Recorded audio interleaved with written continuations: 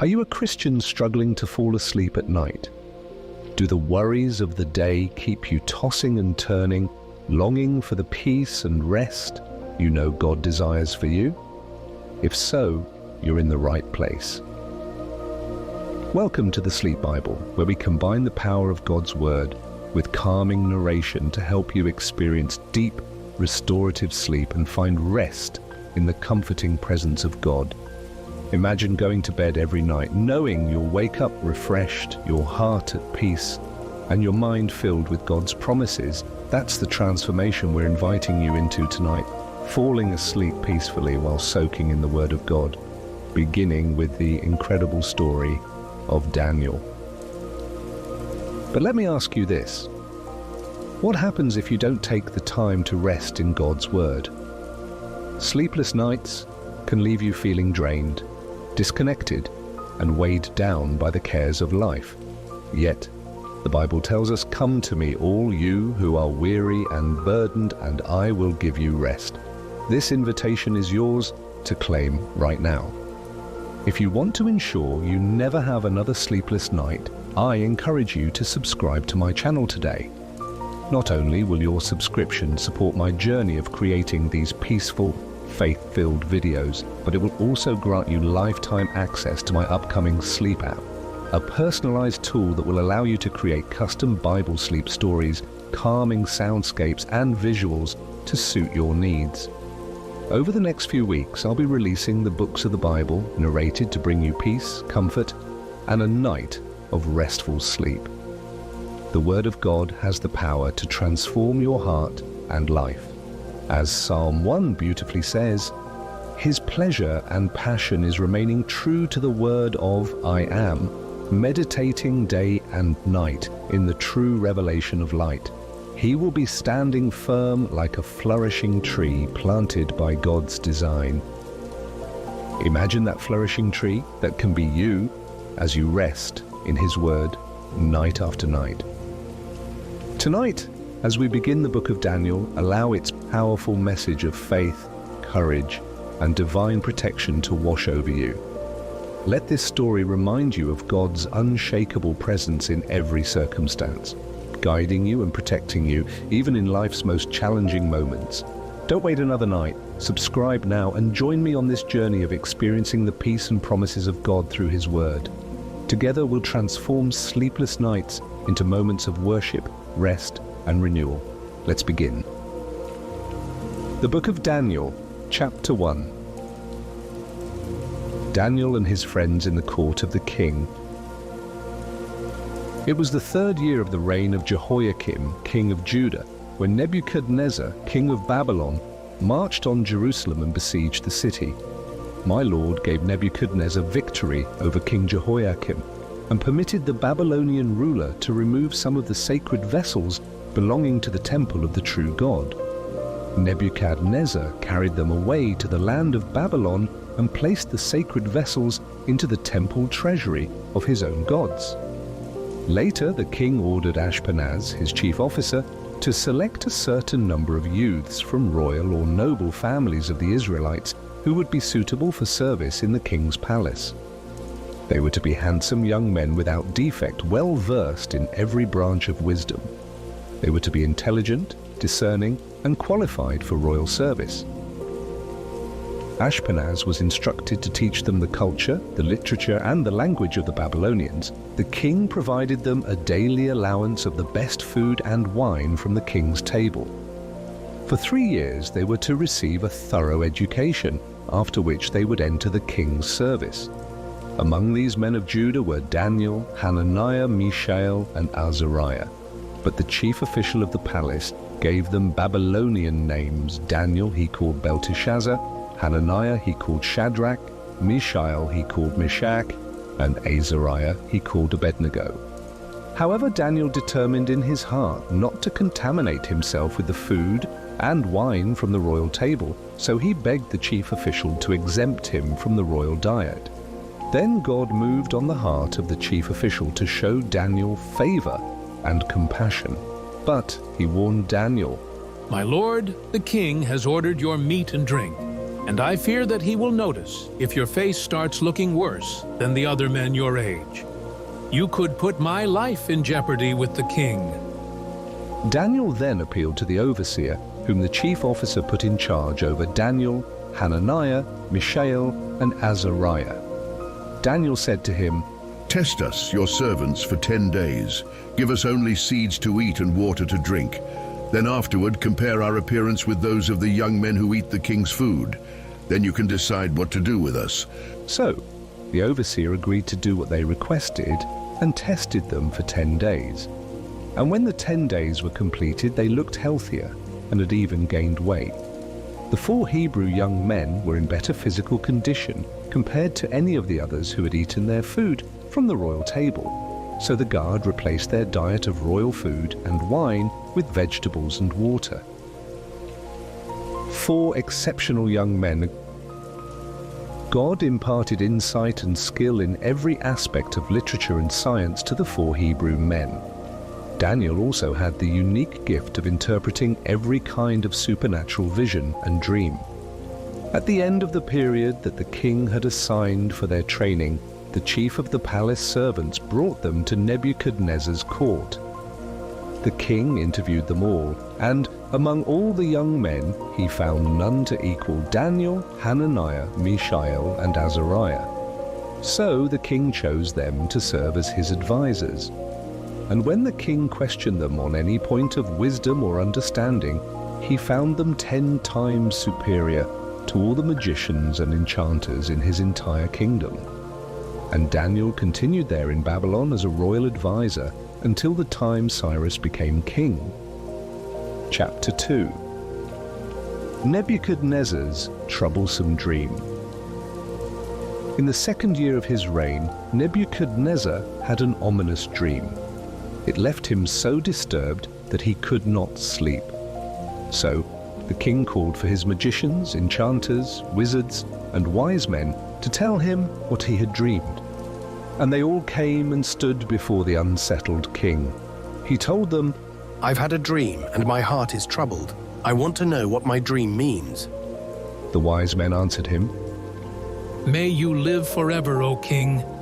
Tell your servants the dream you had, and we will gladly reveal its meaning for you." "My decision is final. the king answered. If you cannot tell me what I dreamed and what it means, I will have you torn limb from limb and turn your homes into garbage dumps. But if you can tell me what I dreamed and its interpretation, I will reward you with wonderful gifts and high honor in my kingdom. So now, tell me my dream and what it means." They again replied, "Let the king tell his dream to us, his servants, and we will gladly reveal its meaning." But the king retorted, "I know what you're doing. You're just stalling for time. My decision is firm. If you do not interpret my dream for me, you will all receive the same punishment. You have conspired to continue deceiving me with your lies, hoping something will change. So tell me now what I dreamed, so that I can be assured that you are able to interpret it for me." The wise men answered the king, "There is no one on earth who could do what your majesty commands. Furthermore, no king, great or small, has ever requested such a thing of any magician, enchanter, or astrologer. Your majesty, what you ask is difficult, and it is impossible for anyone to reveal it except the gods, and they do not live with mortals." At this, the king flew into a violent rage and ordered all the wise men of Babylon to be executed. When the king's decree was issued to have all the wise men killed, a search was also made for Daniel and his companions to have them put to death. Daniel intervenes. As Arioch, captain of the royal bodyguard, set out to execute the wise men of Babylon, Daniel cautiously and tactfully approached this royal official and asked him, "Why has the king issued such a harsh decree?" When Arioch explained all that had transpired, Daniel immediately went off to plead with the king for more time so that he could seek the interpretation of the king's dream. Daniel then went home and explained everything to his friends Hananiah, Mishael, and Azariah. He urged them to beg the God of heaven for mercy to help them unravel the mysterious secret of the king's dream, so that Daniel and his friends would not be executed with the other Babylonian wise men. That night, God clearly revealed to Daniel in a night vision the mystery of the dream. Then Daniel praised the God of heaven, saying, May the blessed name of God be praised forever and ever, for wisdom and might are his alone. He alone controls the changes of times and seasons. He enthrones and dethrones kings. He imparts wisdom to the wise, and he pours out revelation knowledge to those with understanding. He alone reveals deep secrets and mysteries and knows what lies in darkness, for he radiates glory light all around him. You are the God worshipped by all my ancestors. I give you thanks and praise, for you have given me wisdom and power. You have revealed to us the king's dream and unraveled to me its meaning. Daniel interprets the king's dream. Then Daniel went back to see Arioch, whom the king had appointed to execute the wise men of Babylon, and said to him, Do not kill the wise men. Take me into the king's presence, and I will reveal the dream's meaning to the king. Without wasting a moment, Arioch escorted Daniel to see the king. Arioch said to Nebuchadnezzar, Your Majesty, I have found one of the Jewish exiles who can reveal the meaning of your troublesome dream. The king said to Daniel, Is this true? Can you tell me what I dreamed and what it means? Daniel replied, None of the wise men, enchanters, magicians, or astrologers are able to unveil the mystery you have asked about, but there is an all-knowing God in heaven who reveals the deepest mysteries. Your Majesty, he is the one who has revealed to you what is to take place in the last days. Here is your dream, the vision that filled your mind as you lay in your bed. Your Majesty, as you were going to sleep, your thoughts turned to what would happen in the future. The revealer of mysteries has disclosed future events to you. This mystery has been revealed to me not because I am wiser than anyone else, but for one divine purpose, so that you, the king, should learn what it means and that you would understand your innermost thoughts. Your Majesty, you saw standing before you a huge statue of a man. It was both dazzling and terrifying to behold. The head of this statue was of purest gold, its chest and arms were of gleaming silver, its belly and hips of polished bronze, its legs of iron, and its feet were partly iron and partly clay. While you were staring at this statue, a boulder broke off from a mountain, but not by the instrument of human hands. The boulder struck the statue at its base and shattered its feet of iron and clay into pieces. Then all at once, the entire statue collapsed into a heap of rubble. The iron and clay, bronze, silver and gold were all pulverized as fine as chaff on the summer threshing floor. The wind blew the shattered pieces away, leaving not a trace behind. But the boulder that hit the statue grew into a massive mountain that covered the whole earth. This was your dream, and now we will explain to the king what it means. Your Majesty, you are the greatest of kings. The God of heaven has bestowed upon you royal authority, power, might, and honor. He has handed over to you people, beasts, and birds wherever they live, making you king of them all. You, O king, are the golden head, and after you are gone, another kingdom will arise, a kingdom not as great as yours. And then a third kingdom will arise to rule the land, a kingdom of bronze. And there will be a fourth kingdom, strong and hard as iron. It will shatter all things in its way. Like iron that breaks everything to pieces, it will crush and break all the other kingdoms. The feet and toes you saw, partly of iron and partly of clay, represent a divided kingdom that will retain some of the iron's strength, just as you saw the iron and the clay mixed together. That its feet and toes were partly iron and partly clay means that this kingdom will be both strong and fragile. And just as you saw the iron and the clay mingled together, so the people of this kingdom will seek to be united. But they will not bond any more than iron will permanently bond with clay. In the days of those kings of iron and clay, the God of heaven will set up an eternal kingdom that will never be destroyed nor ruled by other people. It will shatter and bring all other kingdoms to an end, and it will stand forever. This is the meaning of what you saw in your vision, a rock cut out of a mountain, but not by human hands, a rock that shattered the iron, the bronze, the clay, the silver, and the gold to pieces, is his eternal kingdom. The great God has revealed to you, the king, what will take place after this. The dream is true, and its interpretation trustworthy. The king honors Daniel. Then King Nebuchadnezzar bowed low to the ground in awe of Daniel. Then he gave orders for incense to be burned and a sacrifice of grain to be offered in Daniel's honor. The king said to Daniel, Your God is without question the God of all gods, the master of all kings, and the revealer of all mysteries, since he has given you the revelation of this mystery. Then the king promoted Daniel and made him great in the kingdom and gave him many wonderful gifts. He also made him ruler over the whole province of Babylon and the chief of all the wise men of Babylon. At Daniel's request, the king delegated the affairs of the province of Babylon to his friends Shadrach, Meshach, and Abednego. Daniel remained in the king's palace. Chapter 3. Nebuchadnezzar's statue.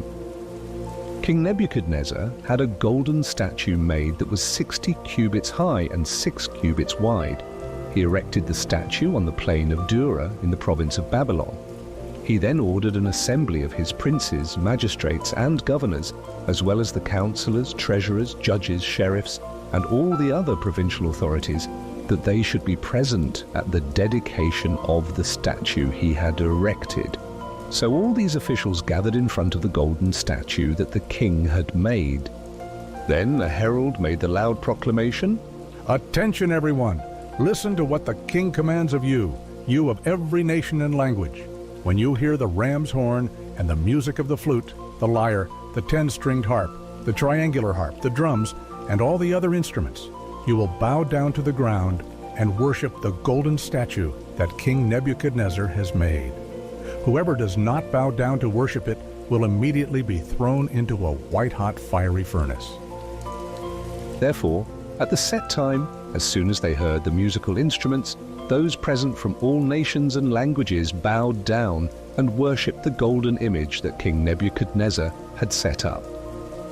The condemnation of the young Jewish men.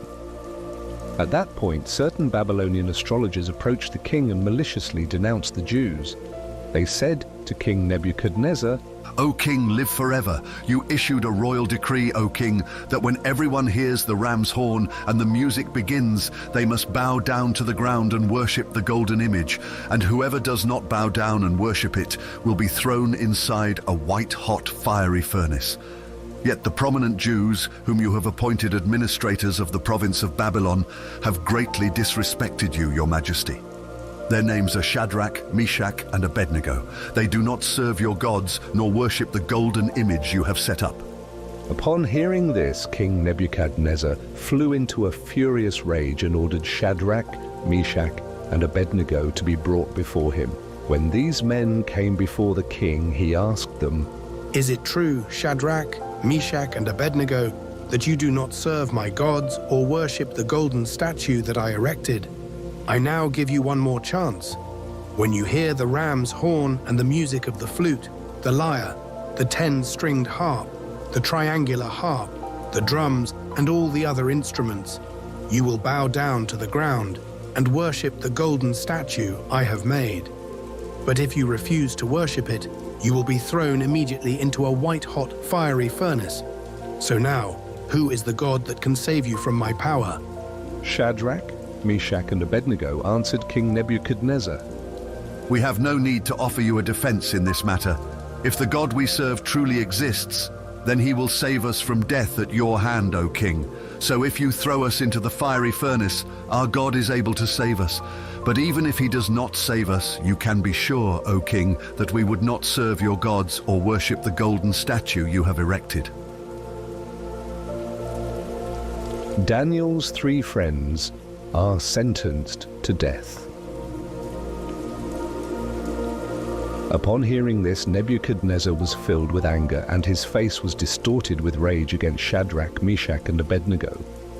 He ordered his men to heat the fiery furnace 7 times hotter than it usually was. He also commanded some of his mighty men to bind Shadrach, Meshach, and Abednego and throw them into the white-hot furnace. Immediately, they tied up the 3 men while they still had on all their clothes, their trousers, shirts, and turbans, and then threw them into the white-hot furnace. But because the king's command was so urgent and the furnace so overheated, the raging flames burned up the men who carried Shadrach, Meshach, and Abednego into the fire. And the 3 men, Shadrach, Meshach, and Abednego, tied and bound, fell inside the blazing white-hot furnace. Suddenly King Nebuchadnezzar jumped up in amazement and asked his officials, "Didn't we throw 3 men, bound in fetters, into the fire?" That is correct, Your Majesty. They answered him. "But look, He shouted, I see 4 men walking about freely in the fire. They're all unharmed, and the 4th man has the appearance of a son of the gods." Then Nebuchadnezzar cautiously approached the opening of the white-hot blazing furnace and shouted, "Shadrach, Meshach, and Abednego, servants of the great God, come out here now." So out of the midst of the fire walked Shadrach, Meshach, and Abednego, completely unharmed. When all the king's officials had assembled, along with the princes, magistrates, and governors, they discovered that the fire had not harmed these 3 men. Their hair was not singed, their clothes were not scorched, and they didn't even smell like smoke. Nebuchadnezzar acknowledges God. King Nebuchadnezzar said, "Praise be to the God of Shadrach, Meshach, and Abednego, for he sent his divine messenger to rescue his servants who trusted in him. They disobeyed my orders and laid their lives on the line rather than serve or worship any god but their own. So I hereby make this decree. Any person from any nation or language who says anything against the God of Shadrach, Meshach, and Abednego will be torn limb from limb, and his house will be destroyed, because there is no other God who is able to rescue so miraculously." Then the king promoted Shadrach, Meshach, and Abednego in the province of Babylon. Chapter 4. Nebuchadnezzar praises God. King Nebuchadnezzar, to all peoples, nations, and language groups in the land, "I wish you perfect peace and prosperity. It is my royal pleasure to inform you of the mighty signs and wonders that the Most High God has performed for me. How great are his signs, how overwhelming are his wonders. His kingdom will last forever, and his dominion endures from one generation to the next." Nebuchadnezzar dreams about a great tree. I, Nebuchadnezzar, was content and at peace in my house, thoroughly enjoying a life of luxury in my palace.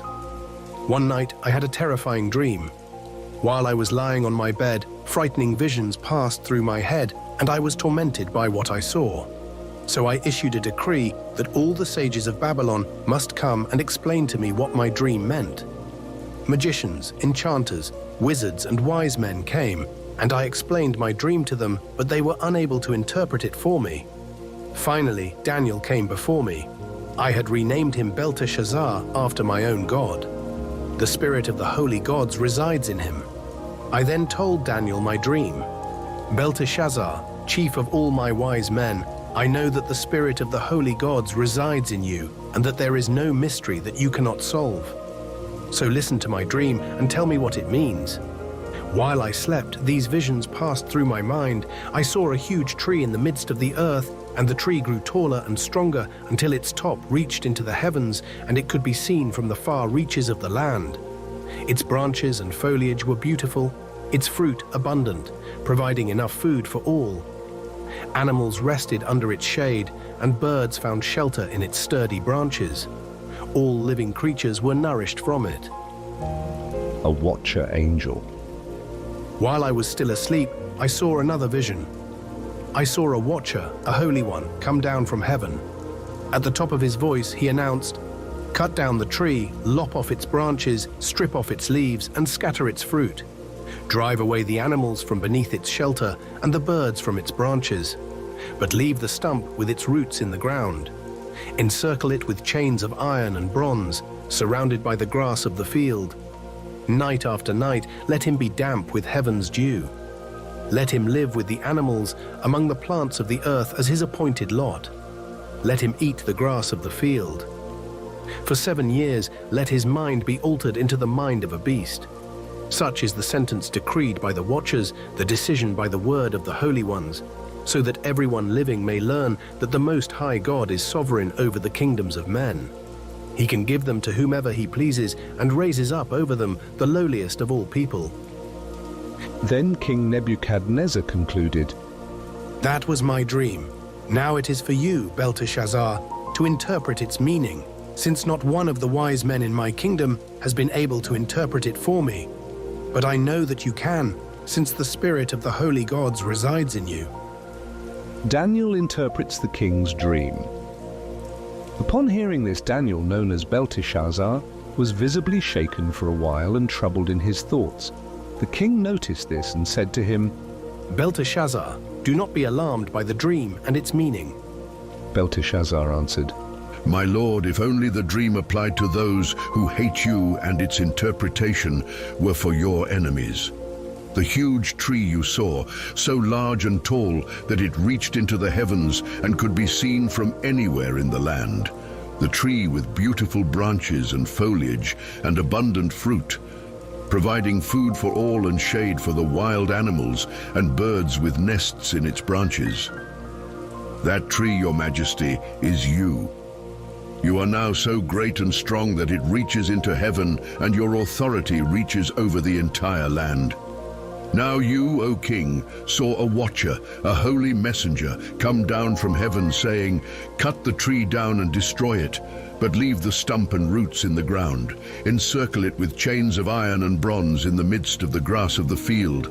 Let him be damp with the dew every night. Let him live with the animals among the plants of the earth as his appointed lot until 7 years have passed by for him. So the meaning of what you saw, your majesty, and the decree the Most High has decreed over you, my lord the king, is this. You will be driven far from human society and will make your home with the wild beasts for 7 years. Like cattle, you will eat grass, and you will be damp with the dew of heaven until you have learned that the Most High is sovereign over the kingdoms of men and can give them to whomever he pleases. And the watcher's order, leave the stump with its roots in the ground, means this. God will restore your kingdom to you once you come to your senses and understand that heaven rules over all. Your Majesty, please be willing to do what I say and accept my advice. Renounce your sins by doing what is right. Turn from your wickedness by showing mercy to the poor and unfortunate, and perhaps your prosperity will continue. The dream comes true. All that was predicted happened to King Nebuchadnezzar. A year later, while strolling on the roof of his royal palace in Babylon, the king began to boast, Look at you. Is not this Babylon the Great? By my brilliant wisdom, I built all this as my royal residence to display the glory of my majesty. The words were no sooner out of his mouth than a voice spoke from out of heaven. Here is my verdict concerning you, King Nebuchadnezzar. I have now taken your kingdom from you. You will be driven far from human society for 7 years. You will make your home with the wild beasts, and you will eat grass like cattle until you have learned that I, the Most High, am sovereign over the kingdoms of men and can give them to whomever I please. It was no sooner said than done. Nebuchadnezzar was forced to live like a wild animal and was driven far from human society and ate grass as cattle do. Night after night, he was damp with the dew of heaven, his hair grew remarkably long like eagle's feathers, and his nails became like a bird's talons. Nebuchadnezzar praises the Most High. When the appointed time had come, I, Nebuchadnezzar, raised my eyes to heaven, and my sanity returned to me. And I blessed the Most High, praising and glorifying him who lives forever. His kingdom is an everlasting kingdom, and his dominion endures from one generation to the next. All who dwell on earth are regarded as nothing compared to him. He does whatever he pleases with the armies of heaven and with those who dwell on earth. No one can restrain his mighty hand or dare ask him, "What are you doing?" At the moment I began to praise him, I was restored to my right mind. The Most High gave me back the majesty and splendor of my kingdom. My advisors and noblemen came looking for me. I was restored to my throne, and still more greatness was added to me. And now I, Nebuchadnezzar, praise, extol, and glorify God, the King of heaven. All his works are right and true, and all his ways are right. He knows how to humble those who strut around in pride. Chapter 5. Belshazzar's Banquet. When Belshazzar was king, he invited 1,000 of his nobles to a state banquet, where the wine flowed freely among all his guests. While Belshazzar was drinking his wine, he gave orders to bring in the gold and silver vessels that his predecessor Nebuchadnezzar had taken from the Temple of Jerusalem. He was wanting to drink from them along with all his guests, his nobles, his wives, and his concubines. So they brought in the sacred gold vessels that were seized from the house of God in Jerusalem, and the king, his nobles, his wives, and his concubines all drank from them. As they all drank their wine, they praised their man-made gods of gold and silver, bronze and iron, wood and stone. Then all at once a human hand appeared out of thin air, and its finger began writing on the whitewashed wall of the palace, illuminated by the lampstand nearby. When the king witnessed this strange hand as it was writing, terror gripped him. The color drained from his face, his knees began to knock together, and he wet himself. The king shouted out, "Bring in the astrologers, wise men, and enchanters." And when they came before him, he said to all the wise ones of Babylon, "I will make rich and famous anyone who can read this handwriting on the wall and tell me its interpretation. He will wear the purple robes of royalty and wear a golden collar on his neck, and I will make him the third highest ruler in my kingdom." All the king's wise men came forward to examine the wall, but not one could read the writing or tell the king what it meant. King Belshazzar grew more and more terrified. His face turned ashen, and all his nobles were dumbfounded. When the queen mother heard the uproar among the king and his nobles, she entered the banquet hall and said, "Long live the king. Do not be so alarmed. Why are you so pale? There is a mighty man in your kingdom who has the spirit of the holy gods in him. During your predecessor's reign, he was found to have light, brilliant insight and godlike wisdom. It was, in fact, your predecessor, King Nebuchadnezzar, who made him chief of the wise men, enchanters, astrologers, and diviners. This man Daniel, whom the king named Belteshazzar, has an extraordinary spirit and is full of revelation and understanding. He possesses a rare ability to interpret dreams, unravel mysteries, and find solutions to impossible problems. So send for Daniel, and he will reveal to you what this handwriting means." Daniel explains the handwriting on the wall. Then Daniel was brought into the presence of King Belshazzar, and the king asked him, "So you are the Daniel of the Jewish exiles my predecessor brought here from Judah? I have heard so much about you. I've been told that you have the Spirit of God, and that you possess divine illumination, brilliant insight, and extraordinary wisdom. Now I have already brought in my wise men and astrologers before me, that they might read this inscription and give me its interpretation, but they were unable to show me what the words mean. However, I have heard that you are able to interpret dreams and that you have solutions for impossible problems. If you then can read the handwriting and tell me what it means, you will wear purple robes of royalty and a golden collar on your neck, and you will become the third most powerful ruler in the kingdom."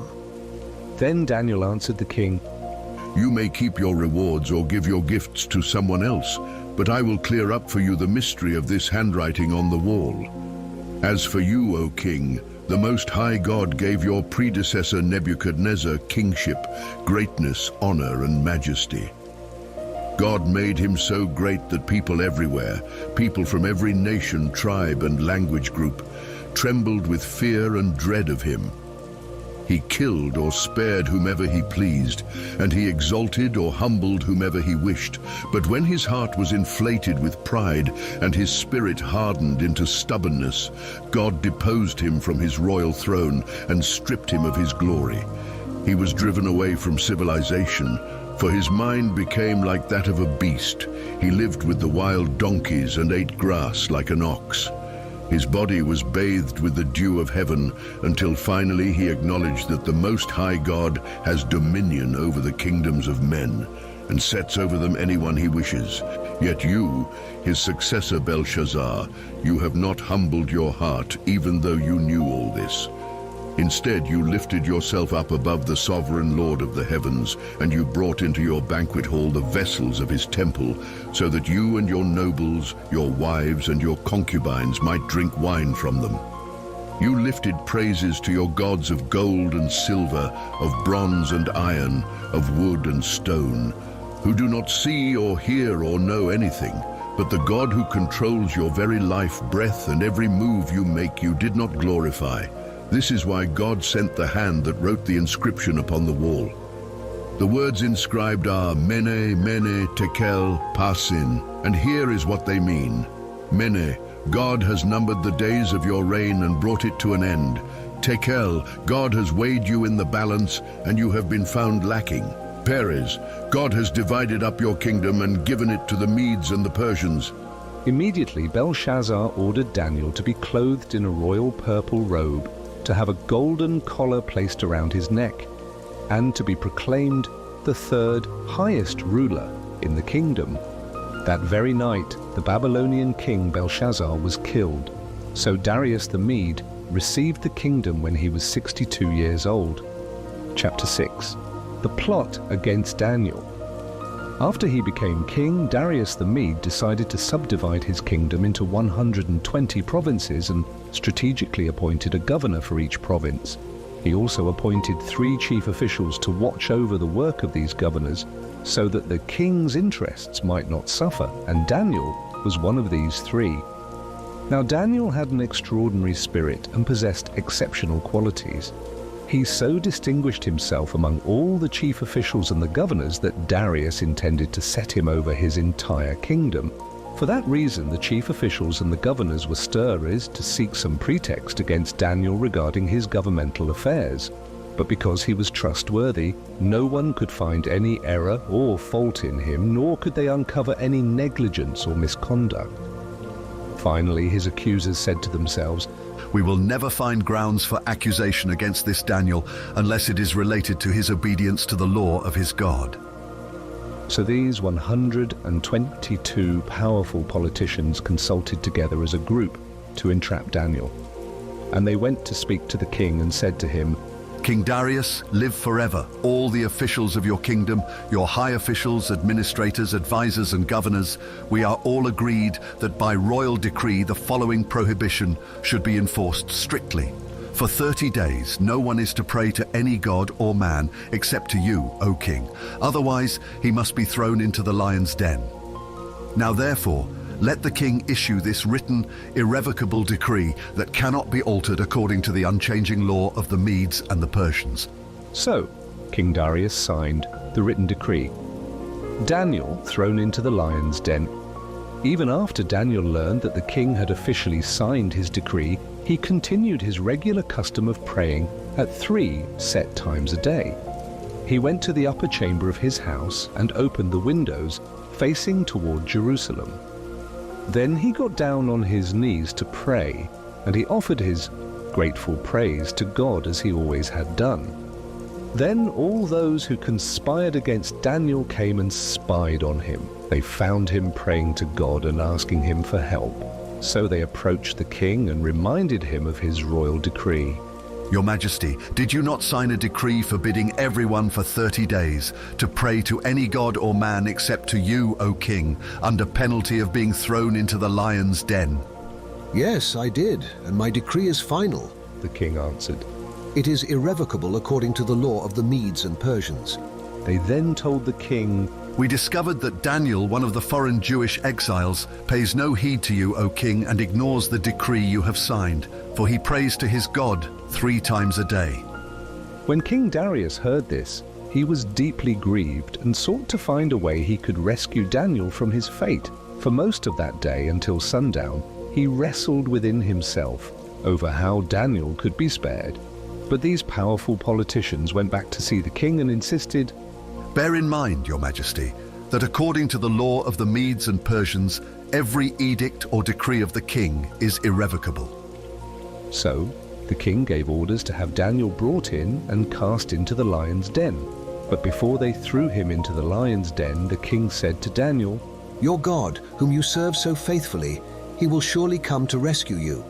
A large stone was then brought and placed over the opening of the den, and the king sealed it with his own signet ring and with the signet rings of each of his nobles, so that Daniel's fate might not be changed.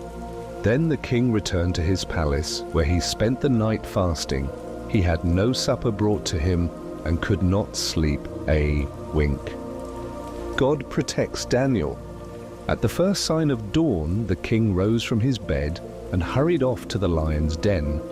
As he drew near the den of lions, he called out to Daniel with a trembling voice, O Daniel, servant of the living God, has your God, whom you serve so faithfully, been able to rescue you from the lions? Then he heard a voice. It was Daniel. He was still alive. O king, live forever, answered Daniel. My God sent his angel, who sealed the mouths of the lions. I am unharmed and without a scratch, for I have been found innocent before my God and before you too, O king. I have committed no wrong. The king was beside himself with joy, and he gave orders to have Daniel taken up out of the lion's den. When the servants brought him up from the den, they could find no trace of injury on his body because he had trusted in his God. Then, at the king's command, those politicians who had maliciously plotted against Daniel, along with their wives and children, were arrested and flung into the lion's den. And before they reached the bottom, the lions pounced on them and devoured them, bones and all. King Darius's decree. After that, King Darius wrote the following to all the people groups of his kingdom, those of every nation, tribe, and tongue throughout the land. May peace and prosperity be greatly multiplied to you.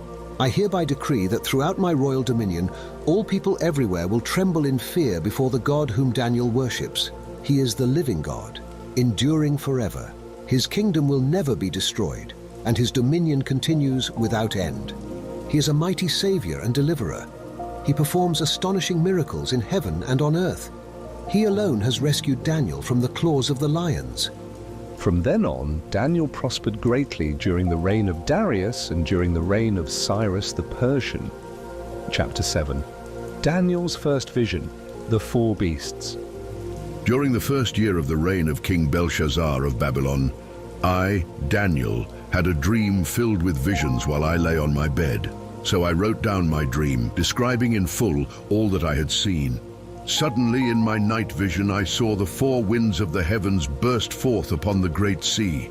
Then emerging from the tossing sea came 4 immense beasts, each different from the others. The first one was like a winged lion, with wings like an eagle. As I watched, its wings were plucked off, and it was lifted up from the earth, standing on 2 feet like a person, and it was given a human heart. Then the second beast I saw resembled a bear. It was half crouching and had 3 ribs clenched between its fangs. It was told, Stand up and devour more flesh. After that, as I looked on, behold, there was another one that looked like a tiger. On its back were 4 large wings of a bird. This beast had 4 heads, and it was given authority for dominion. Then in my night vision, behold, I saw a 4th beast. It was dreadful, terrifying, and incredibly powerful. It had huge iron teeth used for crushing and devouring its victims. With its massive feet, it trampled on what was left. It had 10 horns and was totally different from the other beasts. As I was wondering about the horns, suddenly another little horn sprouted up among them and tore out by the roots 3 of the previous horns to make room for it. On this little horn There were eyes like that of a man and a mouth boasting arrogantly. The courtroom of heaven.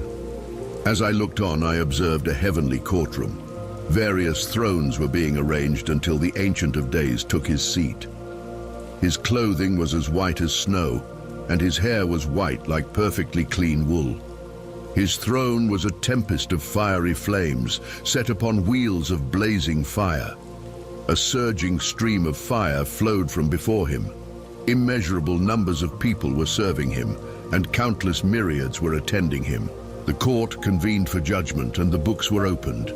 As I kept on looking, I heard boastful words being spoken by the little horn. As I watched, the verdict was issued. The fourth beast was killed, and its body was thrown into the blazing fire. As for the rest of the beasts, their dominion had been taken away, but they were allowed to continue living for an appointed time.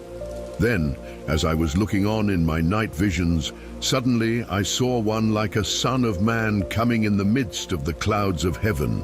He was ushered into the presence of the Ancient of Days and presented before him. Then the Ancient of Days conferred upon him dominion, glory, and kingship. People of every nation and language group worshipped him. His dominion is everlasting and will never pass away, and his kingdom will never be destroyed. Interpretation of the vision. As for me, Daniel, I was terrified by these night visions, and my spirit was deeply disturbed by all that I saw. I went up to one who was standing there and asked him to explain the true meaning of what I had witnessed. So he gave me the interpretation. These 4 great beasts represent 4 empires that will rise to power over the earth. But after them, the holy ones, the Most High ones, will receive the kingdom and possess it forever. Yes, forever and ever. But I was curious to know more about the fourth beast. It was much different from all the others, the terrifying, dreadful beast. It crushed its victims with claws of bronze and with teeth of iron, and then trampled on them. Also, I wanted to know more about the 10 horns on its head and the more prominent horn that sprouted up and uprooted 3 of the previous horns. I wanted to gain insight about this conspicuous little horn, more imposing than the others, with eyes in it and a mouth speaking arrogantly. As I watched, that horn fought against the holy ones and was defeating them until the everlasting one came on the scene. He handed judgment over to the saints of the Most High, and dominion was given to the holy ones of the Most High. Then the time came when the holy ones took possession of the kingdom. He gave me the interpretation. The 4th beast means that there will be a 4th kingdom on the earth, different from all the other kingdoms. It will devour the whole earth, trample it down, and shatter it to pieces.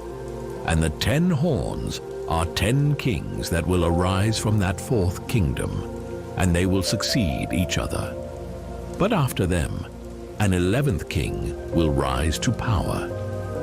He will be different from the previous ones, and will subdue 3 of those kings.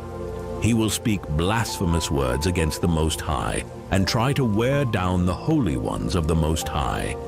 He will try to alter the set periods of time and change God's decree, and the saints will be subjected to his power for a time, times, and half a time. But when the heavenly court convenes, his ruling power will be stripped from him. His authority will be abolished and destroyed forever. Then the Most High will give to his holy ones the kingdom and the dominion and the grandeur of all the kingdoms on earth. All rulers and authorities will serve and obey him, for his kingdom is everlasting. That is all that I saw in my dream. I, Daniel, was so greatly terrified by my thoughts that my face turned pale, but I hid the vision in my heart. Chapter 8. Daniel's second vision. In the 3rd year of the reign of King Belshazzar, I, Daniel, saw a second supernatural vision. In my vision, I suddenly found myself in the fortress city of Susa, the capital of the province of Elam, standing beside the Ulai Canal. As I looked about, behold, I saw a ram standing on the bank of the canal. It had 2 long horns, one behind the other, but the one behind was longer. I watched as the ram charged toward the west, then the north, and then the south. With each conquest, it became even more powerful. No beast could withstand it or be rescued from its power. It did whatever it pleased. As I considered what it all meant, I saw a male goat come rushing from the west, racing across the whole earth without touching the ground. He had a single prominent horn on his forehead. The goat came up to the two-horned ram that I saw standing beside the canal and rushed at it with savage force. Then I saw him reach the ram and attack it with furious blows. He smashed it so hard that it broke off its two horns, for the ram had no power to withstand it. The goat knocked the ram to the ground and trampled it down, and there was no one to rescue the ram from his power. Then the goat grew exceedingly arrogant. At the very peak of his power, his big horn abruptly snapped off. In its place, 4 prominent horns came up, each pointing to a different direction. From one of them, a small horn emerged. It eventually grew to be very big, and its power extended toward the south, the east, and toward the beautiful land. It grew so powerful that it attacked the armies of heaven and hurled some of the starry host to the ground and trampled them down. The horn arrogantly exalted itself against the prince of the heavenly armies. It abolished the daily sacrifices, and the place of his sanctuary was defiled. God's people began to turn away from him and gave themselves to the power of the horn. Sin replaced the daily sacrifices on account of the rebellion of the people. The horn was successful in all it attempted to do. Truth was cast down to the ground.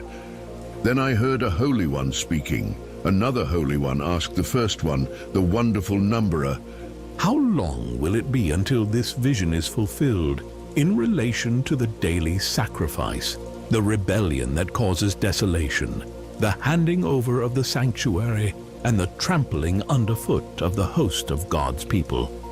He answered, For 2,300 evenings and mornings, then the sanctuary will be purified.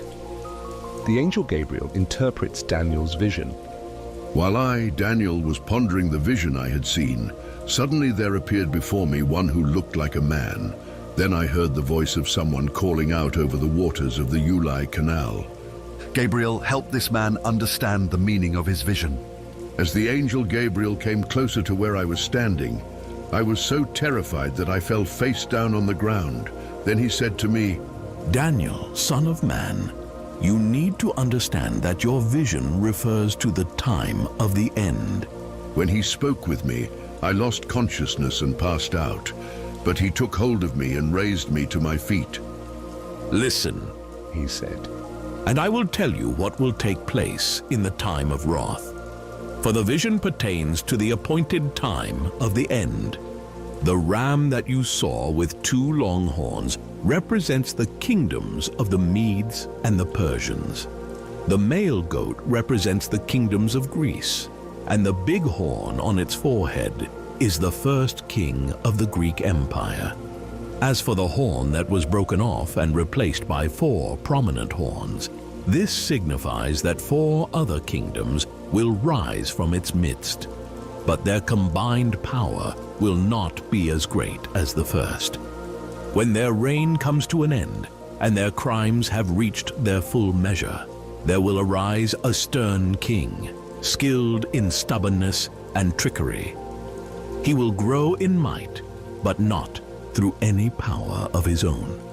He will cause amazing devastation, succeed in every undertaking, and destroy mighty ones, the saints of the Most High. By his cunning, he will make treachery succeed under his rule.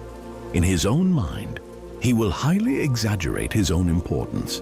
When they are at ease, he will suddenly destroy many. But when he rises up against the prince of all princes, he will be broken, but not by any human power. The explanation of the vision you had about the evening and morning sacrifices is absolutely true, and seal up the vision, for it concerns the distant future. I, Daniel, was dazed and lay sick for several days. Then I got up and went back to serve the king. I was perplexed by the vision, for it seemed beyond understanding. Chapter 9. Daniel considers Jeremiah's prophecy. These things happened during the first year Darius, son of Xerxes, was king over Babylon. He was a descendant of the Medes. During his first year of rule, I, Daniel, was studying the scriptures and noticed that according to the word Yahweh had revealed to the prophet Jeremiah, 70 years must pass while Jerusalem lay in ruins. Then I turned my heart to the Lord God, seeking an answer from him, pleading for mercy with fasting, wearing sackcloth and sitting among ashes. Daniel intercedes for his people. I prayed to Yahweh, my God, and made this confession. My Lord, you are the great and awesome God who faithfully keeps your covenant of love with those who love you and keep your commands. Yet we have sinned, acted wickedly, and done evil. We have rebelled and turned aside from your laws and commands. We have not listened to your servants, the prophets, who prophesied in your name to our kings, our leaders, our fathers, and all the people of the land. Righteousness belongs to you, Lord, but we are all covered with shame even to this day. The people of Judah, the residents of Jerusalem, and all Israel, near and far. You have scattered us to many lands because of our treachery against you.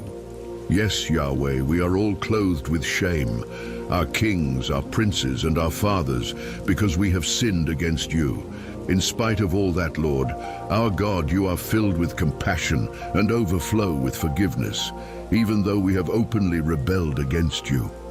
Yahweh, we have not listened to your voice, our God, nor kept your instructions that you gave us through your servants the prophets. All the people of Israel have ignored your voice. We have defied your instructions and gone astray. Now the solemn curses confirmed by your promises of punishment in the law of your servant Moses have been poured out upon us because we sinned against you. You have fulfilled the words that you spoke against us and against the rulers over us by bringing upon us such a great calamity. Your severe punishment of Jerusalem has never been equaled under all heaven. As the law of Moses warns, this calamity came upon us in full measure. And even now, Yahweh, we have not sought to please you, our God, by turning away from our wickedness and following your ways of truth. Yahweh, you have waited for the right moment to unleash this calamity upon us. Yahweh, our God, you are just and right in all that you have done, for we defiantly ignored your voice. And now, Lord our God, you delivered your people out of the land of Egypt with mighty power. You have won fame and gained renown for yourself even to this day. But we acknowledge our sin and wicked ways. Lord, you have always demonstrated your faithfulness to Israel, so now please turn your fierce anger away from Jerusalem. It belongs to you and sits on the hill where sacrifice is made. All the other nations who live around us despise your city and your people because of the sins of our ancestors and because of our sins also. And now, our God, I am your servant, and I beg you, please, answer my prayers. Make your face to shine upon your ruined temple so that everyone will know that you are Lord. Turn your heart to hear my prayer, O my God. Listen to my cry, and please look carefully and see our despair and the devastated city which bears your name. We bring our request to you and ask for your mercy, not because we deserve it, but because of your extravagant, infinite love. Lord, hear us and forgive us. Lord, please be attentive and act for us. Do not delay in answering us for your own sake, my God, and for your city and your people who bear your name. Gabriel explains the 77s. While I was absorbed in prayer, confessing my sins and the sins of my people Israel, and presenting my request before Yahweh, my God, on behalf of Jerusalem, his holy hill, Gabriel, whom I had seen in a vision previously, came flying down from heaven. He touched me at the time of the evening sacrifice. He gave me understanding and said to me, Daniel, I have come from heaven to impart insight and understanding concerning this prophecy. As soon as you began to pray, God gave you an answer, for you are a precious treasure to God. Now carefully consider the message and understand the revelation of the vision.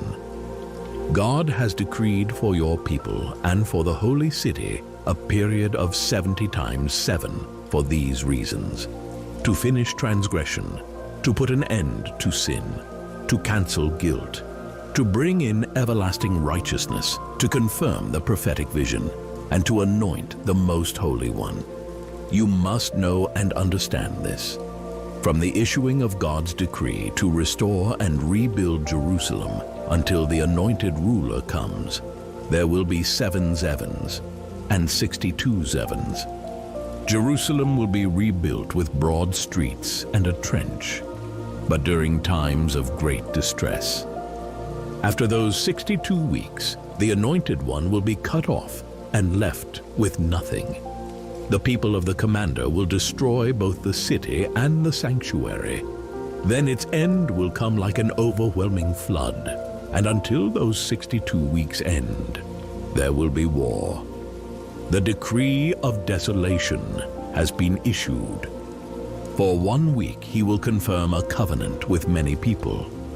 But in the middle of that week, he will abolish sacrifices and offerings.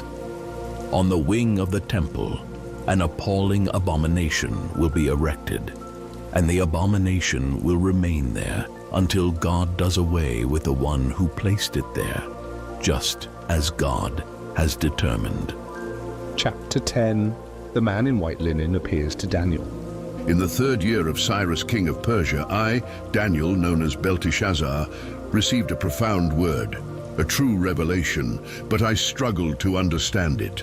Finally, its interpretation was disclosed to me in a vision, and I began to understand the word. At that time, I was in a period of mourning for 3 weeks. During the entire 3 weeks, I ate no delicacies, no meat, and no sweets. I drank no wine, nor did I groom myself. On the 24th day of the 1st month, I had a vision while I was standing on the bank of the great Tigris River. I opened my eyes to look about me, and I saw a man approaching who was robed in white linen and wearing a belt of pure gold. His body was like a glowing gemstone, his face shining as bright as lightning. His eyes were blazing like fiery torches, his arms and legs were gleaming like polished bronze, and the sound of his voice was thunderous like the roar of a multitude. Although others were present, I was the only one who experienced this open vision, yet it was so real that it terrified those who were with me, and they ran away to hide. I found myself alone, gazing on this astounding vision.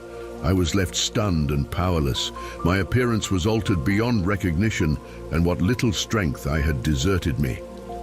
Daniel's dialogue with an angel. As soon as the angel began to speak to me, I fell unconscious with my face to the ground, as in a coma. Then I felt a powerful hand grip me and help me to my hands and knees. I was trembling with fear. He said, Daniel, you are greatly loved and a precious treasure to God. Now stand up and understand the words that I am about to say, for God has sent me to you. So I rose to my feet, still shaking like a leaf. He reassured me by saying, Daniel, don't be afraid, for I have come to bring to you the answer to your prayer. From the first day you sought to understand the revelation and humbled yourself before God. Your words were heard in heaven. However, for the past 21 days, the principality over the kingdom of Persia stood to oppose and resist me. Then Michael, one of the chief princes of heaven, came to my assistance. I was left there confronting the king of Persia. Now I have come to help you comprehend what will happen to your people in the final days, for the vision pertains to a time still to come. Upon hearing these words, I bowed face down and was left speechless. Then suddenly, one who looked like a man touched my lips, and I was finally able to speak. So I said to the one standing in front of me, My Lord, this vision has left me overcome, undone, and overwhelmed. I feel totally weak and helpless. My Lord, how can I, your servant, even talk to you? I have no strength and I can barely catch my breath. Once again, the one who looked like a man gripped me and imparted strength to me. He said to me, Be strong. Be very, very strong. Do not be afraid, for you are greatly loved and a precious treasure to God. God's peace is yours. As he spoke those words, I felt strength pour into me, and I said, Now I'm ready to listen to you, my Lord, for you have given me strength. He then said, Don't you know why I have come to you? Now I am about to go back and fight the principality with him. Once we have defeated him, the principality over Greece will come next. I will unveil to you what is written in the Book of Truth. But first, I want you to know that there is none who fights alongside me against these forces of darkness, except Michael, your people's prince. Chapter 11. Kingdoms will rise and fall. In the first year that Darius the Mede was king, I stood up to support Michael and fought with him against the prince of Persia. I will now reveal the truth to you. 3 more kings will rise to power in Persia. A 4th will come who will be much richer than all the others. His great wealth will cause his power to grow until his empire wages war against all the kingdoms of Greece. Then a warrior king will arise who will govern a vast empire and do whatever he pleases. But at the zenith of his power, his empire will be shattered and scattered to the 4 winds of heaven, though not to his descendants. It will not be as powerful as when he ruled it, for his dominion will be uprooted and will be passed on to others who are not his descendants. The Egyptian and Syrian treaty. The king of Egypt will grow powerful, but one of his commanders will rise to become even more powerful and rule a kingdom greater than his. Then, after some years have passed, an alliance will form, and in order to ensure the peace, the daughter of the king of Egypt will marry the king of Syria. However, her grip on power will not last for long, and the king too will lose his throne. In those days, she, her husband, her child, and those who escorted her to Syria will all be killed. Yet later one of her family members will rise to become the king of Egypt. He will come against the defenses of the walled city of the king of Syria and defeat the Syrian armies. He will plunder their wealth and take it back to Egypt as spoils, all their precious gold, silver vessels, idols, and statues. For some time he will leave the kingdom of Syria in peace. Eventually the king of Syria will invade the kingdom of Egypt, but he will have to retreat to his own country. The king's sons will prepare for war, assembling a powerful group of warriors. One of his sons will swiftly advance, sweeping over the land like a powerful flood. Their armies will press forward and fight all the way to the strong, walled fortress of the king of Egypt. Then the king of Egypt will fly into a rage and set out to launch an offensive against the king of Syria, who will have an immense army on his side. However, the king of Egypt will conquer the Syrian forces. The king of Egypt will be filled with pride over his victory and of the many tens of thousands of soldiers he slaughtered, but he will not continue to be victorious. Then the king of Syria will recruit an even larger army than before, and after some years he will advance a second time with a massive army, fully equipped with weapons and supplies. At that time many will take up arms against the king of Egypt. Renegades from among your own people will rebel in the hope of realizing the vision, but they will fail. Then the king of Syria will advance and build up siege ramps to capture a strongly fortified city. The Egyptian forces will not stand their ground. Even their elite troops will not be strong enough to resist. The invading king of Syria will do as he pleases, and no one will be able to resist him. He will occupy the land of splendor, and all of it will be under his control. Then, with the might of his entire kingdom, he will resolve to conquer Egypt by cunningly making a peace treaty with the king of Egypt. The king of Syria will offer one of his daughters in marriage to the king of Egypt in order to defeat his kingdom, but his plan will fall apart and will not work to his advantage. The king of Syria will next turn to the coastlands and capture many cities, but a foreign commander will put a stop to his arrogance and make him suffer the consequences of his defiant insolence. He will then retreat to the well-protected fortresses of his own country. In time, he will be defeated, lose his grip on power, and disappear. His successor will send out a tax collector to maintain the wealth of his kingdom. In a short time, however, the king will die, though not in the heat of battle. Syria's evil king. In his place will rise a despised usurper of the throne who had no claim to royal status. He will attack the kingdom when the people least suspect it, and he will seize the kingdom through deceit. He will totally sweep away every opposing army that stands before him and crush them. He will even kill the high priest of the covenant, and after he forms an alliance with him, he will act deceitfully, and despite his initial small following, he will grow ever stronger. Then unexpectedly he will, by stealth, invade rich, fertile provinces and achieve what none of his ancestors did. And he will distribute the spoils and lavish them upon his followers. He will plot to defeat opposing forces protected in fortified positions and will succeed, but only for a short time. He will stir up his might and courage, muster a large army, and wage war against the king of Egypt. However, the king of Egypt will fight back with an even greater army, a massive and powerful army, but he will be defeated because of secret plans devised against him. His closest advisors who eat at the king's table will attempt to kill him. His army will be swept away, and many will fall in the slaughter. These two kings will sit at the same table and exchange lies with their hearts filled with evil motives. But their plans will come to nothing, for the time set by God has still not yet come. Then the treacherous king of Syria will start back home with his great spoils.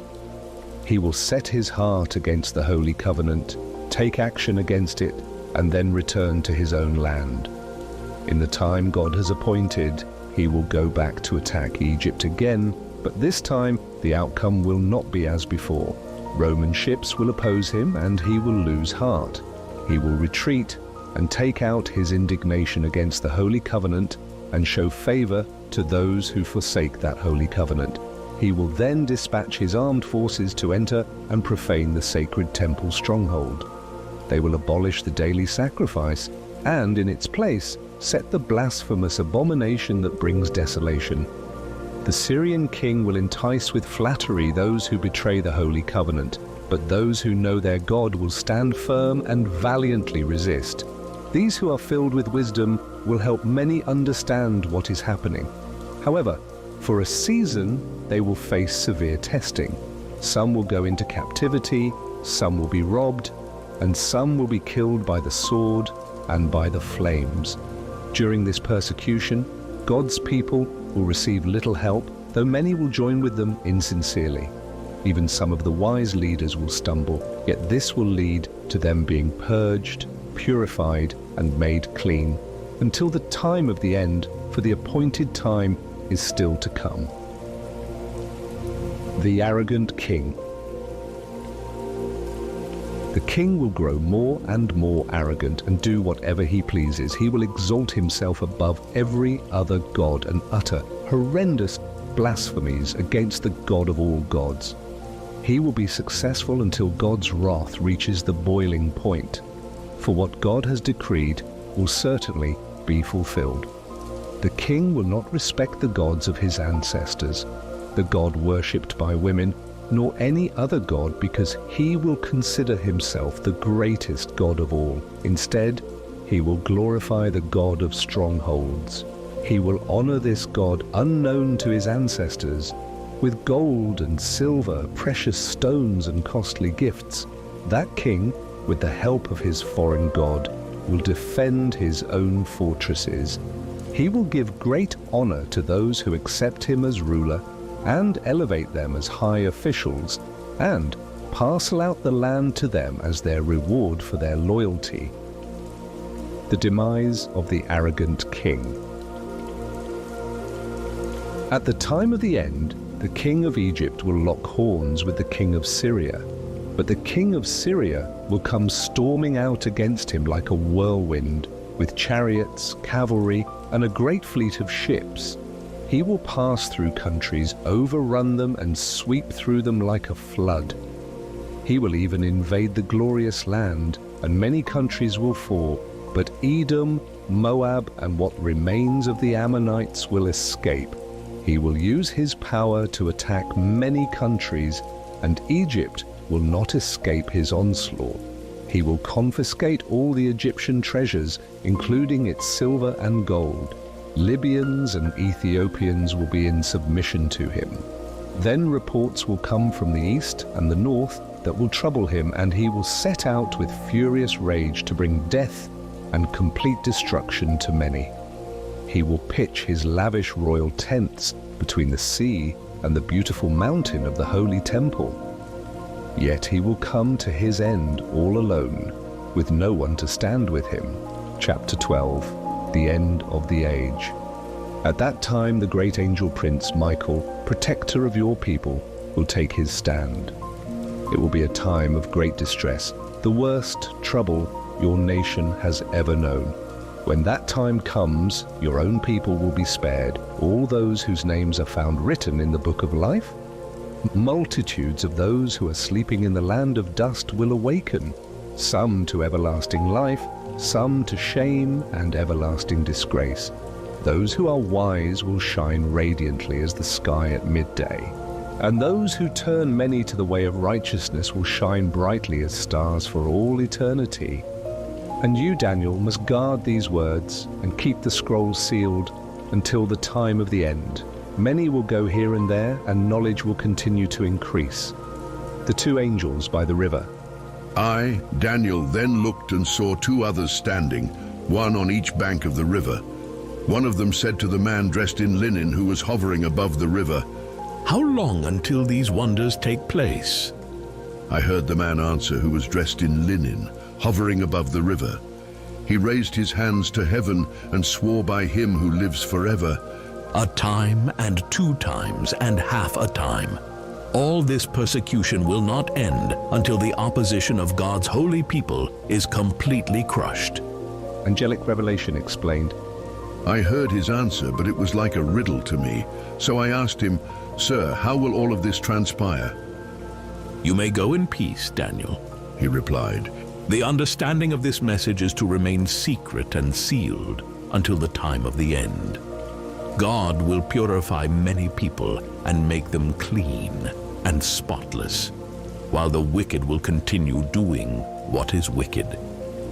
This revelation will remain a riddle to the wicked, but those who are wise will have profound understanding. Between the end of the continual burnt offering and the abomination that brings destruction will be 1,290 days. Blessed are those who wait and faithfully endure to the end of the 1,335 days. As for you, be at peace and rest, and you will rise for your reward at the end of the age.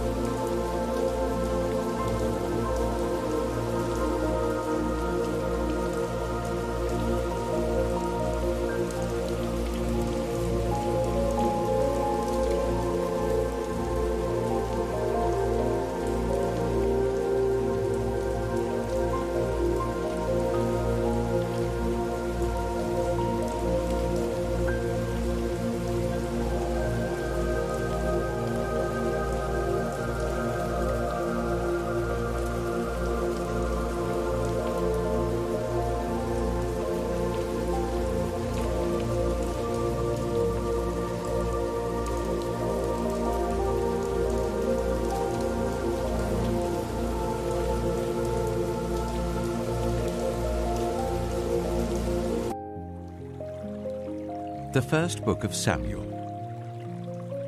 1 Samuel, chapter 1.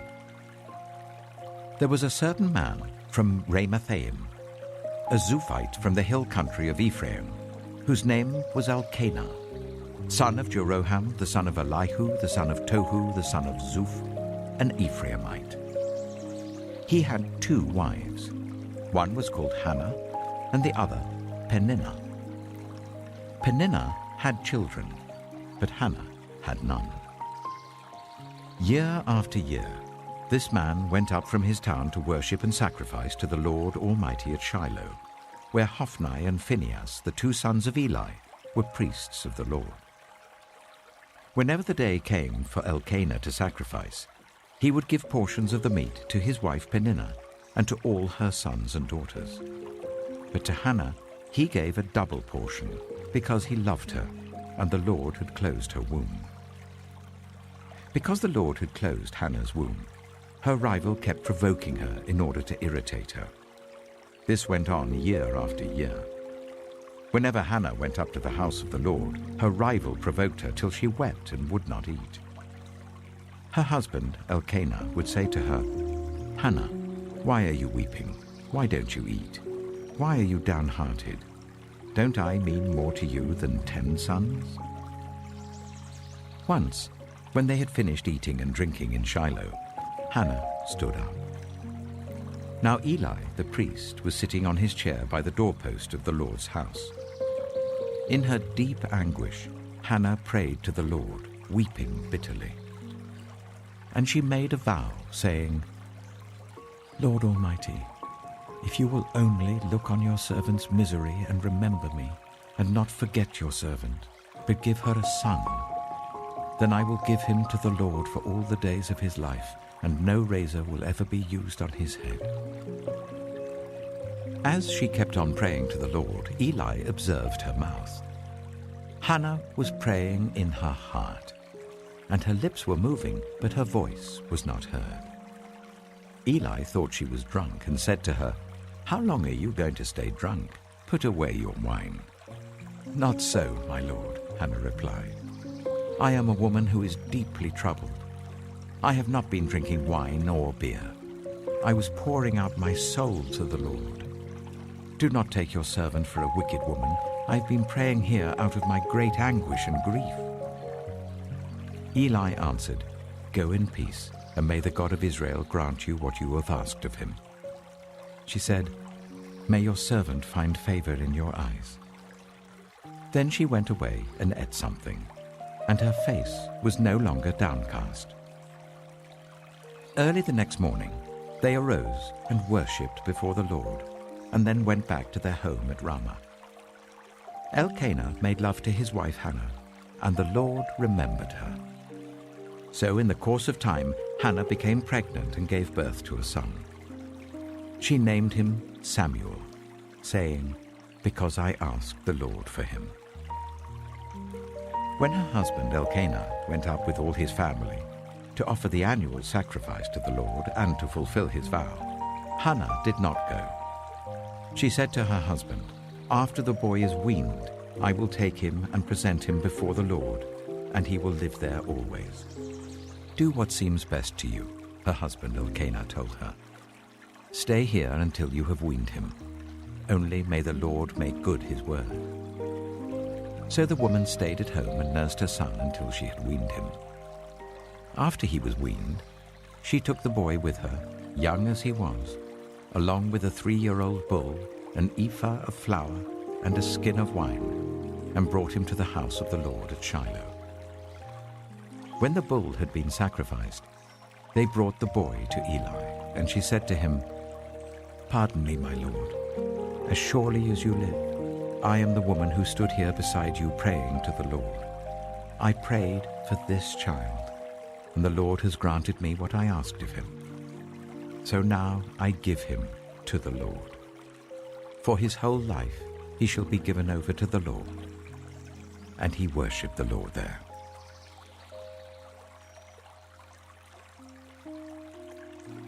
(1 Samuel chapter 2). Then Hannah prayed and said, "My heart rejoices in the Lord. In the Lord my horn is lifted high. My mouth boasts over my enemies, for I delight in your deliverance.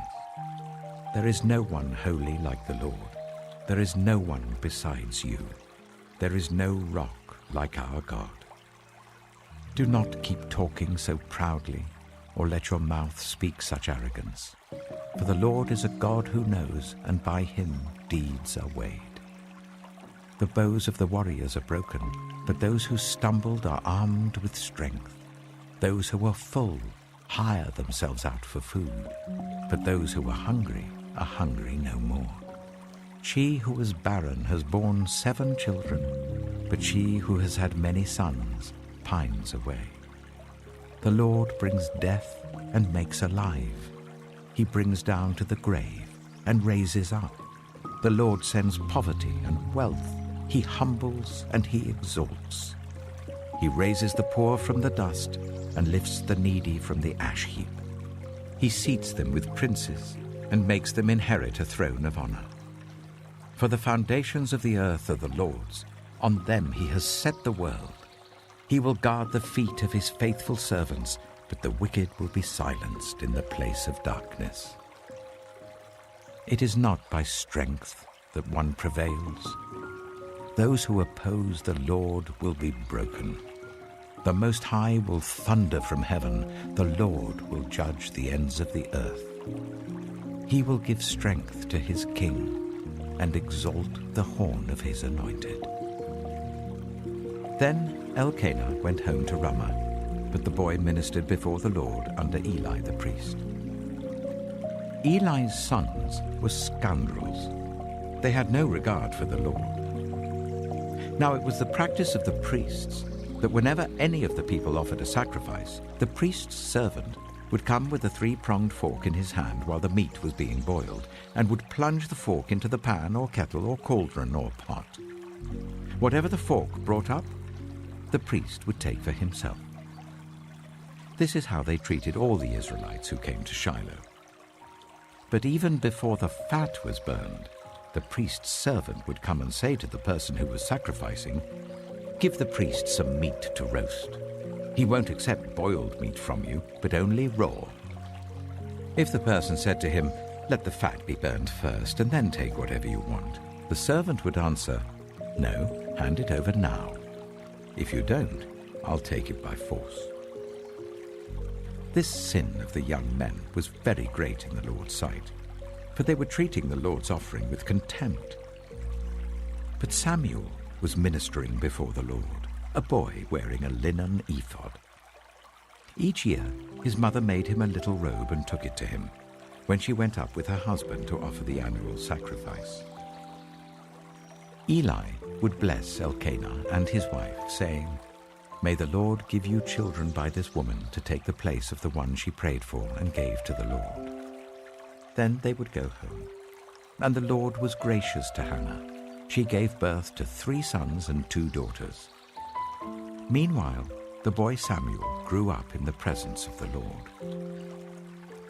Now Eli, who was very old, heard about everything his sons were doing to all Israel, and how they slept with the women who served at the entrance to the tent of meeting.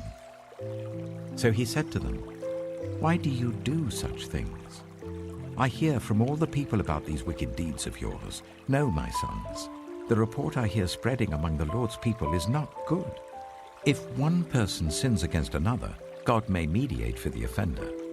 But if anyone sins against the Lord, who will intercede for them?" His sons, however, did not listen to their father's rebuke, for it was the Lord's will to put them to death. And the boy Samuel continued to grow in stature and in favor with the Lord and with people. Now a man of God came to Eli and said to him, "This is what the Lord says. Did I not clearly reveal myself to your ancestors' family when they were in Egypt under Pharaoh? I chose your ancestor out of all the tribes of Israel to be my priest, to go up to my altar, to burn incense, and to wear an ephod in my presence. I also gave your ancestors' family all the food offerings presented by the Israelites. Why do you scorn my sacrifice and offering that I prescribed for my dwelling? Why do you honor your sons more than me, by fattening yourselves on the choice parts of every offering made by my people Israel? Therefore the Lord, the God of Israel, declares, I promised that members of your family would minister before me forever. But now the Lord declares, far be it from me. Those who honor me, I will honor, but those who despise me will be disdained. The time is coming when I will cut short your strength and the strength of your priestly house, so that no one in it will reach old age, and you will see distress in my dwelling. Although good will be done to Israel, no one in your family line will ever reach old age. Every one of you that I do not cut off from serving at my altar, I will spare only to destroy your sight and sap your strength, and all your descendants will die in the prime of life. And what happens to your 2 sons, Hophni and Phinehas, will be assigned to you. They will both die on the same day. I will raise up for myself a faithful priest, who will do according to what is in my heart and mind. I will firmly establish his priestly house, and they will minister before my anointed one always. Then everyone left in your family line will come and bow down before him for a piece of silver and a loaf of bread, and plead, appoint me to some priestly office so that I can have food to eat.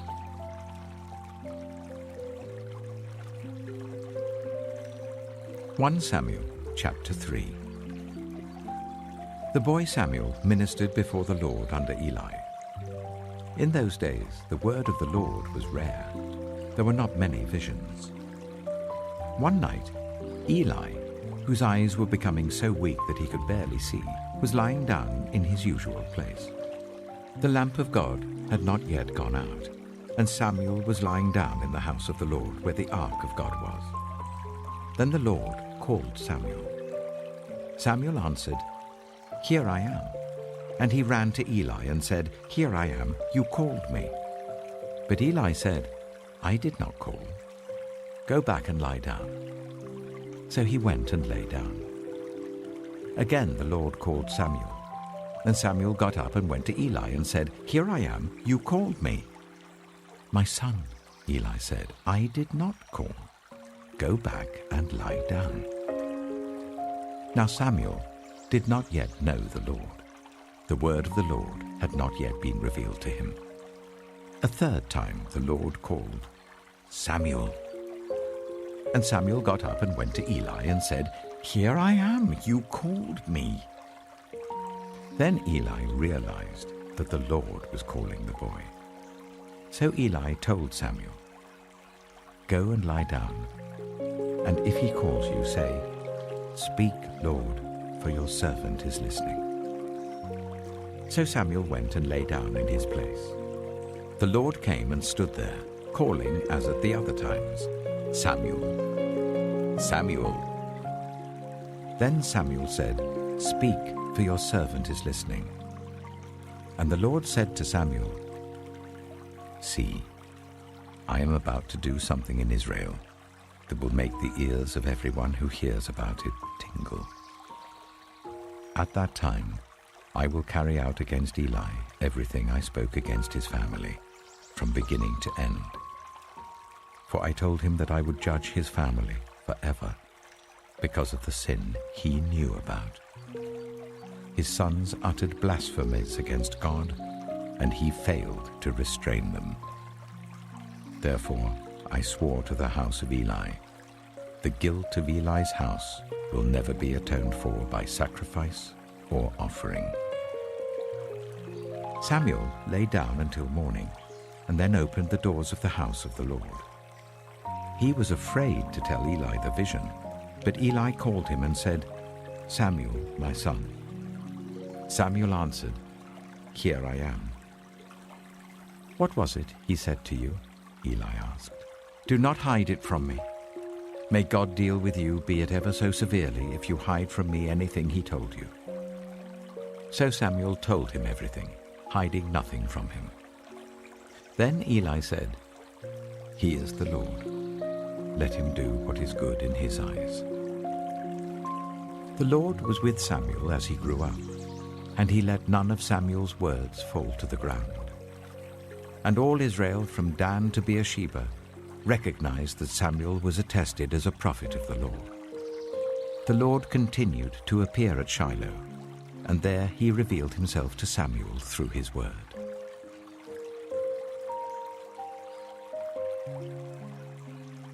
Samuel chapter 4. And Samuel's word came to all Israel. Now the Israelites went out to fight against the Philistines. The Israelites camped at Ebenezer, and the Philistines at Aphek. The Philistines deployed their forces to meet Israel, and as the battle spread, Israel was defeated by the Philistines, who killed about 4,000 of them on the battlefield. When the soldiers returned to camp, the elders of Israel asked, "Why did the Lord bring defeat on us today before the Philistines? Let us bring the ark of the Lord's covenant from Shiloh, so that he may go with us and save us from the hand of our enemies." So the people sent men to Shiloh, and they brought back the ark of the covenant of the Lord Almighty, who is enthroned between the cherubim. And Eli's 2 sons, Hophni and Phinehas, were there with the ark of the covenant of God. When the ark of the Lord's covenant came into the camp, all Israel raised such a great shout that the ground shook. Hearing the uproar, the Philistines asked, "What's all this shouting in the Hebrew camp?" When they learned that the ark of the Lord had come into the camp, the Philistines were afraid. "A god has come into the camp," they said. "Oh no, nothing like this has happened before. We're doomed.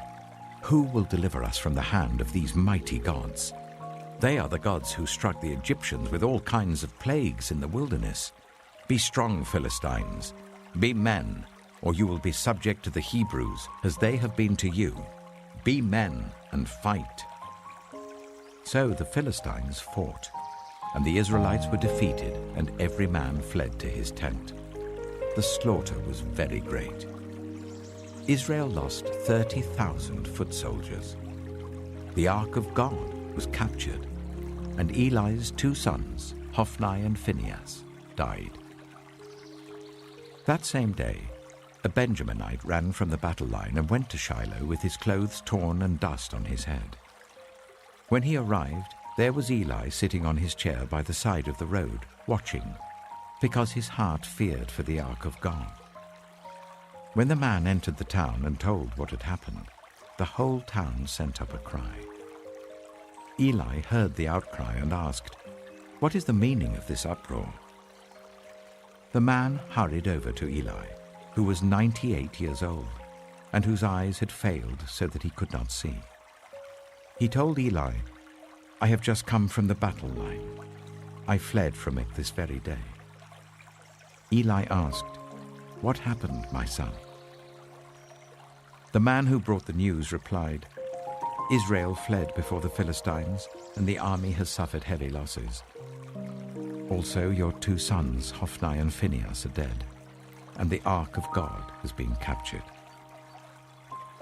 When he mentioned the ark of God, Eli fell backwards off his chair by the side of the gate. His neck was broken, and he died, for he was an old man, and he was heavy. He had led Israel for 40 years. His daughter-in-law, the wife of Phinehas, was pregnant and near the time of delivery. When she heard the news that the ark of God had been captured and that her father-in-law and her husband were dead, she went into labor and gave birth, but was overcome by her labor pains. As she was dying, the women attending her said, "Don't despair, you've given birth to a son." But she did not respond or pay any attention. She named the boy Ichabod, saying, "The glory has departed from Israel," because of the capture of the ark of God and the deaths of her father-in-law and her husband. She said, "The glory has departed from Israel, for the ark of God has been captured."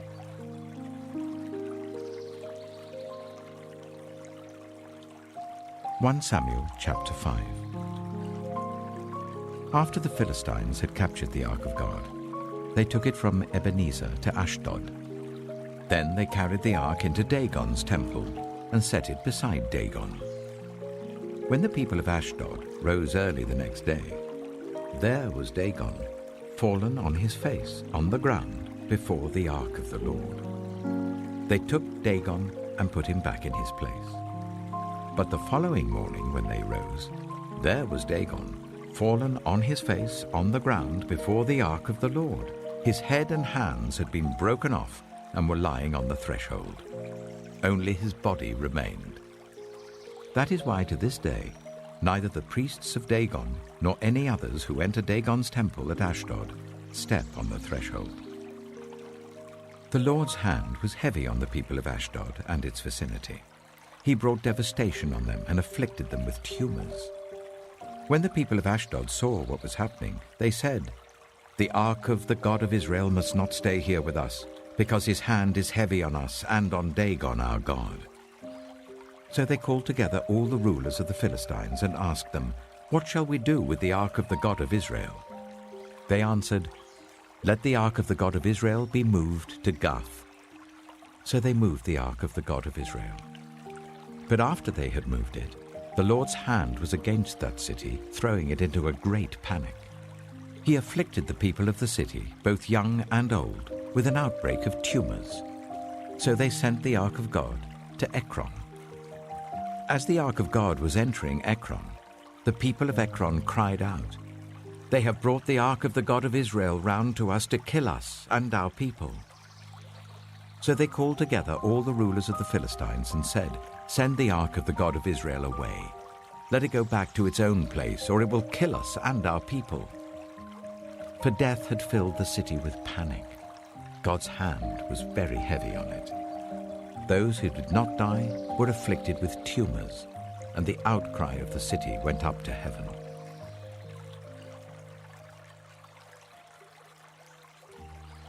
(1 Samuel chapter 6). When the ark of the Lord had been in Philistine territory for 7 months, the Philistines called for the priests and the diviners and said, "What shall we do with the ark of the Lord? Tell us how we should send it back to its place." They answered, "If you return the ark of the God of Israel, do not send it back to him without a gift. By all means send a guilt offering to him. Then you will be healed, and you will know why his hand has not been lifted from you." The Philistines asked, "What guilt offering should we send to him?" They replied, 5 gold tumors and 5 gold rats, according to the number of the Philistine rulers, because the same plague has struck both you and your rulers. Make models of the tumors and of the rats that are destroying the country, and give glory to Israel's God. Perhaps he will lift his hand from you and your gods and your land. Why do you harden your hearts as the Egyptians and Pharaoh did? When Israel's God dealt harshly with them, did they not send the Israelites out so that they could go on their way? Now then, get a new cart ready, with 2 cows that have calved and have never been yoked. Hitch the cows to the cart, but take their calves away and pen them up. Take the ark of the Lord and put it on the cart, and in a chest beside it put the gold objects you are sending back to him as a guilt offering. Send it on its way, but keep watching it. If it goes up to its own territory, towards Beth Shemesh, then the Lord has brought this great disaster on us. But if it does not, then we shall know that it was not his hand that struck us, but that it happened to us by chance. So they did this. They took 2 such cows and hitched them to the cart and penned up their calves. They placed the ark of the Lord on the cart, and along with it the chest containing the gold rats and the models of the tumors. Then the cows went straight up towards Beth Shemesh, keeping on the road and lowing all the way. They did not turn to the right or to the left. The rulers of the Philistines followed them as far as the border of Beth Shemesh. Now the people of Beth Shemesh were harvesting their wheat in the valley, and when they looked up and saw the ark, they rejoiced at the sight. The ark came to the field of Joshua of Beth Shemesh, and there it stopped beside a large rock. The people chopped up the wood of the cart and sacrificed the cows as a burnt offering to the Lord. The Levites took down the ark of the Lord together with the chest containing the gold objects and placed them on the large rock. On that day, the people of Beth Shemesh offered burnt offerings and made sacrifices to the Lord. The 5 rulers of the Philistines saw all this and then returned that same day to Ekron. These are the gold tumors the Philistines sent as a guilt offering to the Lord. 1 each for Ashdod, Gaza, Ashkelon, Gath, and Ekron. And the number of the gold rats was according to the number of Philistine towns belonging to the 5 rulers, the fortified towns with their country villages. The large rock on which the Levites set the ark of the Lord is a witness to this day in the field of Joshua of Beth Shemesh. But God struck down some of the inhabitants of Beth Shemesh, putting 70 of them to death because they looked into the ark of the Lord. The people mourned because of the heavy blow the Lord had dealt them. And the people of Beth Shemesh asked, "Who can stand in the presence of the Lord, this holy God? To whom will the ark go up from here?" Then they sent messengers to the people of Kiriath-Jearim, saying, "The Philistines have returned the ark of the Lord. Come down and take it up to your town."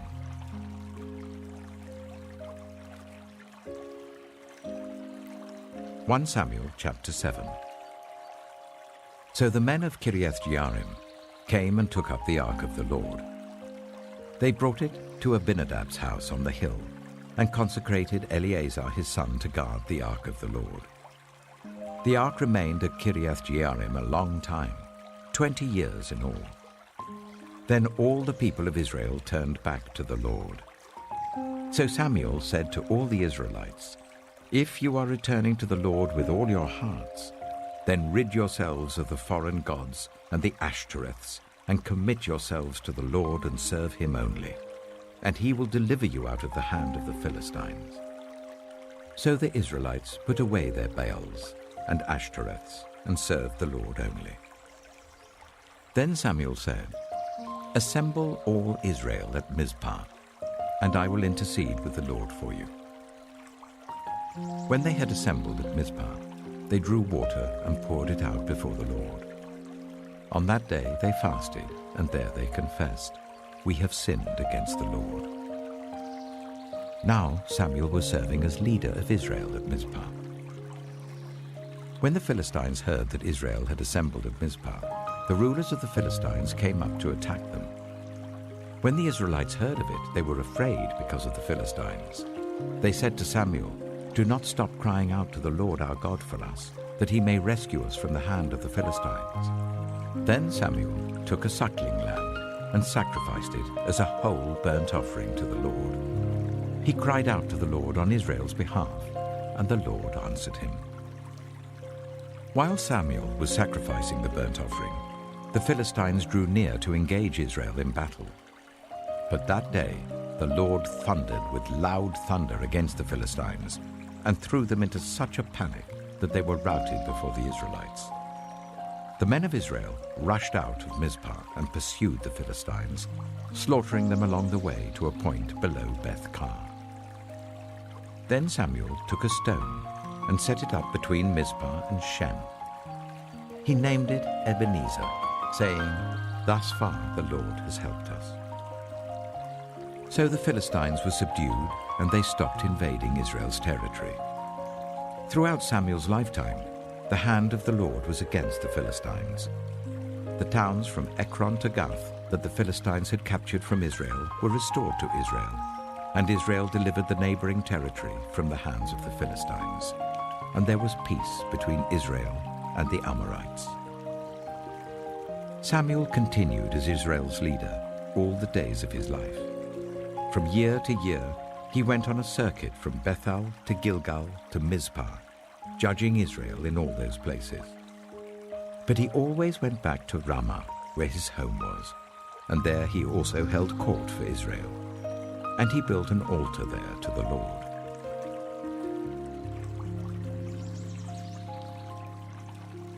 (1 Samuel chapter 8). When Samuel grew old, he appointed his sons as Israel's leaders.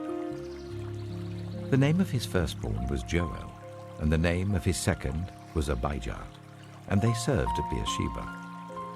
But his sons did not follow his ways. They turned aside after dishonest gain and accepted bribes and perverted justice. So all the elders of Israel gathered together and came to Samuel at Ramah. They said to him, "You are old, and your sons do not follow your ways. Now appoint a king to lead us, such as all the other nations have." But when they said, "Give us a king to lead us," this displeased Samuel. So he prayed to the Lord. And the Lord told him, "Listen to all that the people are saying to you. It is not you they have rejected, but they have rejected me as their king, as they have done from the day I brought them up out of Egypt until this day, forsaking me and serving other gods. So they are doing to you.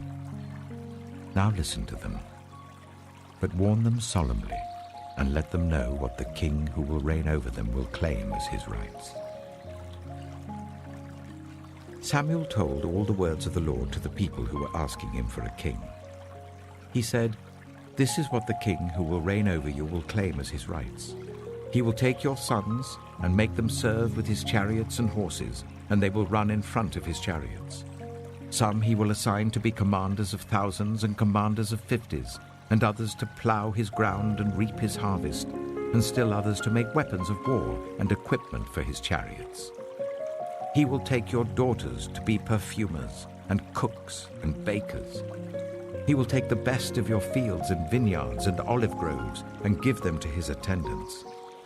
He will take 1/10 of your grain and of your vintage and give it to his officials and attendants. Your male and female servants and the best of your cattle and donkeys he will take for his own use. He will take 1/10 of your flocks, and you yourselves will become his slaves.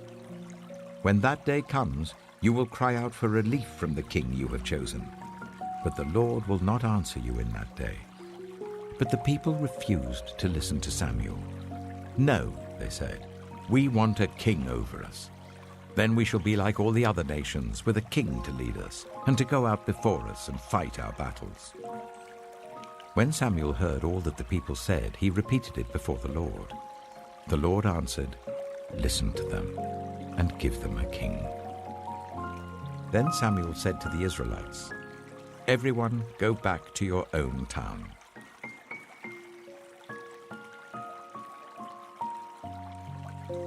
(1 Samuel chapter 9).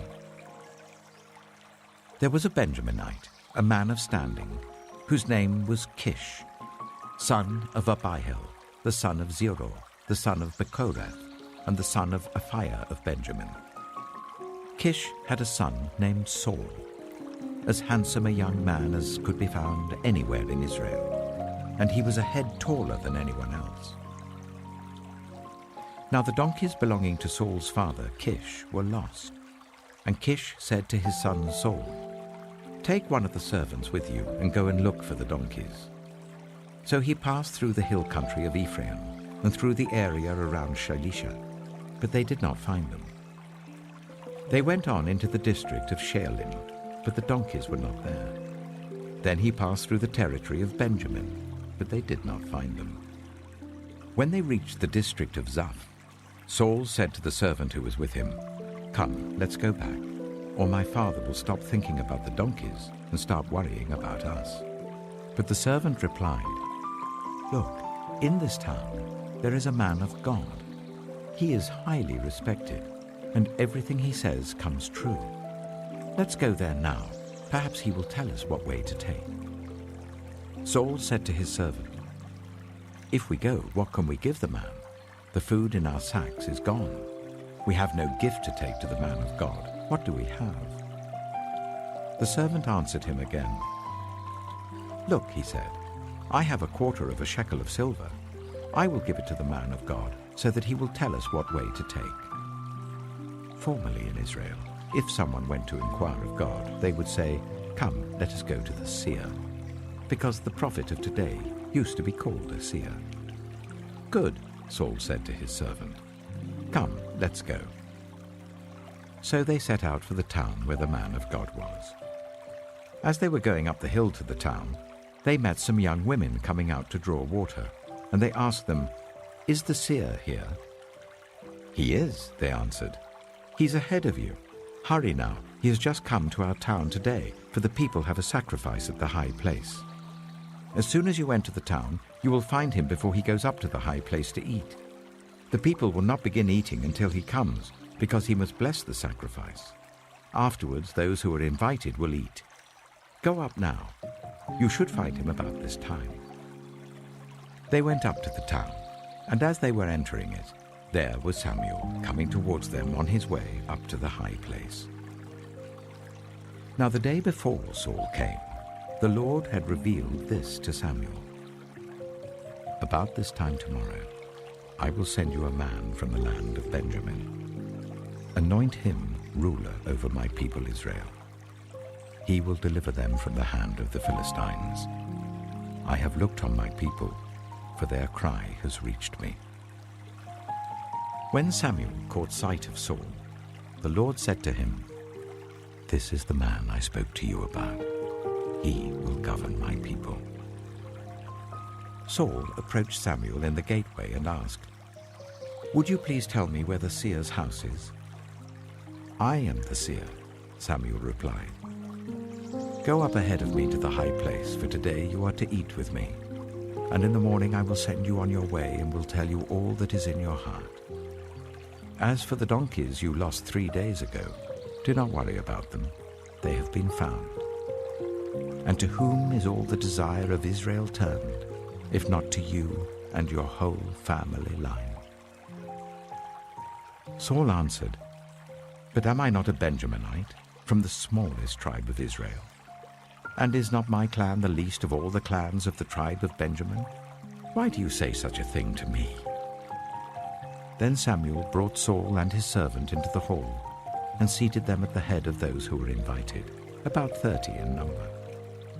Samuel said to the cook, "Bring the piece of meat I gave you, the one I told you to lay aside." So the cook took up the thigh with what was on it and set it in front of Saul. Samuel said, "Here is what has been kept for you. Eat, because it was set aside for you for this occasion from the time I said, 'I have invited guests.'" And Saul dined with Samuel that day. After they came down from the high place to the town, Samuel talked with Saul on the roof of his house. They rose about daybreak, and Samuel called to Saul on the roof, "Get ready, and I will send you on your way." When Saul got ready, he and Samuel went outside together. As they were going down to the edge of the town, Samuel said to Saul, "Tell the servant to go on ahead of us." And the servant did so. "But you stay here for a while, so that I may give you a message from God."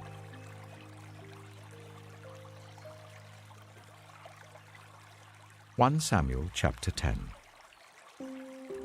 Then Samuel took a flask of olive oil and poured it on Saul's head and kissed him, saying, "Has not the Lord anointed you ruler over his inheritance? When you leave me today, you will meet 2 men near Rachel's tomb at Zelzah, on the border of Benjamin. They will say to you, 'The donkeys you set out to look for have been found.' And now your father has stopped thinking about them and is worried about you. He is asking, 'What shall I do about my son?' Then you will go on from there until you reach the great tree of Tabor. 3 men going up to worship God at Bethel will meet you there.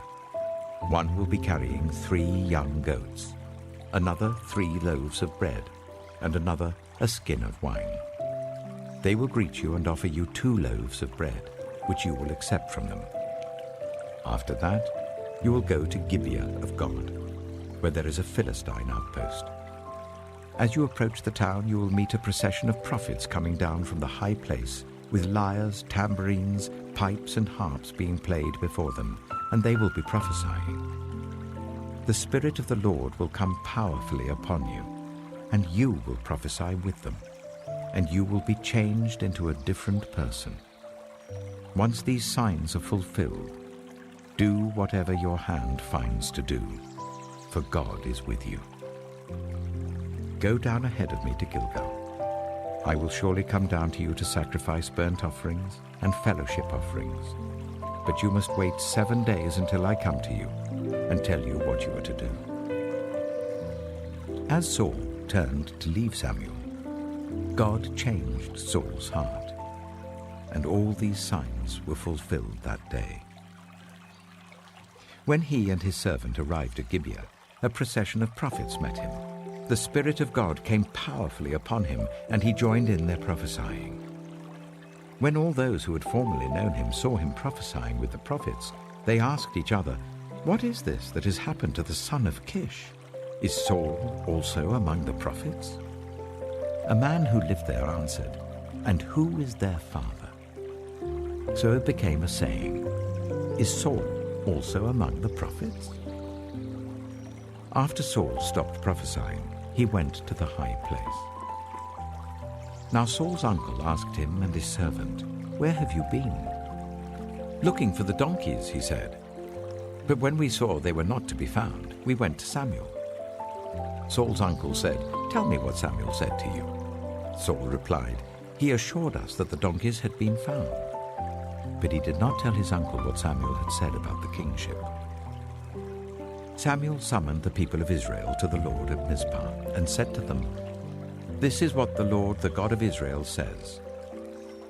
I brought Israel up out of Egypt, and I delivered you from the power of Egypt and all the kingdoms that oppressed you.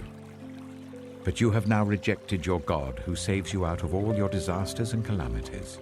And you have said, 'No, appoint a king over us.' So now present yourselves before the Lord by your tribes and clans." When Samuel had made all Israel come forward by tribes, the tribe of Benjamin was taken by lot. Then he brought forward the tribe of Benjamin clan by clan, and Matri's clan was taken. Finally, Saul, son of Kish, was taken. But when they looked for him, he was not to be found. So they inquired further of the Lord, "Has the man come here yet?" And the Lord said, "Yes, he has hidden himself among the supplies."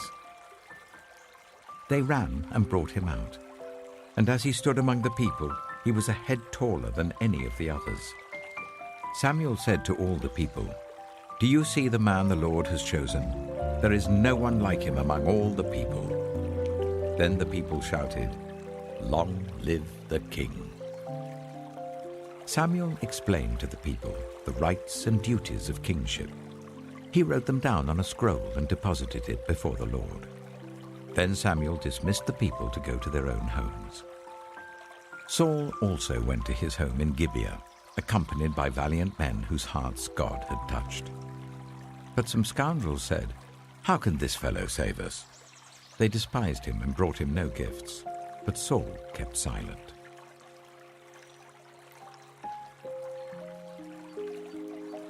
1 Samuel chapter 11. Nahash the Ammonite went up and besieged Jabesh-Gilead. And all the men of Jabesh said to him, "Make a treaty with us, and we will be subject to you." But Nahash the Ammonite replied, "I will make a treaty with you only on the condition that I gouge out the right eye of every one of you, and so bring disgrace on all Israel." The elders of Jabesh said to him, "Give us 7 days so that we can send messengers throughout Israel. If no one comes to rescue us, we will surrender to you." When the messengers came to Gibeah of Saul and reported these terms to the people, they all wept aloud. Just then, Saul was returning from the fields behind his oxen. And he asked, "What is wrong with everyone? Why are they weeping?" Then they repeated to him what the men of Jabesh had said. When Saul heard their words, the Spirit of God came powerfully upon him, and he burned with anger. He took a pair of oxen, cut them into pieces, and sent the pieces by messengers throughout Israel, proclaiming, "This is what will be done to the oxen of anyone who does not follow Saul and Samuel." Then the terror of the Lord fell on the people, and they came out together as one.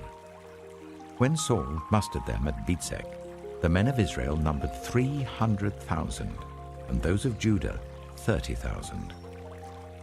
They told the messengers who had come, "Say to the men of Jabesh Gilead, by the time the sun is hot tomorrow, you will be rescued." When the messengers went and reported this to the men of Jabesh, they were elated.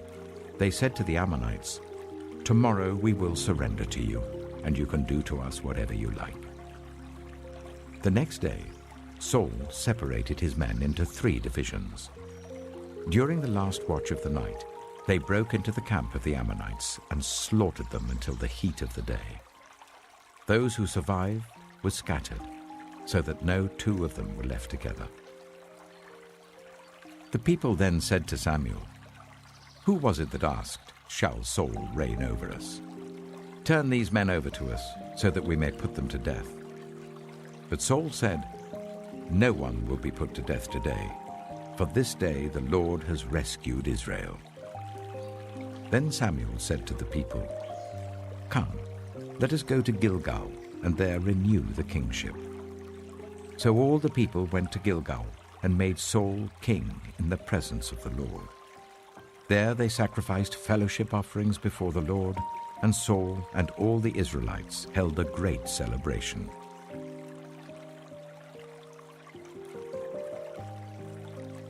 (1 Samuel chapter 12).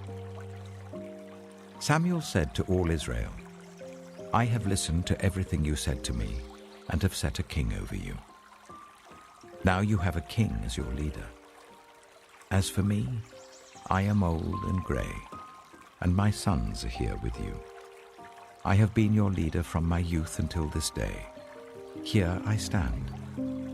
Testify against me in the presence of the Lord and his anointed. Whose ox have I taken? Whose donkey have I taken? Whom have I cheated? Whom have I oppressed? From whose hand have I accepted a bribe to make me shut my eyes? If I have done any of these things, I will make it right." "You have not cheated or oppressed us," they replied. "You have not taken anything from anyone's hand." Samuel said to them, "The Lord is witness against you, and also his anointed is witness this day, that you have not found anything in my hand." "He is witness," they said. Then Samuel said to the people, "It is the Lord who appointed Moses and Aaron, and brought your ancestors up out of Egypt. Now then, stand here, because I'm going to confront you with evidence before the Lord as to all the righteous acts performed by the Lord for you and your ancestors. After Jacob entered Egypt, they cried to the Lord for help, and the Lord sent Moses and Aaron, who brought your ancestors out of Egypt and settled them in this place. But they forgot the Lord their God. So he sold them into the hands of Sisera, the commander of the army of Hazor, and into the hands of the Philistines and the king of Moab, who fought against them. They cried out to the Lord and said, 'We have sinned. We have forsaken the Lord and served the Baals and the Ashtoreths. But now deliver us from the hands of our enemies, and we will serve you.' Then the Lord sent Jerubbaal, Barak, Jephthah, and Samuel, and he delivered you from the hands of your enemies all around you, so that you lived in safety.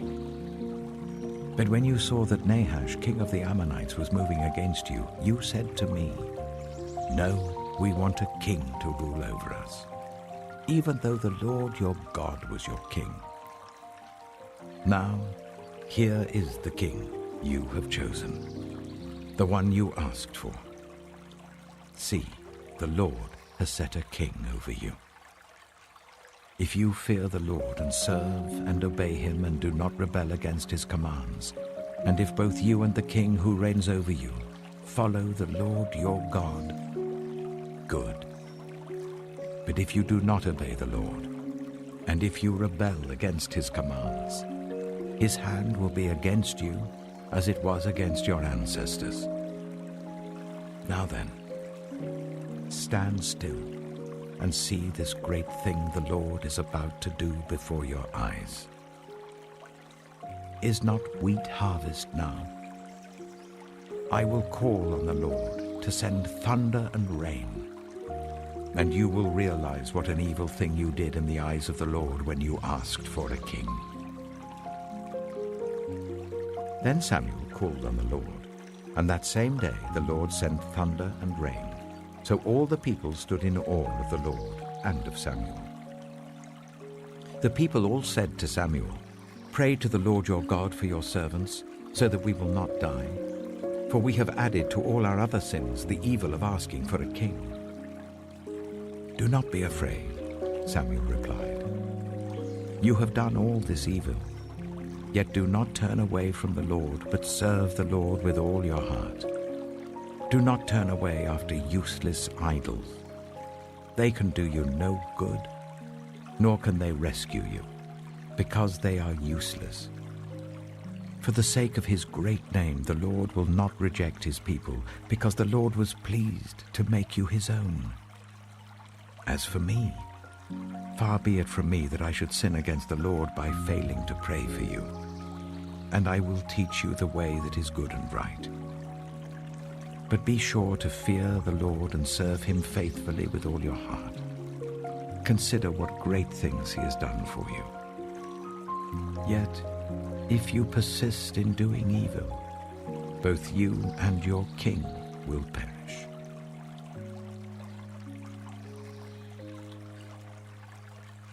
1 Samuel chapter 13. Saul was 30 years old when he became king, and he reigned over Israel for 42 years. Saul chose 3,000 men from Israel. 2,000 were with him at Michmash in the hill country of Bethel, and 1,000 were with Jonathan at Gibeah in Benjamin. The rest of the men he sent back to their homes. Jonathan attacked the Philistine outpost at Geba, and the Philistines heard about it. Then Saul had the trumpet blown throughout the land and said, "Let the Hebrews hear." So all Israel heard the news. Saul has attacked the Philistine outpost, and now Israel has become obnoxious to the Philistines. And the people were summoned to join Saul at Gilgal. The Philistines assembled to fight Israel, with 3,000 chariots, 6,000 charioteers, and soldiers as numerous as the sand on the seashore. They went up and camped at Michmash, east of Bethaven. When the Israelites saw that their situation was critical and that their army was hard-pressed, they hid in caves and thickets among the rocks, and in pits and cisterns. Some Hebrews even crossed the Jordan to the land of Gad and Gilead. Saul remained at Gilgal, and all the troops with him were quaking with fear.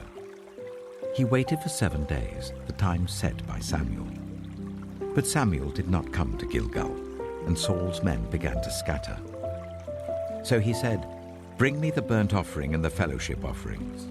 And Saul offered up the burnt offering. Just as he finished making the offering, Samuel arrived, and Saul went out to greet him. "What have you done?" asked Samuel. Saul replied, "When I saw that the men were scattering, and that you did not come at the set time, and that the Philistines were assembling at Michmash, I thought, now the Philistines will come down against me at Gilgal, and I have not sought the Lord's favor. So I felt compelled to offer the burnt offering." "Oh, you have done a foolish thing," Samuel said. "You have not kept the command the Lord your God gave you. If you had, he would have established your kingdom over Israel for all time. But now your kingdom will not endure. The Lord has sought out a man after his own heart, and appointed him ruler of his people, because you have not kept the Lord's command." Then Samuel left Gilgal and went up to Gibeah in Benjamin. And Saul counted the men who were with him. They numbered about 600. Saul and his son Jonathan and the men with them were staying at Gibeah of Benjamin, while the Philistines camped at Michmash.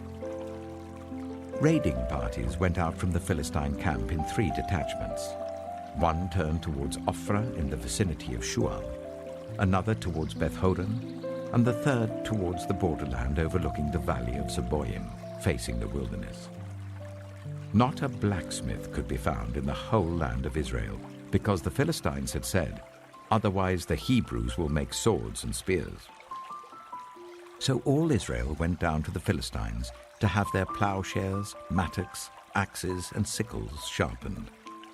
The price was 2/3 of a shekel for sharpening plowshares and mattocks, and 1/3 of a shekel for sharpening forks and axes, and for repointing goads. So on the day of the battle, not a soldier with Saul and Jonathan had a sword or spear in his hand. Only Saul and his son Jonathan had them. Now a detachment of Philistines had gone out to the pass at Michmash.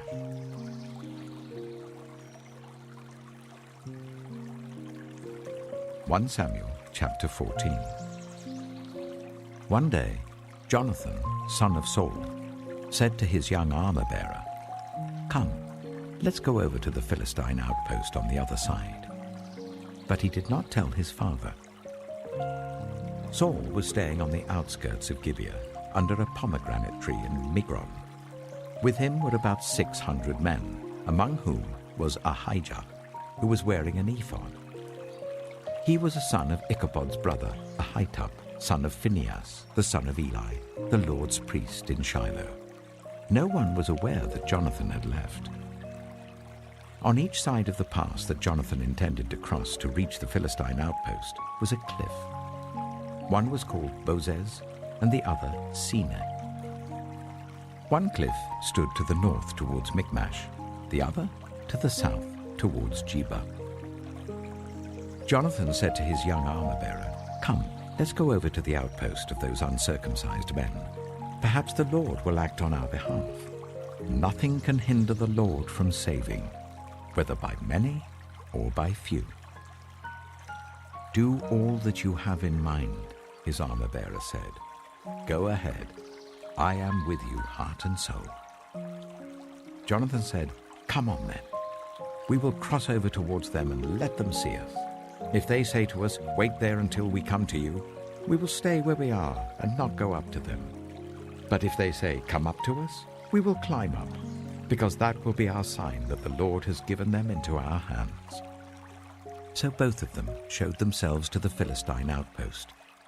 "Look," said the Philistines, "the Hebrews are crawling out of the holes they were hiding in." The men of the outpost shouted to Jonathan and his armor-bearer, "Come up to us and we'll teach you a lesson." So Jonathan said to his armor-bearer, "Climb up after me.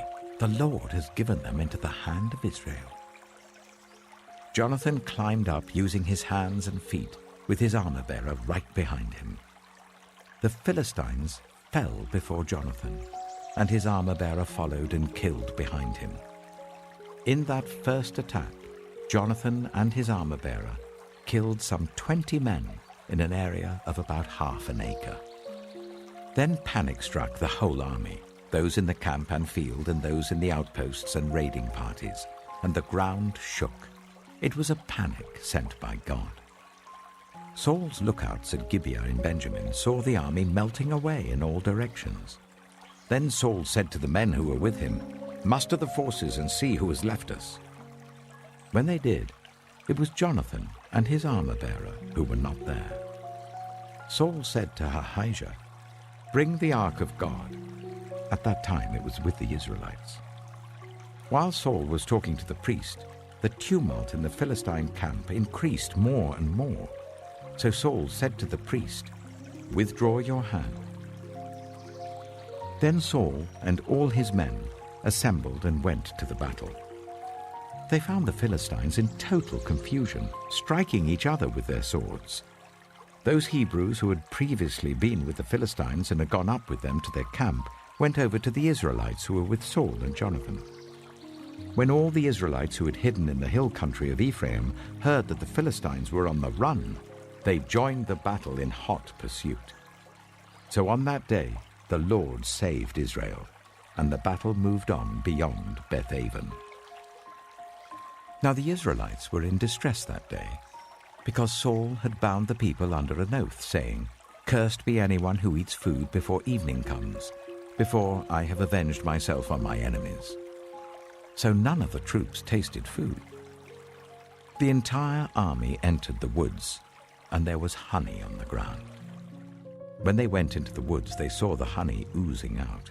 Yet no one put his hand to his mouth because they feared the oath.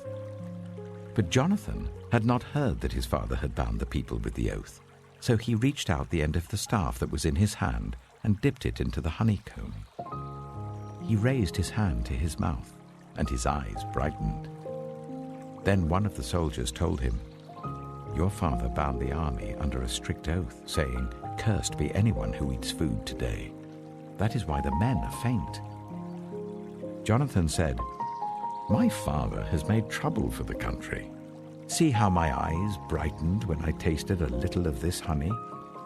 How much better it would have been if the men had eaten today some of the plunder they took from their enemies. Would not the slaughter of the Philistines have been even greater?" That day, after the Israelites had struck down the Philistines from Michmash to Ajalon, they were exhausted. They pounced on the plunder, and taking sheep, cattle, and calves, they butchered them on the ground and ate them, together with the blood. Then someone said to Saul, "Look, the men are sinning against the Lord by eating meat that has blood in it." "You have broken faith," he said. "Roll a large stone over here at once." Then he said, "Go out among the men and tell them, 'Each of you bring me your cattle and sheep and slaughter them here and eat them. Do not sin against the Lord by eating meat with blood still in it.'" So everyone brought his ox that night and slaughtered it there. Then Saul built an altar to the Lord. It was the first time he had done this. Saul said, "Let us go down and pursue the Philistines by night and plunder them till dawn, and let us not leave one of them alive." "Do whatever seems best to you," they replied. But the priest said, "Let us inquire of God here." So Saul asked God, "Shall I go down and pursue the Philistines? Will you give them into Israel's hand?" But God did not answer him that day. Saul therefore said, "Come here, all you who are leaders of the army, and let us find out what sin has been committed today. As surely as the Lord who rescues Israel lives, even if the guilt lies with my son Jonathan, he must die." But not one of them said a word. Saul then said to all the Israelites, "You stand over there. I and Jonathan my son will stand over here." "Do what seems best to you," they replied. Then Saul prayed to the Lord, the God of Israel, "Why have you not answered your servant today? If the fault is in me or my son Jonathan, respond with Urim. But if the men of Israel are at fault, respond with Thummim." Jonathan and Saul were taken by lot, and the men were cleared. Saul said, "Cast the lot between me and Jonathan my son." And Jonathan was taken. Then Saul said to Jonathan, "Tell me what you have done." So Jonathan told him, "I tasted a little honey with the end of my staff, and now I must die?" Saul said, "May God deal with me, be it ever so severely, if you do not die, Jonathan." But the men said to Saul, "Should Jonathan die? He who has brought about this great deliverance in Israel? Never. As surely as the Lord lives, not a hair of his head shall fall to the ground, for he did this today with God's help." So the men rescued Jonathan, and he was not put to death. Then Saul stopped pursuing the Philistines, and they withdrew to their own land. After Saul had assumed rule over Israel, he fought against their enemies on every side: Moab, the Ammonites, Edom, the kings of Zobah, and the Philistines. Wherever he turned, he inflicted punishment on them. He fought valiantly and defeated the Amalekites, delivering Israel from the hands of those who had plundered them. Saul's sons were Jonathan, Ishvi, and Malchishua. The name of his elder daughter was Merab, and that of the younger was Michal. His wife's name was Ahinoam, daughter of Ahimaaz. The name of the commander of Saul's army was Abner, son of Ner, and Ner was Saul's uncle. Saul's father, Kish, and Abner's father, Ner, were sons of Abiel. All the days of Saul there was bitter war with the Philistines, and whenever Saul saw a mighty or brave man, he took him into his service.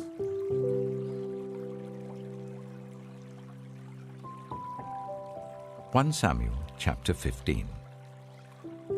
Samuel said to Saul, "I am the one the Lord sent to anoint you king over his people Israel. So listen now to the message from the Lord. This is what the Lord Almighty says. I will punish the Amalekites for what they did to Israel when they waylaid them as they came up from Egypt. Now go, attack the Amalekites, and totally destroy all that belongs to them. Do not spare them. Put to death men and women, children and infants, cattle and sheep, camels and donkeys." So Saul summoned the men and mustered them at Telaim, 200,000 foot soldiers and 10,000 from Judah. Saul went to the city of Amalek and set an ambush in the ravine. Then he said to the Kenites, "Go away, leave the Amalekites, so that I do not destroy you along with them. For you showed kindness to all the Israelites when they came up out of Egypt." So the Kenites moved away from the Amalekites. Then Saul attacked the Amalekites all the way from Havilah to Shur, near the eastern border of Egypt. He took Agag, king of the Amalekites, alive, and all his people he totally destroyed with the sword. But Saul and the army spared Agag, and the best of the sheep and cattle, the fat calves and lambs, everything that was good. These they were unwilling to destroy completely, but everything that was despised and weak they totally destroyed. Then the word of the Lord came to Samuel. "I regret that I have made Saul king, because he has turned away from me and has not carried out my instructions." Samuel was angry, and he cried out to the Lord all that night. Early in the morning, Samuel got up and went to meet Saul, but he was told, "Saul has gone to Carmel. There he has set up a monument in his own honor, and has turned and gone on down to Gilgal." When Samuel reached him, Saul said, "The Lord bless you. I have carried out the Lord's instructions." But Samuel said, "What then is this bleating of sheep in my ears? What is this lowing of cattle that I hear?" Saul answered, "The soldiers brought them from the Amalekites. They spared the best of the sheep and cattle to sacrifice to the Lord your God, but we totally destroyed the rest." "Enough," Samuel said to Saul. "Let me tell you what the Lord said to me last night." "Tell me," Saul replied. Samuel said, "Although you were once small in your own eyes, did you not become the head of the tribes of Israel? The Lord anointed you king over Israel, and he sent you on a mission saying, 'Go and completely destroy those wicked people, the Amalekites. Wage war against them until you have wiped them out.' Why did you not obey the Lord? Why did you pounce on the plunder and do evil in the eyes of the Lord?" "But I did obey the Lord," Saul said. "I went on the mission the Lord assigned me. I completely destroyed the Amalekites and brought back Agag, their king. The soldiers took sheep and cattle from the plunder, the best of what was devoted to God, in order to sacrifice them to the Lord your God at Gilgal." But Samuel replied, "Does the Lord delight in burnt offerings and sacrifices as much as in obeying the Lord? To obey is better than sacrifice, and to heed is better than the fat of rams. For rebellion is like the sin of divination, and arrogance like the evil of idolatry. Because you have rejected the word of the Lord, he has rejected you as king." Then Saul said to Samuel, "I have sinned. I violated the Lord's command and your instructions. I was afraid of the men, and so I gave in to them. Now I beg you, forgive my sin and come back with me, so that I may worship the Lord." But Samuel said to him, "I will not go back with you. You have rejected the word of the Lord, and the Lord has rejected you as king over Israel." As Samuel turned to leave, Saul caught hold of the hem of his robe, and it tore. Samuel said to him, "The Lord has torn the kingdom of Israel from you today, and has given it to one of your neighbors, to one better than you. He who is the glory of Israel does not lie or change his mind, for he is not a human being that he should change his mind." Saul replied, "I have sinned, but please honor me before the elders of my people and before Israel. Come back with me so that I may worship the Lord your God." So Samuel went back with Saul, and Saul worshipped the Lord. Then Samuel said, "Bring me Agag, king of the Amalekites." Agag came to him in chains, and he thought, "Surely the bitterness of death is past." But Samuel said, "As your sword has made women childless, so will your mother be childless among women." And Samuel put Agag to death before the Lord at Gilgal. Then Samuel left for Ramah, but Saul went up to his home in Gibeah of Saul. Until the day Samuel died, he did not go to see Saul again, though Samuel mourned for him. And the Lord regretted that he had made Saul king over Israel.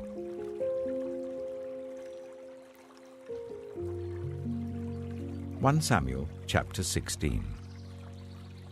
The Lord said to Samuel, "How long will you mourn for Saul, since I have rejected him as king over Israel?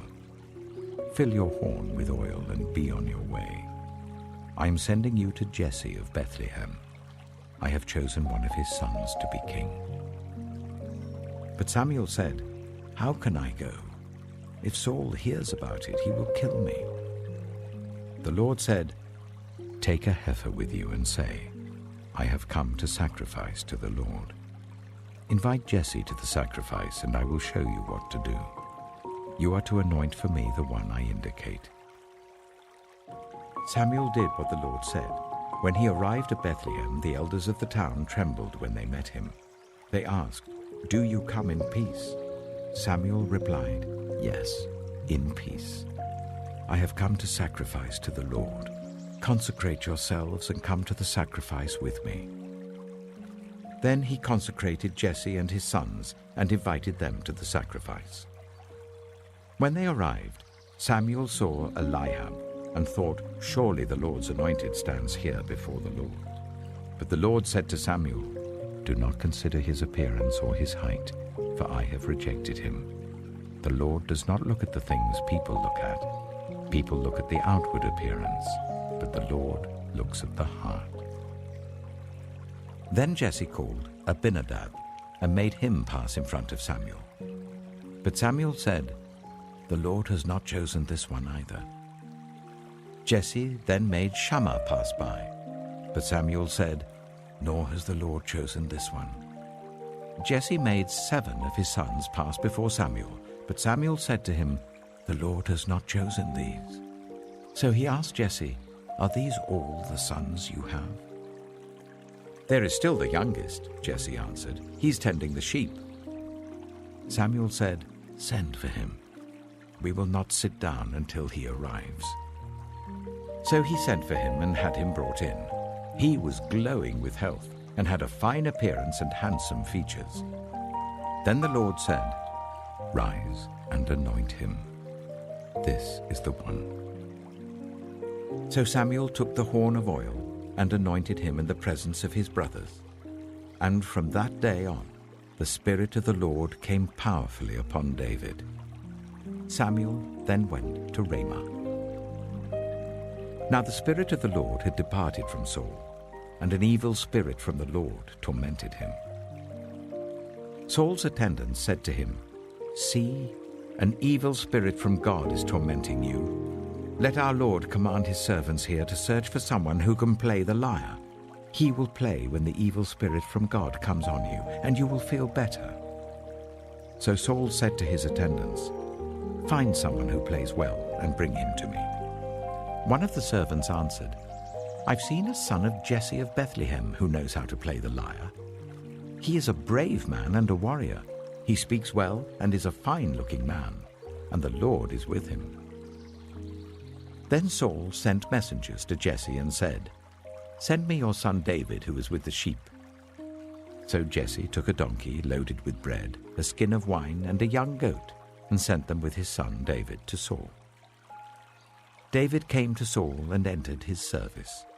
Saul liked him very much, and David became one of his armor-bearers. Then Saul sent word to Jesse, saying, "Allow David to remain in my service, for I am pleased with him." Whenever the Spirit from God came on Saul, David would take up his lyre and play. Then relief would come to Saul. He would feel better, and the evil spirit would leave him.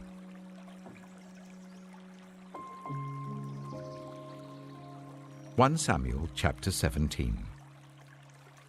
Now the Philistines gathered their forces for war and assembled at Sokot in Judah. They pitched camp at Ephes-Dammim, between Sokah and Azekah. Saul and the Israelites assembled and camped in the valley of Elah, and drew up their battle line to meet the Philistines. The Philistines occupied one hill, and the Israelites another, with the valley between them. A champion named Goliath, who was from Gath, came out of the Philistine camp. His height was 6 cubits and a span. He had a bronze helmet on his head, and wore a coat of scale armor of bronze weighing 5,000 shekels. On his legs he wore bronze greaves, and a bronze javelin was slung on his back. His spear shaft was like a weaver's rod, and its iron point weighed 600 shekels. His shield-bearer went ahead of him. Goliath stood and shouted to the ranks of Israel, "Why do you come out and line up for battle? Am I not a Philistine, and are you not the servants of Saul? Choose a man and let him come down to me. If he is able to fight and kill me, we will become your subjects. But if I overcome him and kill him, you will become our subjects and serve us." Then the Philistine said, "This day I defy the armies of Israel. Give me a man and let us fight each other." On hearing the Philistines' words, Saul and all the Israelites were dismayed and terrified. Now David was the son of an Ephrathite named Jesse, who was from Bethlehem in Judah. Jesse had 8 sons, and in Saul's time he was very old. Jesse's 3 eldest sons had followed Saul to the war. The firstborn was Eliab, the second Abinadab, and the third Shammah. David was the youngest. The 3 eldest followed Saul, but David went back and forth from Saul to tend his father's sheep at Bethlehem. For 40 days, the Philistine came forward every morning and evening and took his stand. Now Jesse said to his son David, "Take this ephah of roasted grain and these 10 loaves of bread for your brothers and hurry to their camp. Take along these 10 cheeses to the commander of their unit. See how your brothers are and bring back some assurance from them. They are with Saul and all the men of Israel in the valley of Elah, fighting against the Philistines." Early in the morning, David left the flock in the care of a shepherd, loaded up and set out as Jesse had directed. He reached the camp as the army was going out to its battle positions, shouting the war cry. Israel and the Philistines were drawing up their lines facing each other. David left his things with the keeper of supplies, ran to the battle lines, and asked his brothers how they were. As he was talking with them, Goliath, the Philistine champion from Gath, stepped out from his lines and shouted his usual defiance, and David heard it. Whenever the Israelites saw the man, they all fled from him in great fear. Now the Israelites had been saying, "Do you see how this man keeps coming out? He comes out to defy Israel." The king will give great wealth to the man who kills him. He will also give him his daughter in marriage and will exempt his family from taxes in Israel." David asked the men standing near him, "What will be done for the man who kills this Philistine and removes this disgrace from Israel? Who is this uncircumcised Philistine that he should defy the armies of the living God?" They repeated to him what they had been saying and told him, "This is what will be done for the man who kills him." When Eliab, David's eldest brother, heard him speaking with the men, he burned with anger at him and asked, "Why have you come down here? And with whom did you leave those few sheep in the wilderness? I know how conceited you are and how wicked your heart is. You came down only to watch the battle." "Now what have I done?" said David. "Can't I even speak?" He then turned away to someone else and brought up the same matter, and the men answered him as before. What David said was overheard and reported to Saul, and Saul sent for him. David said to Saul, "Let no one lose heart on account of this Philistine. Your servant will go and fight him." Saul replied, "You are not able to go out against this Philistine and fight him. You're only a young man, and he has been a warrior from his youth." But David said to Saul, "Your servant has been keeping his father's sheep. When a lion or a bear came and carried off a sheep from the flock, I went after it, struck it, and rescued the sheep from its mouth. When it turned on me, I seized it by its hair, struck it, and killed it. Your servant has killed both the lion and the bear. This uncircumcised Philistine will be like one of them, because he has defied the armies of the living God. The Lord who rescued me from the paw of the lion and the paw of the bear will rescue me from the hand of this Philistine." Saul said to David, "Go, and the Lord be with you." Then Saul dressed David in his own tunic. He put a coat of armor on him and a bronze helmet on his head. David fastened on his sword over the tunic and tried walking around because he was not used to them. "I cannot go in these," he said to Saul, "because I'm not used to them." So he took them off. Then he took his staff in his hand, chose 5 smooth stones from the stream, put them in the pouch of his shepherd's bag, and with his sling in his hand, approached the Philistine. Meanwhile, the Philistine, with his shield-bearer in front of him, kept coming closer to David. He looked David over and saw that he was little more than a boy, glowing with health and handsome, and he despised him. He said to David, "Am I a dog that you come at me with sticks?" And the Philistine cursed David by his gods. "Come here," he said, "and I'll give your flesh to the birds and the wild animals." David said to the Philistine, "You come against me with sword and spear and javelin, but I come against you in the name of the Lord Almighty, the God of the armies of Israel, whom you have defied. This day the Lord will deliver you into my hands, and I'll strike you down and cut off your head. This very day I will give the carcasses of the Philistine army to the birds and the wild animals, and the whole world will know that there is a God in Israel. All those gathered here will know that it is not by sword or spear that the Lord saves, for the battle is the Lord's, and he will give all of you into our hands." As the Philistine moved closer to attack him, David ran quickly towards the battle line to meet him. Reaching into his bag and taking out a stone, he slung it and struck the Philistine on the forehead. The stone sank into his forehead, and he fell face down on the ground. So David triumphed over the Philistine with a sling and a stone. Without a sword in his hand, he struck down the Philistine and killed him. David ran and stood over him. He took hold of the Philistine's sword and drew it from the sheath. After he killed him, he cut off his head with the sword. When the Philistines saw that their hero was dead, they turned and ran. Then the men of Israel and Judah surged forward with a shout and pursued the Philistines to the entrance of Gath and to the gates of Ekron. Their dead were strewn along the Shearaim road to Gath and Ekron. When the Israelites returned from chasing the Philistines, they plundered their camp. David took the Philistines' head and brought it to Jerusalem. He put the Philistines' weapons in his own tent. As Saul watched David going out to meet the Philistine, he said to Abner, commander of the army, "Abner, whose son is that young man?" Abner replied, "As surely as you live, your majesty, I don't know." The king said, "Find out whose son this young man is."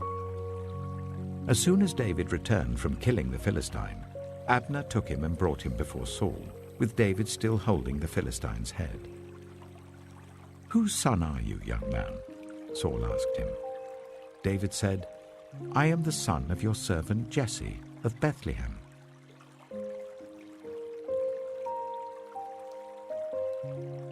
Samuel chapter 18.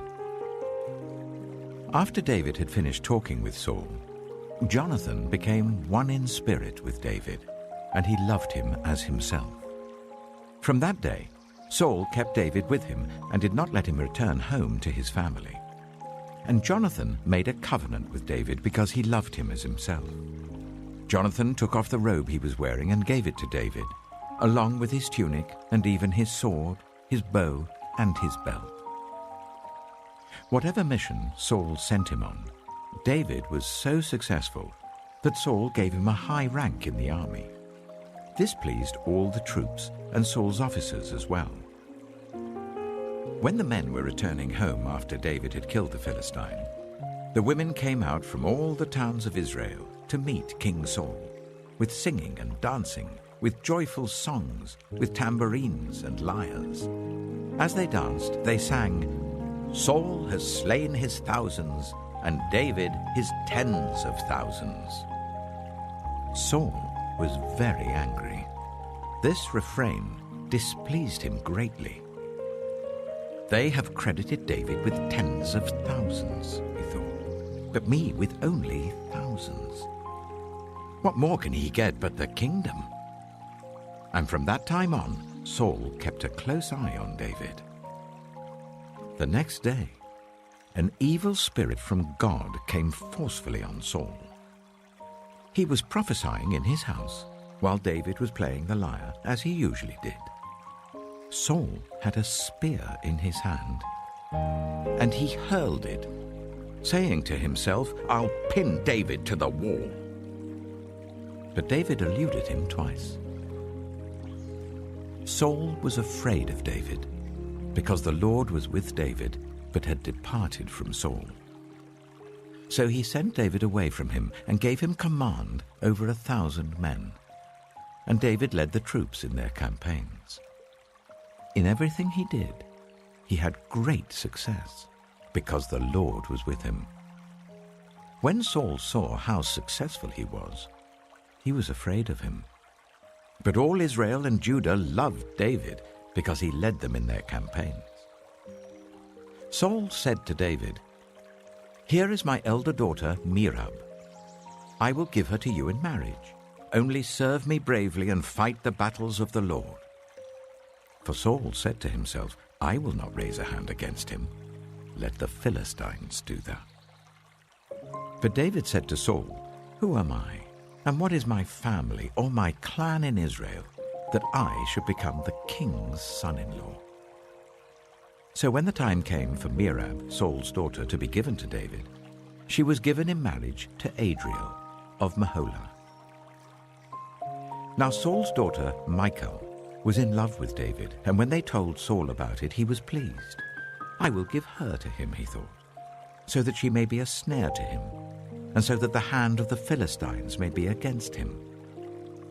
So Saul said to David, "Now you have a second opportunity to become my son-in-law."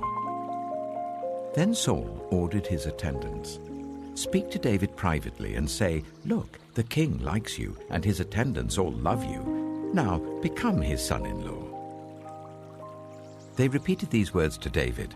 But David said, "Do you think it is a small matter to become the king's son-in-law? I'm only a poor man and little known." When Saul's servants told him what David had said, Saul replied, "Say to David, the king wants no other price for the bride than 100 Philistine foreskins to take revenge on his enemies." Saul's plan was for David to fall by the hands of the Philistines. When the attendants told David these things, he was pleased to become the king's son-in-law. So before the allotted time elapsed, David took his men with him and went out and killed 200 Philistines and brought back their foreskins.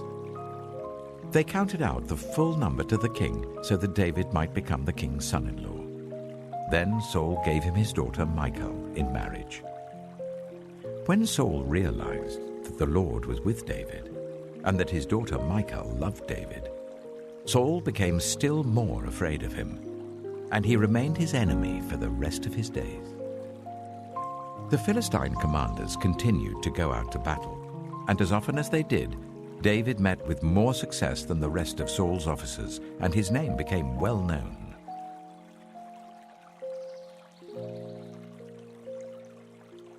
Samuel chapter 19. Saul told his son Jonathan and all the attendants to kill David. But Jonathan had taken a great liking to David and warned him, "My father Saul is looking for a chance to kill you. Be on your guard tomorrow morning. Go into hiding and stay there. I will go out and stand with my father in the field where you are. I'll speak to him about you and will tell you what I find out."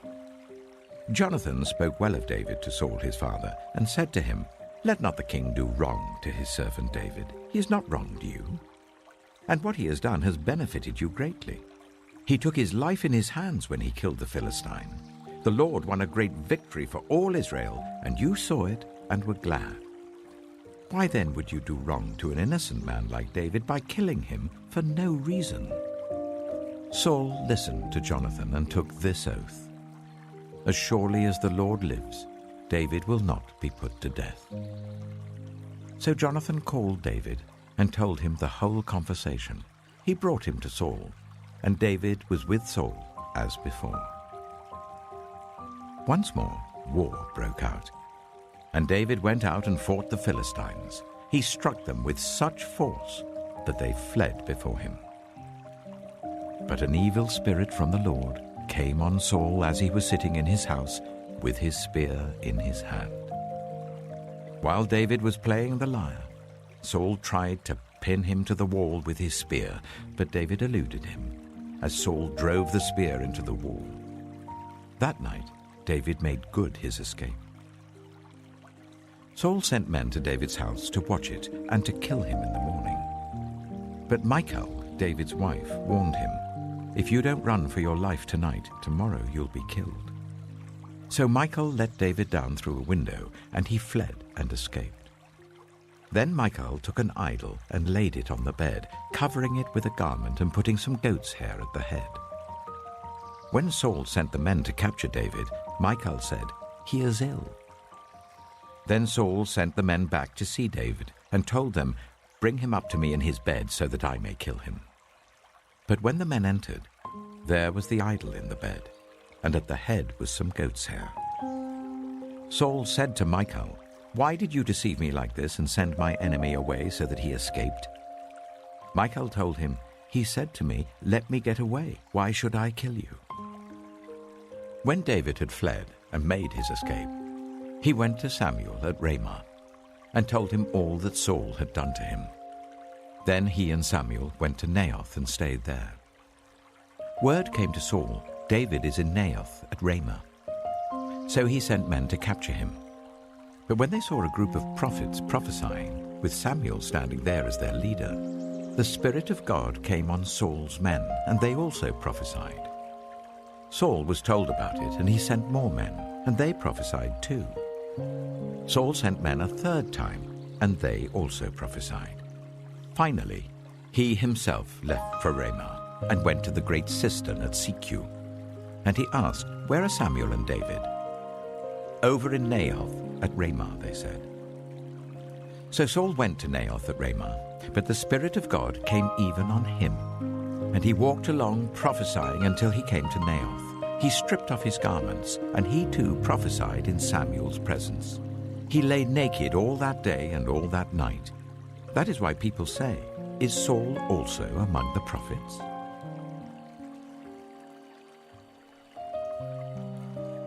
1 Samuel chapter 20. Then David fled from Naioth at Ramah and went to Jonathan and asked, "What have I done? What is my crime? How have I wronged your father that he is trying to kill me?" "Never," Jonathan replied. "You're not going to die. Look, my father doesn't do anything great or small without letting me know.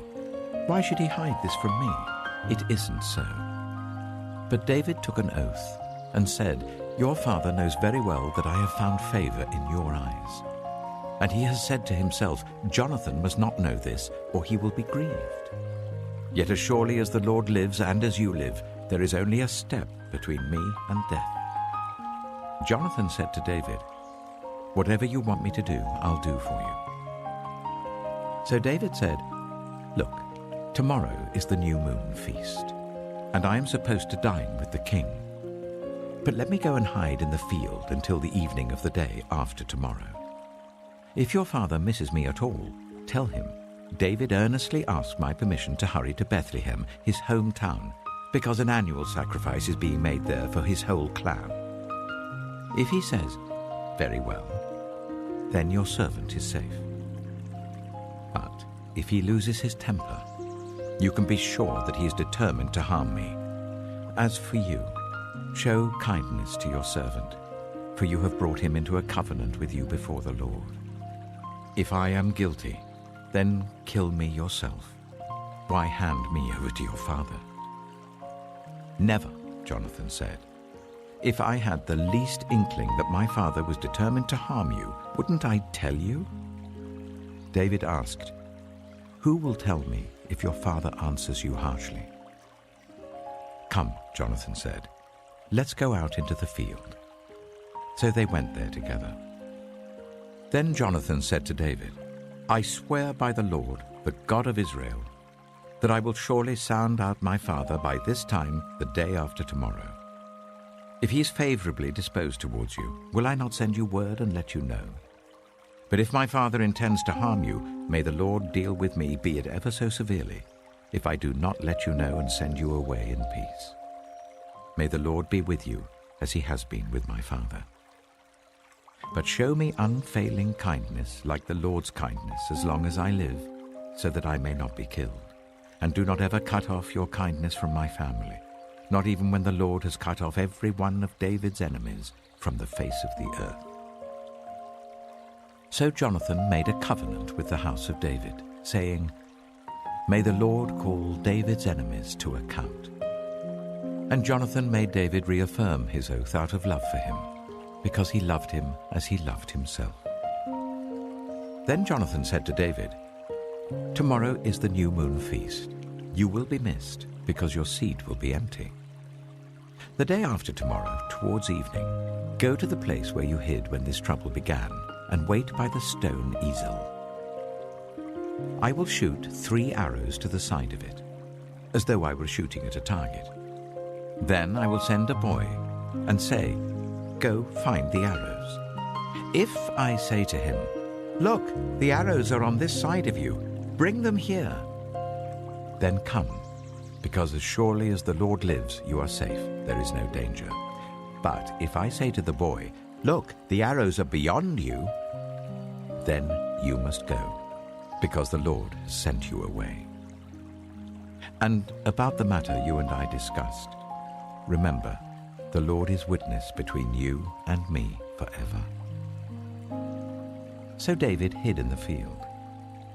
And when the new moon feast came, the king sat down to eat. He sat in his customary place by the wall, opposite Jonathan, and Abner sat next to Saul, but David's place was empty. Saul said nothing that day, for he thought something must have happened to David to make him ceremonially unclean. Surely he is unclean.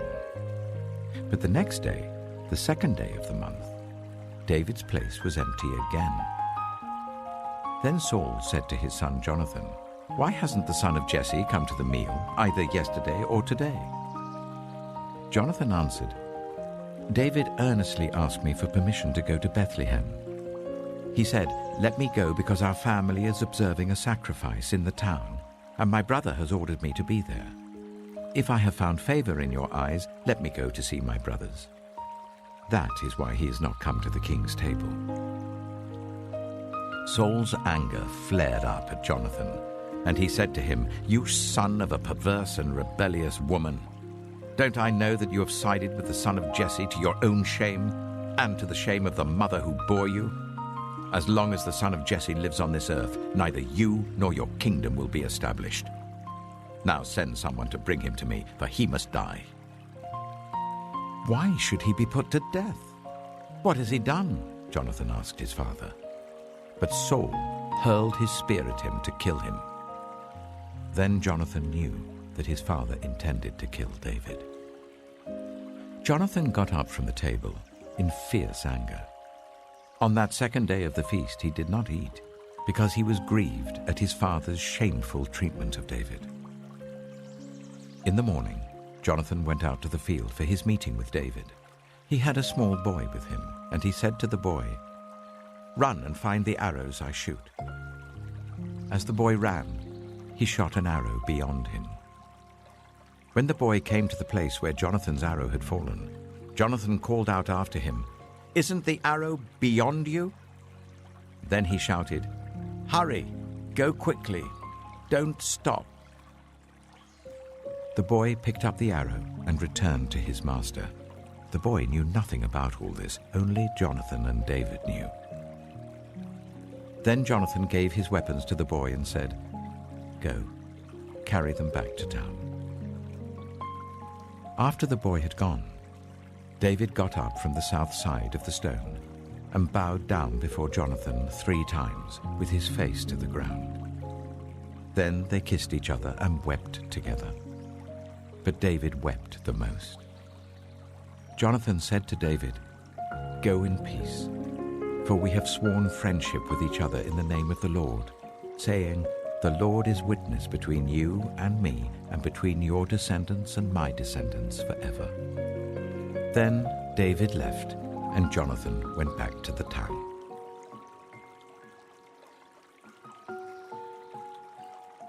(1 Samuel chapter 21). David went to Nob, to Ahimelech the priest. Ahimelech trembled when he met him and asked, "Why are you alone? Why is no one with you?" David answered Ahimelech the priest, "The king sent me on a mission and said to me, 'No one is to know anything about the mission I'm sending you on. As for my men, I've told them to meet me at a certain place. Now then, what have you to hand? Give me 5 loaves of bread, or whatever you can find.' But the priest answered David, 'I don't have any ordinary bread to hand. However, there is some consecrated bread here, provided the men have kept themselves from women.' David replied, 'Indeed, women have been kept from us, as usual whenever I set out. The men's bodies are holy even on missions that are not holy. How much more so today?' So the priest gave him the consecrated bread, since there was no bread there except the bread of the presence that had been removed from before the Lord and replaced by hot bread on the day it was taken away. Now one of Saul's servants was there that day, detained before the Lord. He was Doeg, the Edomite, Saul's chief shepherd. David asked Ahimelech, "Don't you have a spear or sword here? I haven't brought my sword or any other weapon, because the king's mission was urgent." The priest replied, "The sword of Goliath the Philistine, whom you killed in the valley of Elah, is here. It is wrapped in a cloth behind the ephod. If you want it, take it. There is no sword here but that one." David said, "There is none like it. Give it to me." That day David fled from Saul and went to Achish, king of Gath. But the servants of Achish said to him, "Isn't this David, the king of the land? Isn't he the one they sing about in their dances?" Saul has slain his thousands, and David his tens of thousands? David took these words to heart, and was very much afraid of Achish, king of Gath. So he feigned insanity in their presence. And while he was in their hands, he acted like a madman, making marks on the doors of the gate and letting saliva run down his beard. Achish said to his servants, "Look at the man, he's insane. Why bring him to me? Am I so short of madmen that you have to bring this fellow here to carry on like this in front of me? Must this man come into my house?"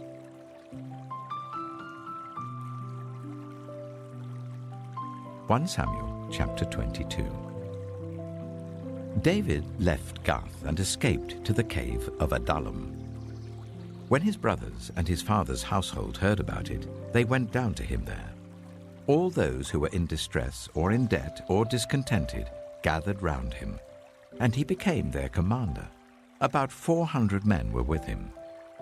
From there David went to Mizpah in Moab, and said to the king of Moab, "Would you let my father and mother come and stay with you until I learn what God will do for me?"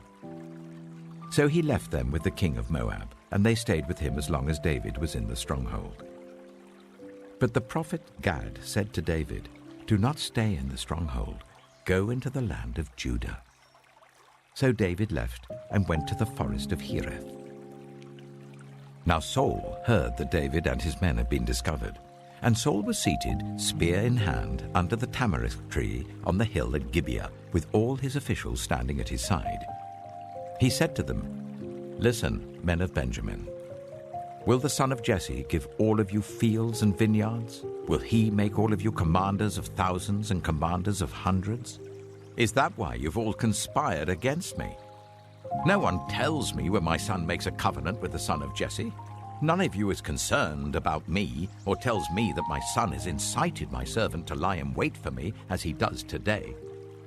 But Doeg the Edomite, who was standing with Saul's officials, said, "I saw the son of Jesse come to Ahimelech, son of Ahitub at Nob. Ahimelech inquired of the Lord for him.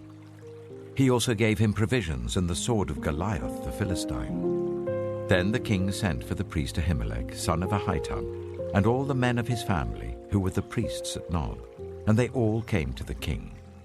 Saul said, "Listen now, son of Ahitub." "Yes, my lord," he answered. Saul said to him, "Why have you conspired against me, you and the son of Jesse, giving him bread and a sword, and inquiring of God for him, so that he has rebelled against me and lies in wait for me, as he does today?" Ahimelech answered the king, "Who of all your servants is as loyal as David, the king's son-in-law, captain of your bodyguard, and highly respected in your household? Was that day the first time I inquired of God for him? Of course not. Let not the king accuse your servant or any of his father's family, for your servant knows nothing at all about this whole affair."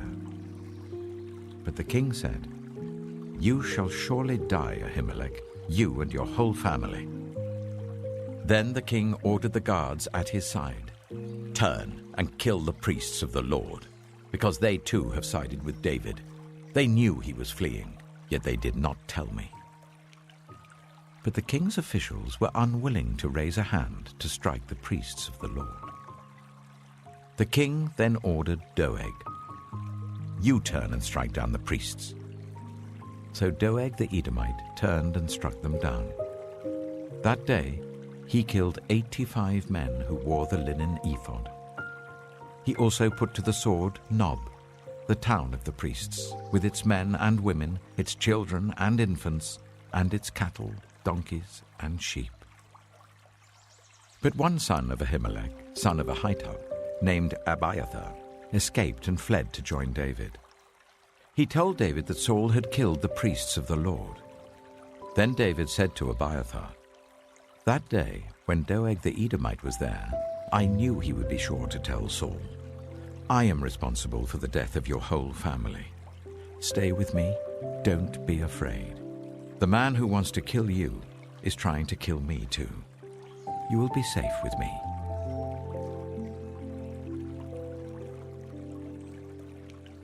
1 Samuel chapter 23. When David was told, "Look, the Philistines are fighting against Keilah and are looting the threshing floors," he inquired of the Lord, saying, "Shall I go and attack these Philistines?" The Lord answered him, "Go, attack the Philistines and save Keilah." But David's men said to him, "Here in Judah we are afraid. How much more then if we go to Keilah against the Philistine forces?" Once again David inquired of the Lord, and the Lord answered him, "Go down to Keilah, for I am going to give the Philistines into your hand." So David and his men went to Keilah, fought the Philistines and carried off their livestock. He inflicted heavy losses on the Philistines and saved the people of Keilah. Now Abiathar, son of Ahimelech, had brought the ephod down with him when he fled to David at Keilah. Saul was told that David had gone to Keilah, and he said, "God has delivered him into my hands, for David has imprisoned himself by entering a town with gates and bars." And Saul called up all his forces for battle, to go down to Keilah to besiege David with his men.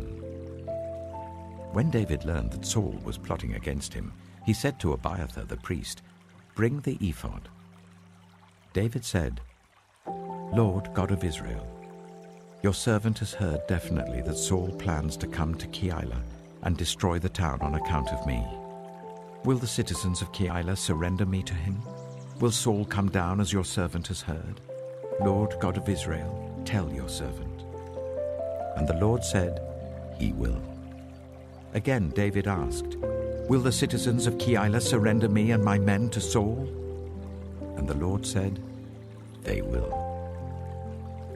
So David and his men, about 600 in number, left Keilah and kept moving from place to place. When Saul was told that David had escaped from Keilah, he did not go there. David stayed in the wilderness strongholds and in the hills of the desert of Ziph. Day after day Saul searched for him, but God did not give David into his hands. While David was at Horesh in the desert of Ziph, he learned that Saul had come out to take his life, and Saul's son Jonathan went to David at Horesh and helped him to find strength in God. "Don't be afraid," he said. "My father Saul will not lay a hand on you. You shall be king over Israel, and I will be second to you. Even my father Saul knows this." The two of them made a covenant before the Lord. Then Jonathan went home, but David remained at Horesh. The Ziphites went up to Saul at Gibeah and said, "Is not David hiding among us in the strongholds at Horesh, on the hill of Keilah, south of Jeshimon? Now, your majesty, come down whenever it pleases you to do so, and we will be responsible for giving him into your hands." Saul replied, "The Lord bless you for your concern for me. Go and get more information. Find out where David usually goes and who has seen him there. They tell me he's very crafty. Find out about all the hiding places he uses and come back to me with definite information. Then I will go with you. If he is in the area, I will track him down among all the clans of Judah." So they set out and went to Ziph ahead of Saul. Now David and his men were in the desert of Maon, in the Arabah south of Jeshimon. Saul and his men began to search, and when David was told about it, he went down to the rock and stayed in the desert of Maon. When Saul heard this, he went into the desert of Maon in pursuit of David. Saul was going along one side of the mountain, and David and his men were on the other side, hurrying to get away from Saul. As Saul and his forces were closing in on David and his men to capture them, a messenger came to Saul saying, "Come quickly, the Philistines are raiding the land." Then Saul broke off his pursuit of David and went to meet the Philistines. That is why they call this place Selah Hamalakoth. And David went up from there and lived in the strongholds of En-gedi.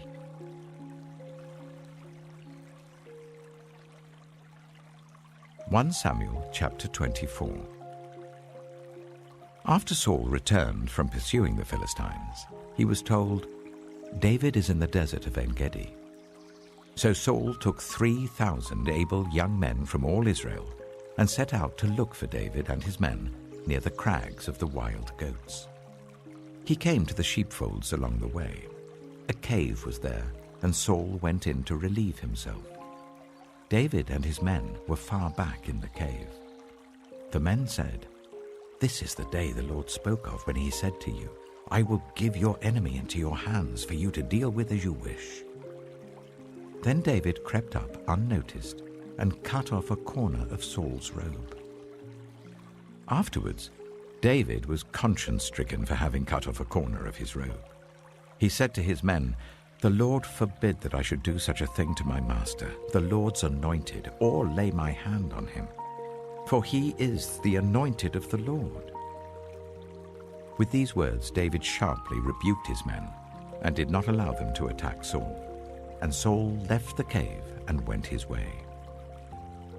Then David went out of the cave and called out to Saul, "My lord, the king."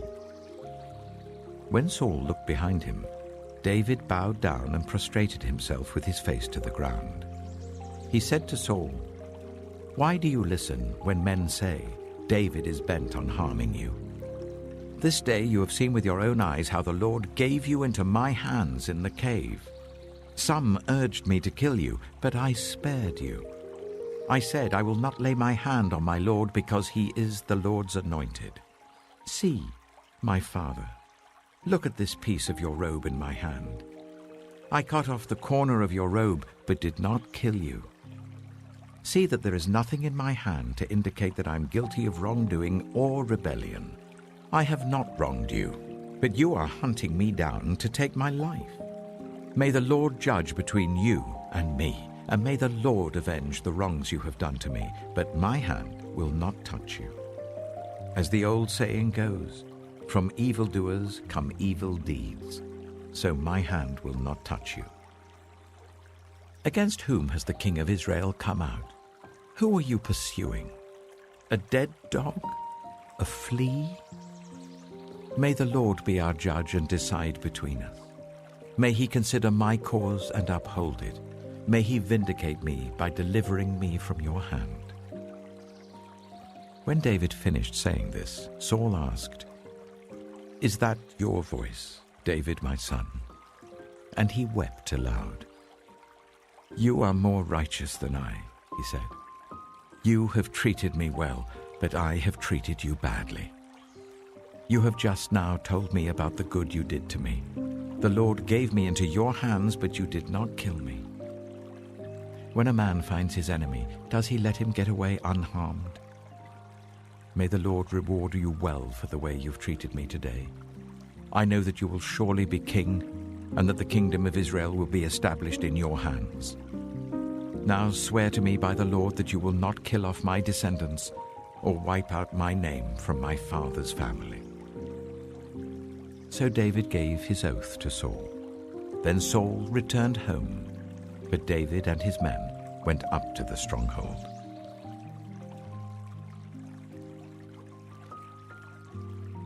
(1 Samuel chapter 25). Now Samuel died, and all Israel assembled and mourned for him, and they buried him at his home in Ramah. Then David moved down into the desert of Paran. A certain man in Maon, who had property there at Carmel, was very wealthy. He had 1,000 goats and 3,000 sheep, which he was shearing in Carmel. His name was Nabal, and his wife's name was Abigail. She was an intelligent and beautiful woman, but her husband was surly and mean in his dealings. He was a Calebite. While David was in the wilderness, he heard that Nabal was shearing sheep. So he sent 10 young men and said to them, "Go up to Nabal at Carmel and greet him in my name. Say to him, 'Long life to you, good health to you and your household, and good health to all that is yours. Now I hear that it is sheep shearing time. When your shepherds were with us, we did not ill-treat them, and the whole time they were at Carmel, nothing of theirs was missing. Ask your own servants, and they will tell you.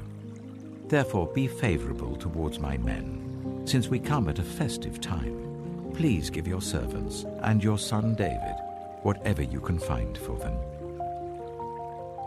When David's men arrived, they gave Nabal this message in David's name.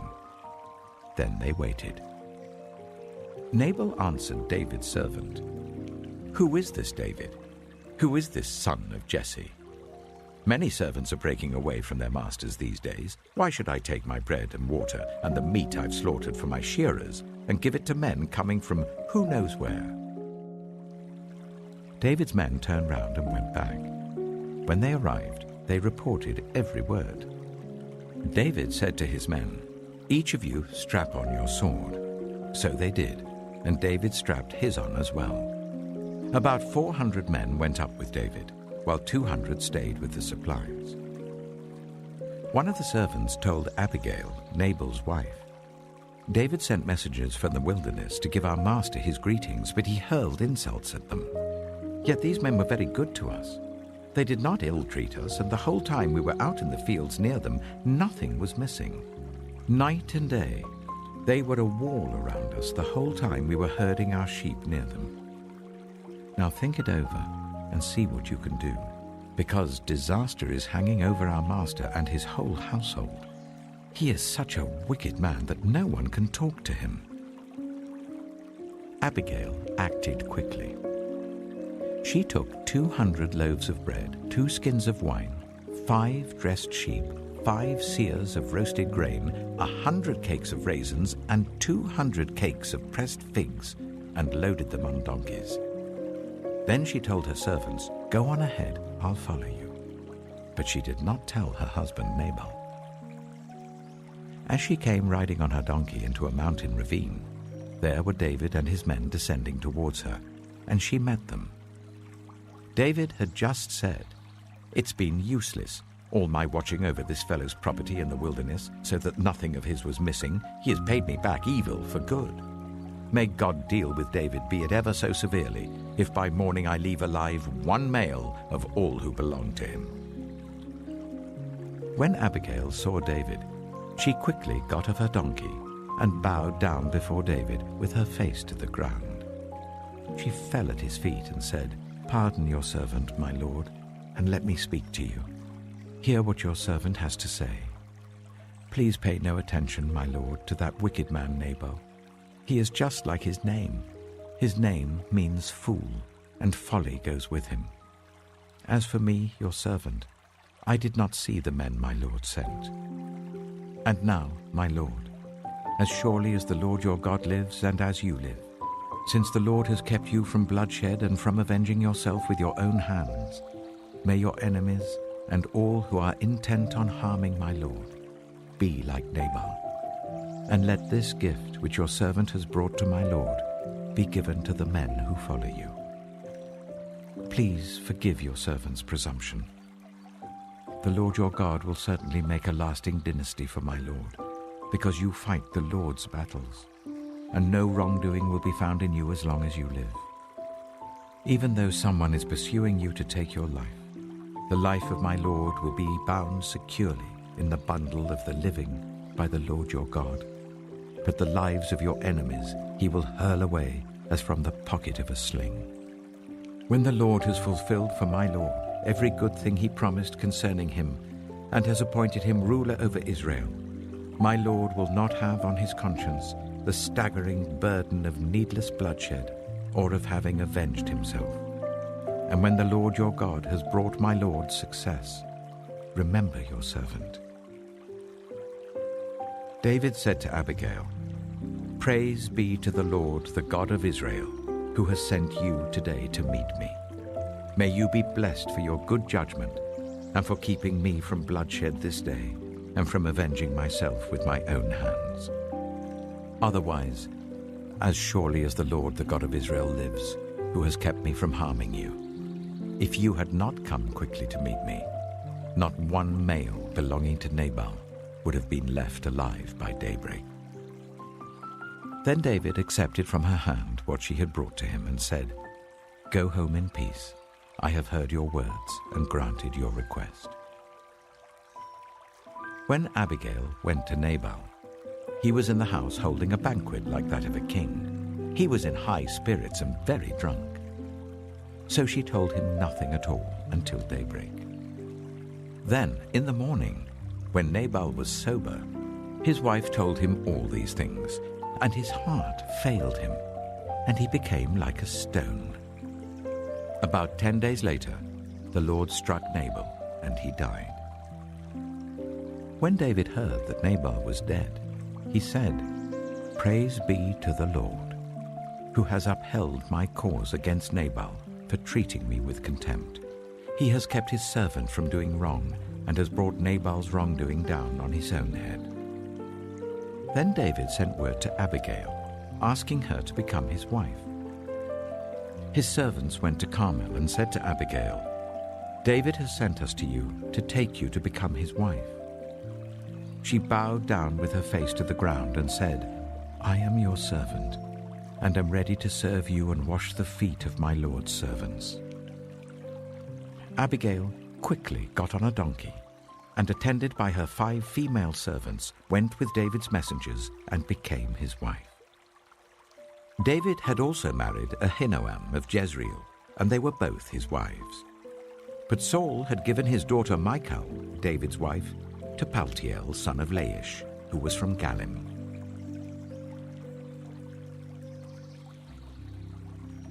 1 Samuel chapter 26. The Ziphites went to Saul at Gibeah and said, "Is not David hiding on the hill of Hachilah, which faces Jeshimon?" So Saul went down to the desert of Ziph with his 3,000 select Israelite troops to search there for David.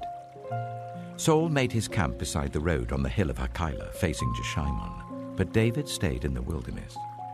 When he saw that Saul had followed him there, he sent out scouts and learned that Saul had definitely arrived. Then David set out and went to the place where Saul had camped. He saw where Saul and Abner, son of Ner, the commander of the army, had lain down. Saul was lying inside the camp, with the army camped around him. David then asked Ahimelech the Hittite and Abishai, son of Zeruiah, Joab's brother, "Who will go down into the camp with me to Saul?" "I'll go with you," said Abishai. So David and Abishai went to the army by night, and there was Saul, lying asleep inside the camp with his spear stuck in the ground near his head. Abner and the soldiers were lying round him.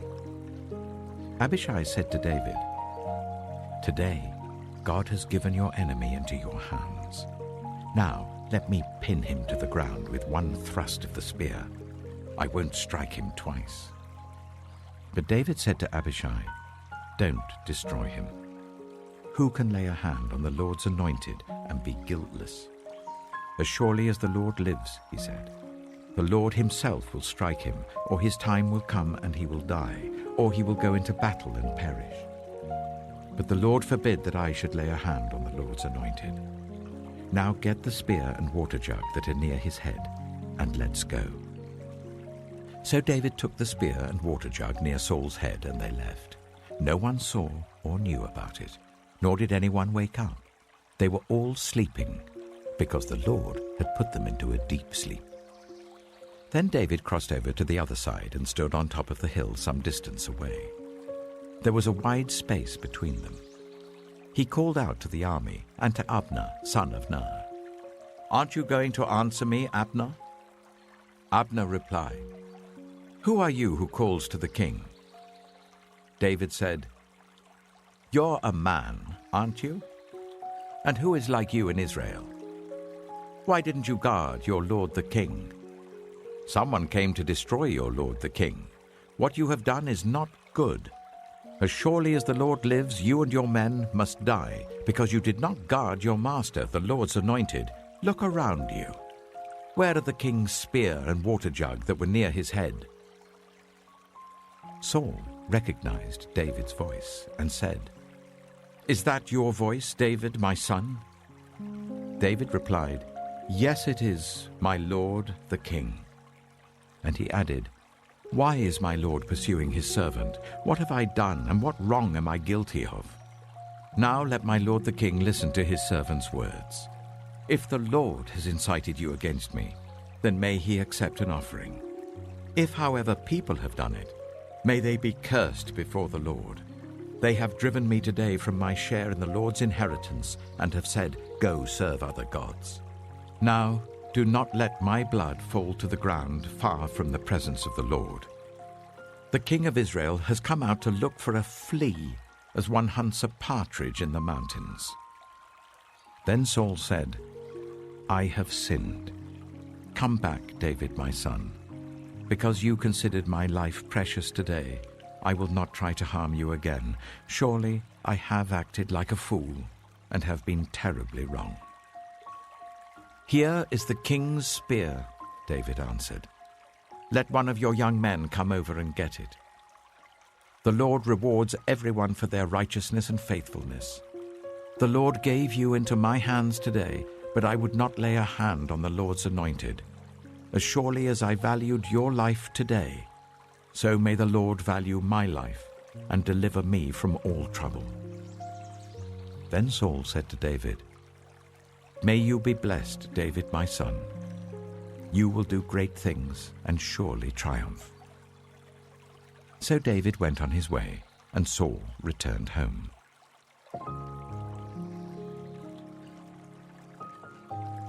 1 Samuel chapter 27. But David thought to himself, "One of these days I shall be destroyed by the hand of Saul. The best thing I can do is to escape to the land of the Philistines. Then Saul will give up searching for me anywhere in Israel, and I will slip out of his hand." So David and the 600 men with him left and went over to Achish, son of Maok, king of Gath. David and his men settled in Gath with Achish. Each man had his family with him, and David had his 2 wives, Ahinoam of Jezreel and Abigail of Carmel, the widow of Nabal. When Saul was told that David had fled to Gath, he no longer searched for him. Then David said to Achish, "If I have found favor in your eyes, let a place be assigned to me in one of the country towns, that I may live there. Why should your servant live in the royal city with you?" So on that day, Achish gave him Ziklag, and it has belonged to the kings of Judah ever since. David lived in Philistine territory for 1 year and 4 months. Now David and his men went up and raided the Geshurites, the Girzites, and the Amalekites. From ancient times, these people had lived in the land extending to Shur and Egypt. Whenever David attacked an area, he did not leave a man or woman alive, but took sheep and cattle, donkeys and camels, and clothes. Then he returned to Achish. When Achish asked, "Where did you go raiding today?" David would say, "Against the Negev of Judah," or "Against the Negev of Jerahmeel," or "Against the Negev of the Kenites." He did not leave a man or woman alive to be brought to Gath, for he thought they might inform on us and say, "This is what David did."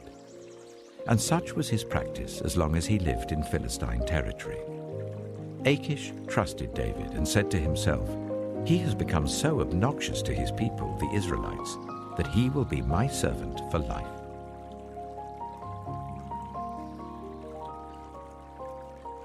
(1 Samuel chapter 28).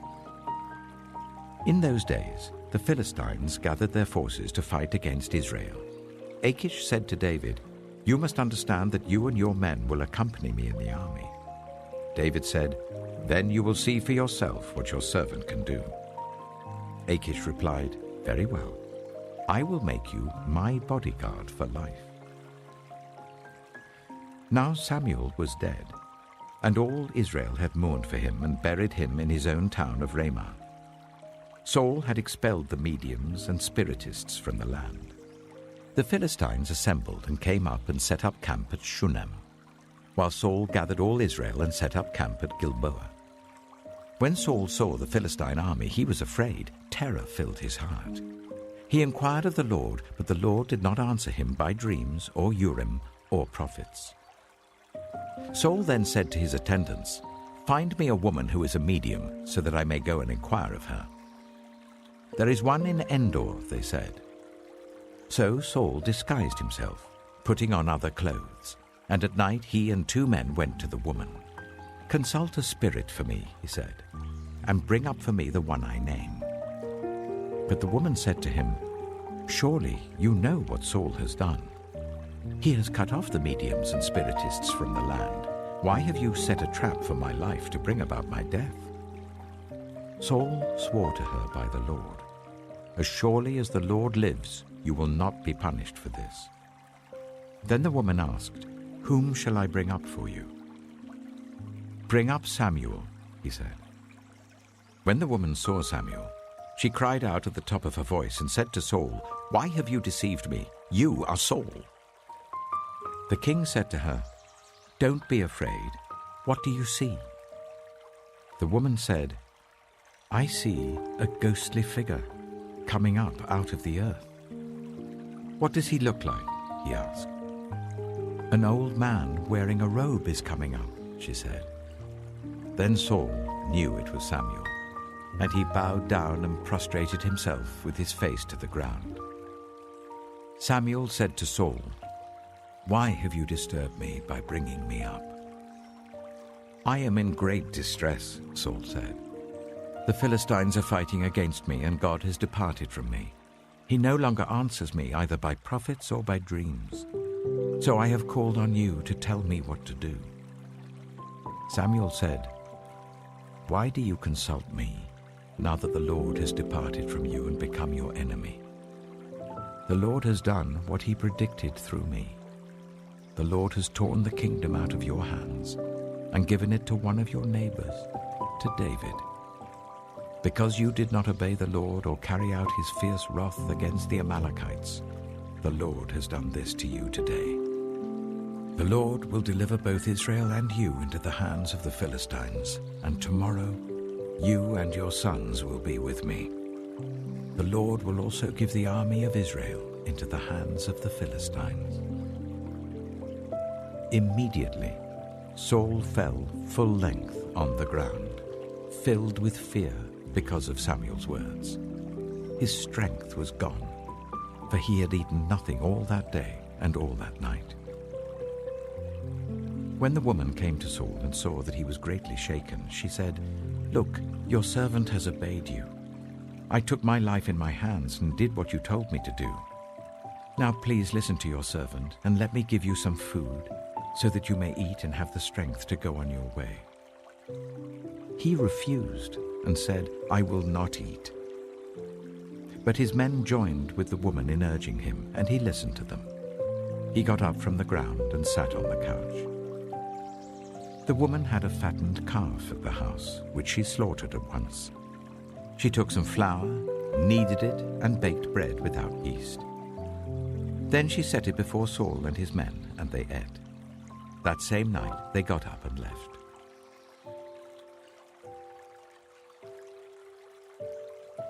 1 Samuel chapter 29. The Philistines gathered all their forces at Aphek, and Israel camped by the spring in Jezreel. As the Philistine rulers marched with their units of hundreds and thousands, David and his men were marching at the rear with Achish. The commanders of the Philistines asked, "What about these Hebrews?"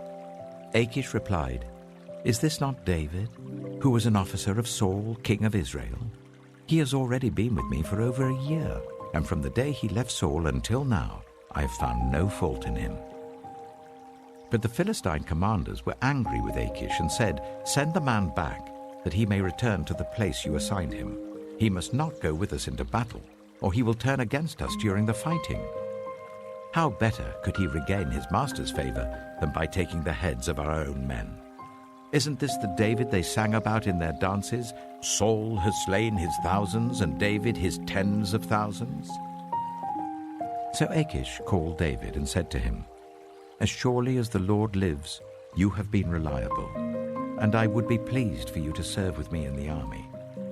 From the day you came to me until today, I have found no fault in you, but the rulers don't approve of you. Now turn back and go in peace. Do nothing to displease the Philistine rulers." "But what have I done?" asked David. "What have you found against your servant from the day I came to you until now? Why can't I go and fight against the enemies of my lord the king?" Achish answered, "I know that you have been as pleasing in my eyes as an angel of God. Nevertheless, the Philistine commanders have said, he must not go up with us into battle. Now get up early, along with your master's servants who have come with you, and leave in the morning as soon as it is light."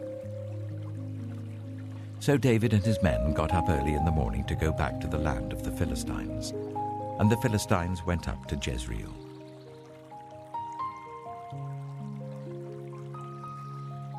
(1 Samuel chapter 30). David and his men reached Ziklag on the third day. Now the Amalekites had raided the Negev and Ziklag. They had attacked Ziklag and burned it, and had taken captive the women and everyone else in it, both young and old. They killed none of them, but carried them off as they went on their way. When David and his men reached Ziklag, they found it destroyed by fire, and their wives and sons and daughters taken captive. So David and his men wept aloud until they had no strength left to weep. David's 2 wives had been captured, Ahinoam of Jezreel and Abigail, the widow of Nabal of Carmel. David was greatly distressed because the men were talking of stoning him.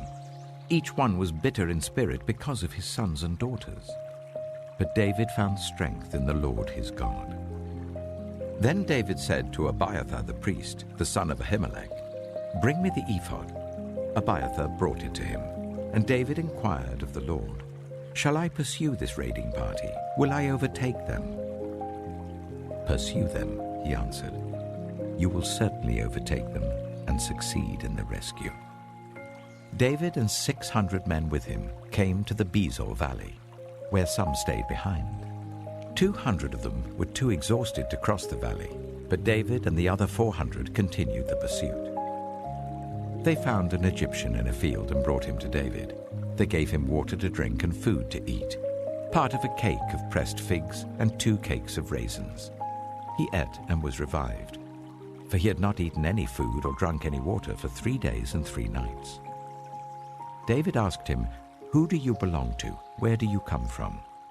He said, "I am an Egyptian, the slave of an Amalekite. My master abandoned me when I became ill 3 days ago. We raided the Negev of the Kirathites, some territory belonging to Judah, and the Negev of Caleb, and we burned Ziklag." David asked him, "Can you lead me down to this raiding party?" He said, "Swear to me before God that you will not kill me or hand me over to my master, and I will take you down to them." He led David down, and there they were, scattered over the countryside, eating, drinking, and reveling because of the great amount of plunder they had taken from the land of the Philistines and from Judah. David fought them from dusk until the evening of the next day, and none of them got away except 400 young men who rode off on camels and fled. David recovered everything the Amalekites had taken, including his 2 wives. Nothing was missing. Young or old, boy or girl, plunder or anything else they had taken, David brought everything back. He took all the flocks and herds, and his men drove them ahead of the other livestock, saying, "This is David's plunder." Then David came to the 200 men who had been too exhausted to follow him, and who were left behind at the Bezor valley. They came out to meet David and the men with him. As David and his men approached, he asked them how they were. But all the evil men and troublemakers among David's followers said, "Because they did not go out with us, we will not share with them the plunder we recovered. However, each man may take his wife and children and go." David replied, "No, my brothers, you must not do that with what the Lord has given us. He has protected us and delivered into our hands the raiding party that came against us. Who will listen to what you say? The share of the man who stayed with the supplies is to be the same as that of him who went down to the battle. All shall share alike." David made this a statute and ordinance for Israel from that day to this. When David reached Ziklag, he sent some of the plunder to the elders of Judah who were his friends, saying, "Here is a gift for you from the plunder of the Lord's enemies." David sent it to those who were in Bethel, Ramoth Negev, and Yattah, to those in Aroer, Siphmoth, and Eshtemoa, and Rachel, to those in the towns of the Jerahmeelites and the Kenites, to those in Hormah, Bor-Ashan, Athak, and Hebron, and to those in all the other places where he and his men had roamed.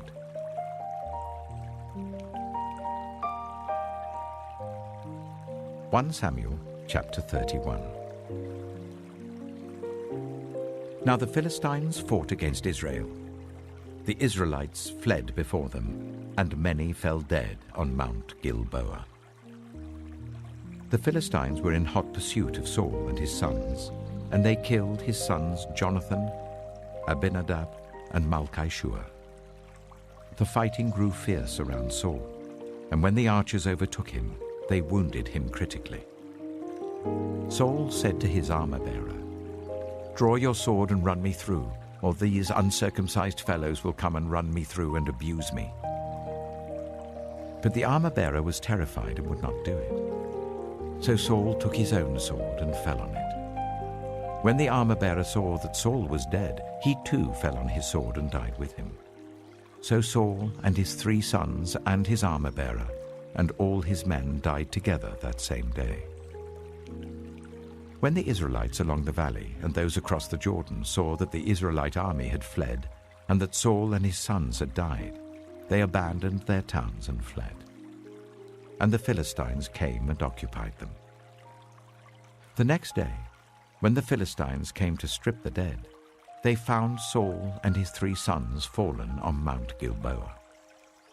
They cut off his head and stripped off his armor, and they sent messengers throughout the land of the Philistines to proclaim the news in the temple of their idols and among their people. They put his armor in the temple of the Ashtoreths and fastened his body to the wall of Beth-shan. When the people of Jabesh-Gilead heard what the Philistines had done to Saul, all their valiant men marched through the night to Beth-shan. They took down the bodies of Saul and his sons from the wall of Beth-shan and went to Jabesh, where they burned them. Then they took their bones and buried them under a tamarisk tree at Jabesh, and they fasted 7 days.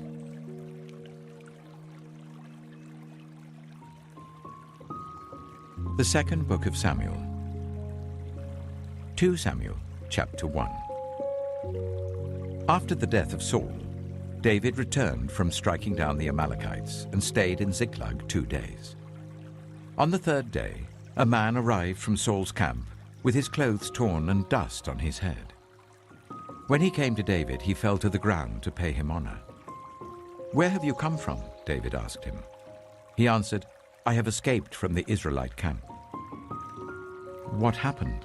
David asked. "Tell me." "The men fled from the battle," he replied.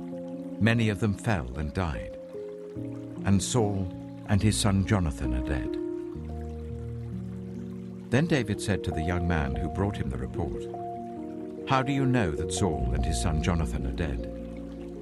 "I happened to be on Mount Gilboa," the young man said, "and there was Saul leaning on his spear with the chariots and their drivers in hot pursuit. When he turned round and saw me, he called out to me, and I said, 'What can I do?' He asked me, 'Who are you?' 'An Amalekite,' I answered. Then he said to me, 'Stand here by me and kill me. I'm in the throes of death, but I'm still alive.' So I stood beside him and killed him, because I knew that after he had fallen he could not survive. And I took the crown that was on his head and the band on his arm, and have brought them here to my lord." Then David and all the men with him took hold of their clothes and tore them. They mourned and wept and fasted till evening for Saul and his son Jonathan, and for the army of the Lord and for the nation of Israel, because they had fallen by the sword. David said to the young man who brought him the report, "Where are you from?" "I am the son of a foreigner, an Amalekite," he answered.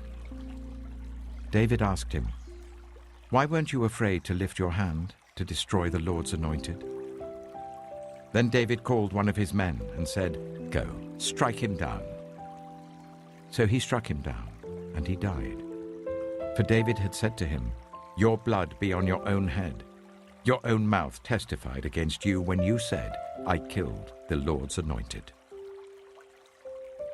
David took up this lament concerning Saul and his son Jonathan, and he ordered that the people of Judah be taught this lament of the bow. It is written in the book of Jasher. A gazelle lies slain on your heights, Israel. How the mighty have fallen. Tell it not in Gath. Proclaim it not in the streets of Ashkelon, lest the daughters of the Philistines be glad, lest the daughters of the uncircumcised rejoice. Mountains of Gilboa, may you have neither dew nor rain. May no showers fall on your terraced fields. For there the shield of the mighty was despised, the shield of Saul, no longer rubbed with oil.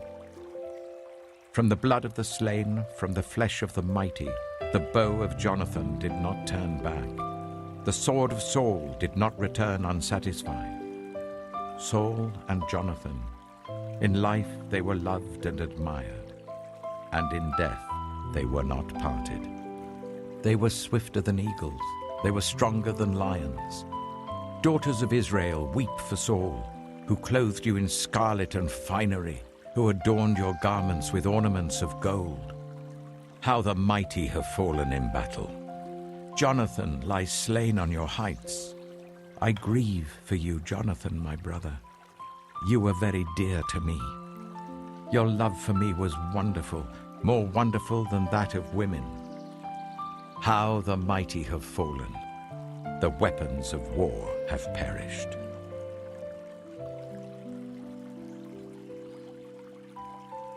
2 Samuel chapter 2. In the course of time, David inquired of the Lord. Shall I go up to one of the towns of Judah? He asked. The Lord said, Go up. David asked, Where shall I go?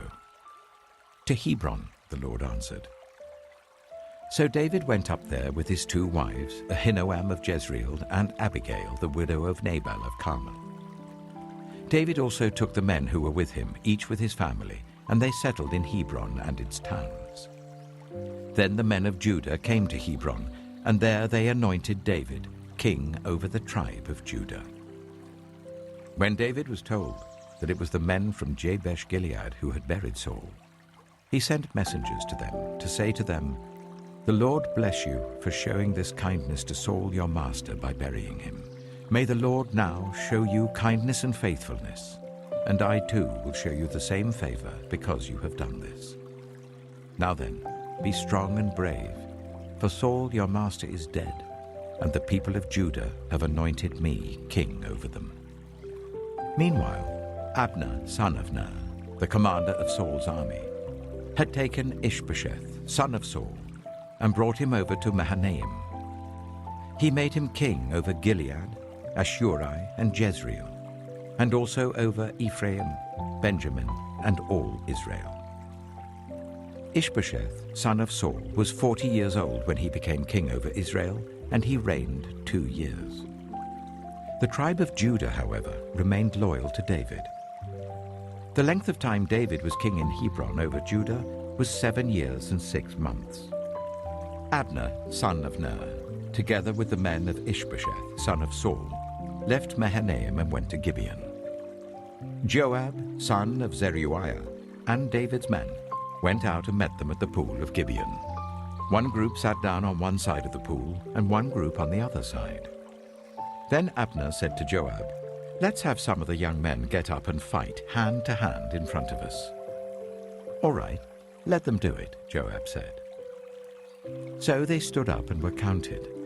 12 men for Benjamin and Ishbosheth, son of Saul, and 12 for David. Then each man grabbed his opponent by the head and thrust his dagger into his opponent's side, and they fell down together.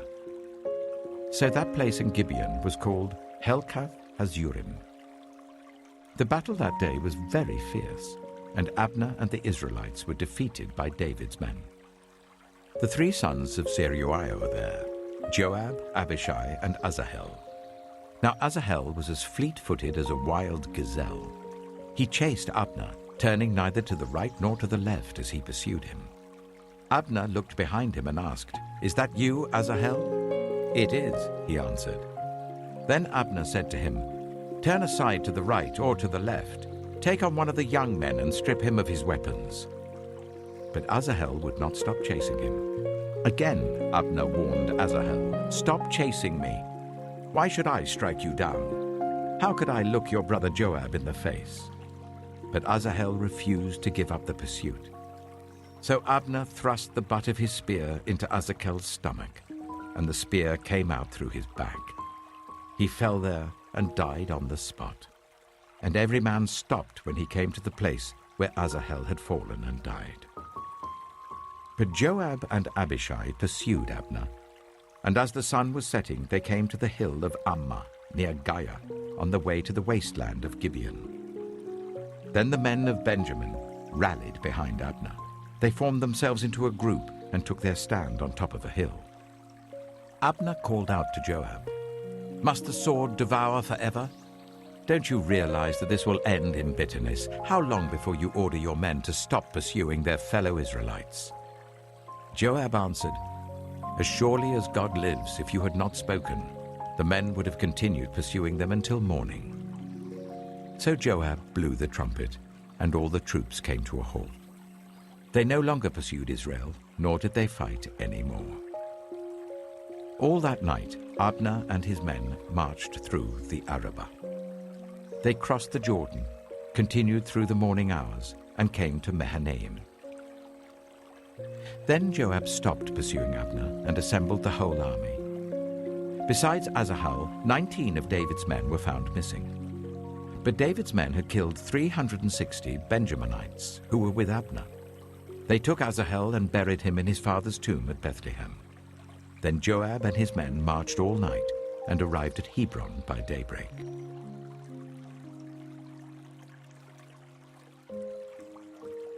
Samuel chapter 3.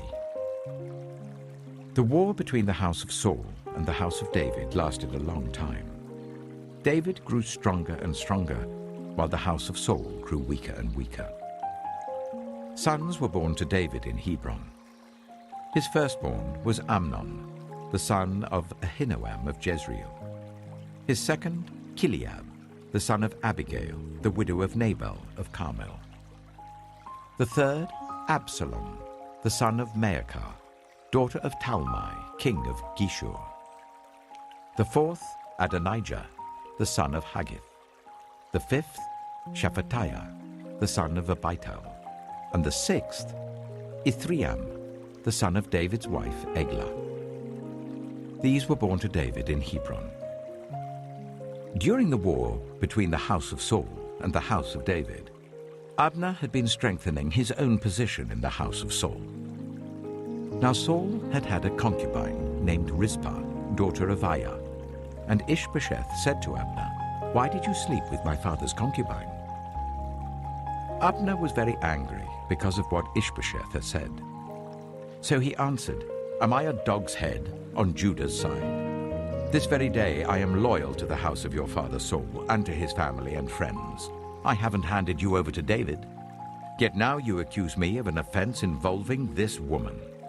May God deal with Abner, be it ever so severely, if I do not do for David what the Lord promised him on oath, and transfer the kingdom from the house of Saul, and establish David's throne over Israel and Judah, from Dan to Beersheba." Ishbosheth did not dare to say another word to Abner, because he was afraid of him. Then Abner sent messengers on his behalf to say to David, "Whose land is it? Make an agreement with me, and I will help you bring all Israel over to you." "Good," said David, "I will make an agreement with you. But I demand one thing of you. Do not come into my presence unless you bring Michal, daughter of Saul, when you come to see me." Then David sent messengers to Ishbosheth, son of Saul, demanding, "Give me my wife Michal, whom I betrothed to myself for the price of 100 Philistine foreskins." So Ishbosheth gave orders and had her taken away from her husband Paltiel, son of Laish. Her husband, however, went with her, weeping behind her all the way to Bahurim. Then Abner said to him, "Go back home." So he went back. Abner conferred with the elders of Israel and said, For some time you have wanted to make David your king. Now do it. For the Lord promised David, by my servant David I will rescue my people Israel from the hand of the Philistines and from the hand of all their enemies. Abner also spoke to the Benjaminites in person. Then he went to Hebron to tell David everything that Israel and the whole tribe of Benjamin wanted to do. When Abner, who had 20 men with him, came to David at Hebron, David prepared a feast for him and his men. Then Abner said to David, "Let me go at once and assemble all Israel for my lord the king, so that they may make a covenant with you, and that you may rule over all that your heart desires." So David sent Abner away, and he went in peace. Just then, David's men and Joab returned from a raid and brought with them a great deal of plunder. But Abner was no longer with David in Hebron because David had sent him away, and he had gone in peace. When Joab and all the soldiers with him arrived, he was told that Abner, son of Ner, had come to the king, and that the king had sent him away, and that he had gone in peace. So Joab went to the king and said, "What have you done? Look, Abner came to you. Why did you let him go? Now he is gone. You know Abner, son of Ner. He came to deceive you and observe your movements and find out everything you're doing." Joab then left David and sent messengers after Abner, and they brought him back from the cistern at Sila. But David did not know it. Now when Abner returned to Hebron, Joab took him aside into an inner chamber, as if to speak with him privately. And there, to avenge the blood of his brother Asahel, Joab stabbed him in the stomach, and he died. Later, when David heard about this, he said, "I and my kingdom are forever innocent before the Lord concerning the blood of Abner, son of Ner. May his blood fall on the head of Joab and on his whole family. May Joab's family never be without someone who has a running sore or leprosy, or who leans on a crutch, or who falls by the sword, or who lacks food." Joab and his brother Abishai murdered Abner because he had killed their brother Asahel in the battle of Gibeon. Then David said to Joab and all the people with him, "Tear your clothes and put on sackcloth and walk in mourning in front of Abner." King David himself walked behind the bier.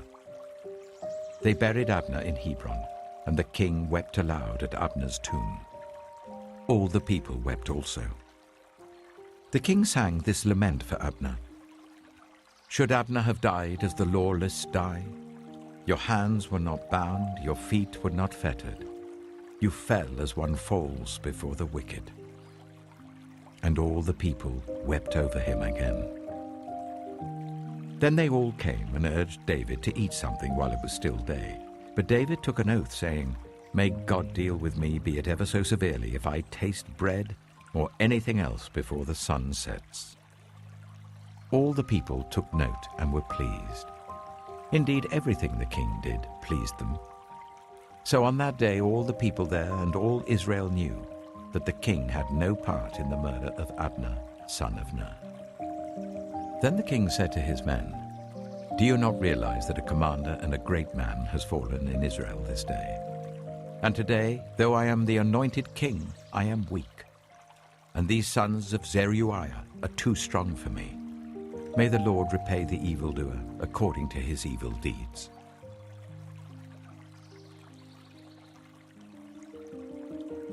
2 Samuel chapter 4. When Ishbosheth, son of Saul, heard that Abner had died in Hebron, he lost courage, and all Israel became alarmed. Now Saul's son had 2 men who were leaders of raiding bands. One was named Baanah, and the other Rechab. They were sons of Rimmon the Beerothite, from the tribe of Benjamin. Beeroth is considered part of Benjamin because the people of Beeroth fled to Gittaim and have resided there as foreigners to this day. Jonathan, son of Saul, had a son who was lame in both feet. He was 5 years old when the news about Saul and Jonathan came from Jezreel. His nurse picked him up and fled, but as she hurried to leave, he fell and became disabled. His name was Mephibosheth. Now Rechab and Baanah, the sons of Rimmon the Beerothite, set out for the house of Ishbosheth. And they arrived there in the heat of the day while he was taking his noonday rest. They went into the inner part of the house as if to get some wheat, and they stabbed him in the stomach. Then Rechab and his brother Baanah slipped away. They had gone into the house while he was lying on the bed in his bedroom. After they stabbed and killed him, they cut off his head. Taking it with them, they traveled all night by way of the Arabah. They brought the head of Ishbosheth to David at Hebron and said to the king, "Here is the head of Ishbosheth, son of Saul, your enemy, who tried to kill you. This day the Lord has avenged my lord the king against Saul and his offspring." David answered Rechab and his brother Baanah, the sons of Rimmon the Beerothite, "As surely as the Lord lives, who has delivered me out of every trouble, when someone told me Saul is dead, and thought he was bringing good news, I seized him and put him to death in Ziklag. That was the reward I gave him for his news. How much more, when wicked men have killed an innocent man in his own house and on his own bed? Should I not now demand his blood from your hand and rid the earth of you?" So David gave an order to his men, and they killed them. They cut off their hands and feet and hung the bodies by the pool in Hebron. But they took the head of Ishbosheth and buried it in Abner's tomb at Hebron.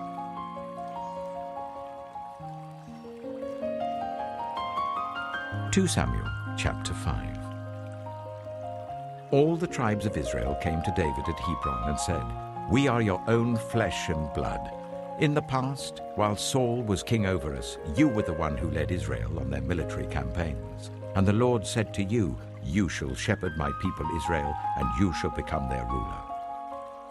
When all the elders of Israel had come to King David at Hebron, the king made a covenant with them at Hebron before the Lord, and they anointed David king over Israel.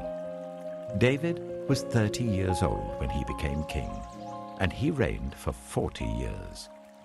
In Hebron he reigned over Judah for 7 years and 6 months, and in Jerusalem he reigned over all Israel and Judah for 33 years. The king and his men marched to Jerusalem to attack the Jebusites who lived there.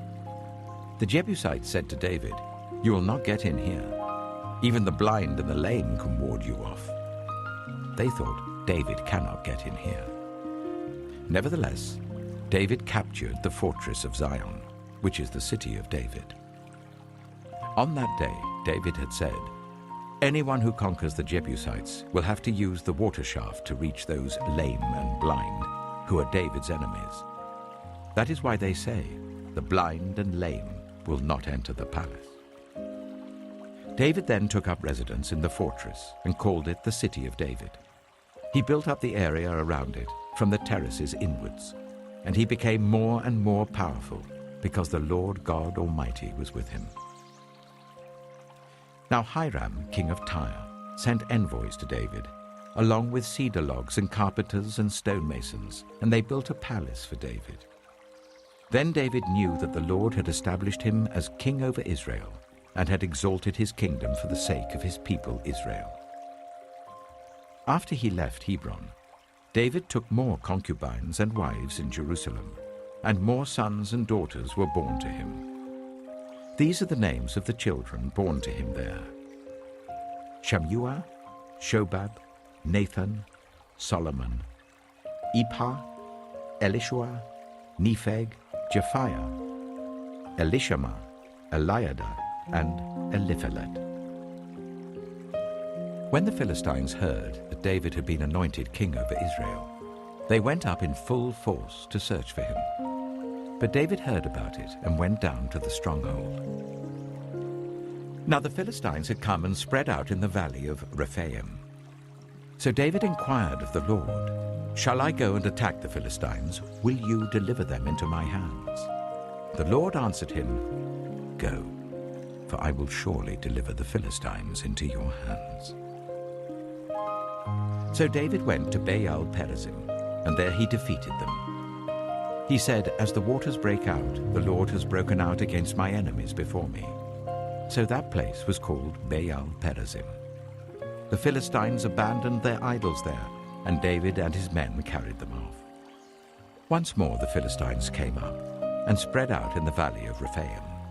So David inquired of the Lord, and he answered, "Do not go straight on, but circle round behind them and attack them in front of the poplar trees. As soon as you hear the sound of marching in the tops of the poplar trees, move quickly, because that will mean the Lord has gone out in front of you to strike the Philistine army."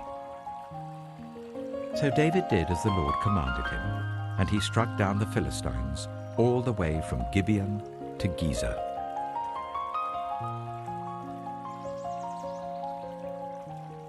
Samuel chapter 6. David again brought together all the able young men of Israel, 30,000. He and all his men went to Baalah in Judah to bring up from there the ark of God, which is called by the name of the Lord Almighty, who is enthroned between the cherubim on the ark. They set the ark of God on a new cart and brought it from the house of Abinadab, which was on the hill. Uzzah and Ahio, sons of Abinadab, were guiding the new cart with the ark of God on it, and Ahio was walking in front of it. David and all Israel was celebrating with all their might before the Lord, with castanets, harps, lyres, tambourines, rattles, and cymbals. When they came to the threshing floor of Nakon, Uzzah reached out and took hold of the ark of God because the oxen stumbled. The Lord's anger burned against Uzzah because of his irreverent act. Therefore God struck him down, and he died there beside the ark of God. Then David was angry because the Lord's wrath had broken out against Uzzah, and to this day that place is called Perez Uzzah. David was afraid of the Lord that day and said, "How can the ark of the Lord ever come to me?" He was not willing to take the ark of the Lord to be with him in the city of David. Instead, he took it to the house of Obed-Edom, the Gittite. The ark of the Lord remained in the house of Obed-Edom the Gittite for 3 months, and the Lord blessed him and his entire household. Now King David was told, "The Lord has blessed the household of Obed-Edom and everything he has because of the ark of God." So David went to bring up the ark of God from the house of Obed-Edom to the city of David with rejoicing. When those who were carrying the ark of the Lord had taken 6 steps, he sacrificed a bull and a fattened calf. Wearing a linen ephod, David was dancing before the Lord with all his might, while he and all Israel were bringing up the ark of the Lord with shouts and the sound of trumpets. As the ark of the Lord was entering the city of David, Michal, daughter of Saul, watched from a window. And when she saw King David leaping and dancing before the Lord, she despised him in her heart. They brought the ark of the Lord and set it in its place inside the tent that David had pitched for it, and David sacrificed burnt offerings and fellowship offerings before the Lord. After he had finished sacrificing the burnt offerings and fellowship offerings, he blessed the people in the name of the Lord Almighty. Then he gave a loaf of bread, a cake of dates, and a cake of raisins to each person in the whole crowd of Israelites, both men and women, and all the people went to their homes. When David returned home to bless his household, Michal, daughter of Saul, came out to meet him and said, "How the king of Israel has distinguished himself today, going around half naked in full view of the slave girls of his servants, as any vulgar fellow would." David said to Michal, "It was before the Lord, who chose me rather than your father or anyone from his house when he appointed me ruler over the Lord's people Israel. I will celebrate before the Lord. I will become even more undignified than this. I will be humiliated in my own eyes. But by these slave girls you spoke of, I will be held in honor." And Michal, daughter of Saul, had no children to the day of her death.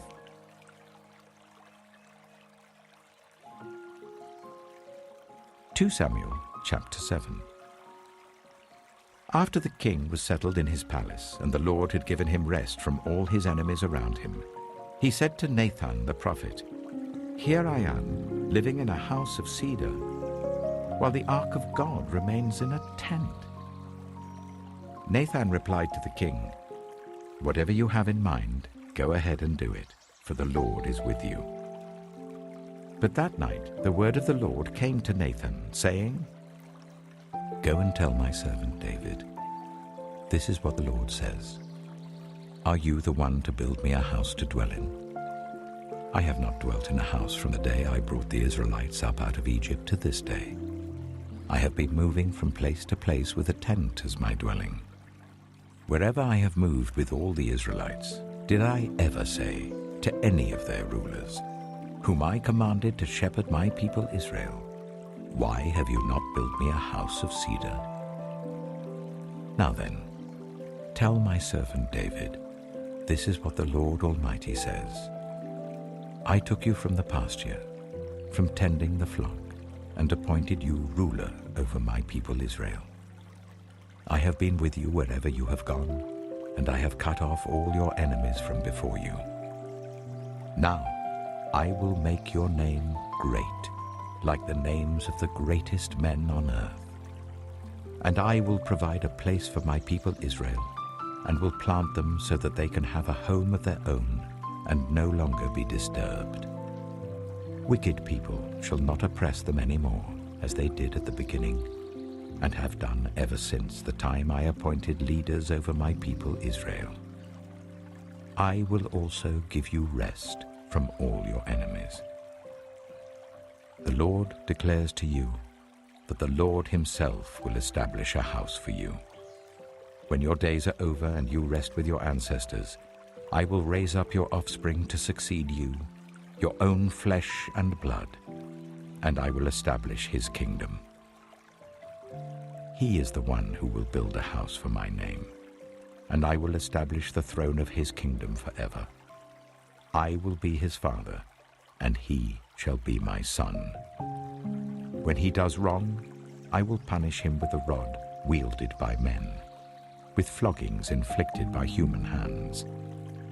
But my love will never be taken away from him, as I took it away from Saul, whom I removed from before you. Your house and your kingdom shall endure forever before me. Your throne shall be established forever." Nathan reported to David all the words of this entire revelation. Then King David went in and sat before the Lord, and he said, "Who am I, sovereign Lord? And what is my family, that you have brought me this far? And as if this were not enough in your sight, sovereign Lord, you have also spoken about the future of the house of your servant, and this decree, sovereign Lord, is for a mere human. What more can David say to you? For you know your servant, sovereign Lord. For the sake of your word and according to your will, you have done this great thing and made it known to your servant. How great you are, sovereign Lord.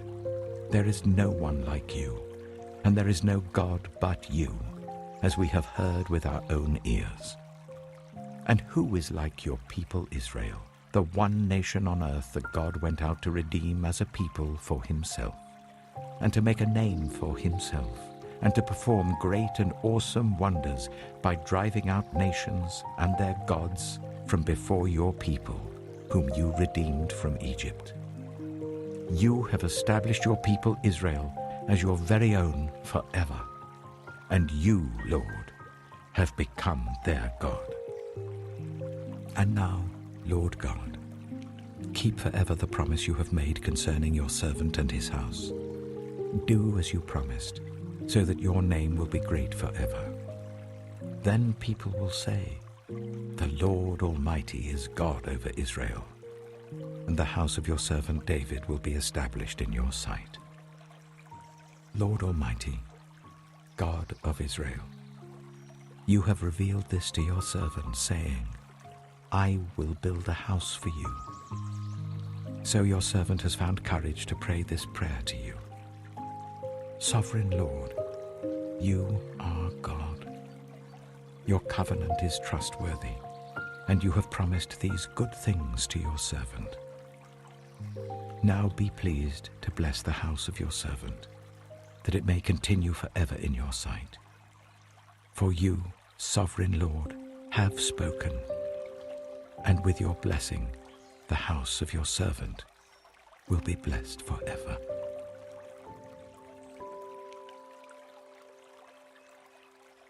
Samuel chapter 8. In the course of time, David defeated the Philistines and subdued them. And he took Metheg-Ammah from the control of the Philistines. David also defeated the Moabites. He made them lie down on the ground and measured them off with a length of cord. Every 2 lengths of them were put to death, and the 3rd length was allowed to live. So the Moabites became subject to David and brought him tribute. Moreover, David defeated Hadadezer, son of Rehob, king of Zobah, when he went to restore his monument at the river Euphrates. David captured 1,000 of his chariots, 7,000 charioteers, and 20,000 foot soldiers. He hamstrung all but 100 of the chariot horses. When the Arameans of Damascus came to help Hadadezer, king of Zobah, David struck down 22,000 of them. He put garrisons in the Aramean kingdom of Damascus, and the Arameans became subject to him and brought tribute. The Lord gave David victory wherever he went. David took the gold shields that belonged to the officers of Hadadezer and brought them to Jerusalem. From Tebah and Berothai, towns that belonged to Hadadezer, King David took a great quantity of bronze. When Tou, king of Hamath, heard that David had defeated the entire army of Hadadezer, he sent his son Joram to King David to greet him and congratulate him on his victory in battle over Hadadezer, who had been at war with Tou. Joram brought with him articles of silver, of gold, and of bronze. King David dedicated these articles to the Lord, as he had done with the silver and gold from all the nations he had subdued: Edom and Moab, the Ammonites and the Philistines, and Amalek. He also dedicated the plunder taken from Hadadezer, son of Rehob, king of Zobah. And David became famous after he returned from striking down 18,000 Edomites in the Valley of Salt. He put garrisons throughout Edom, and all the Edomites became subject to David. The Lord gave David victory wherever he went. David reigned over all Israel, doing what was just and right for all his people. Joab, son of Zeruiah, was over the army. Jehoshaphat, son of Ahilud, was recorder. Zadok, son of Ahitub, and Ahimelech, son of Abiathar, were priests. Sariah was secretary. Benaiah, son of Jehoiada, was over the Kerethites and Pelethites, and David's sons were priests.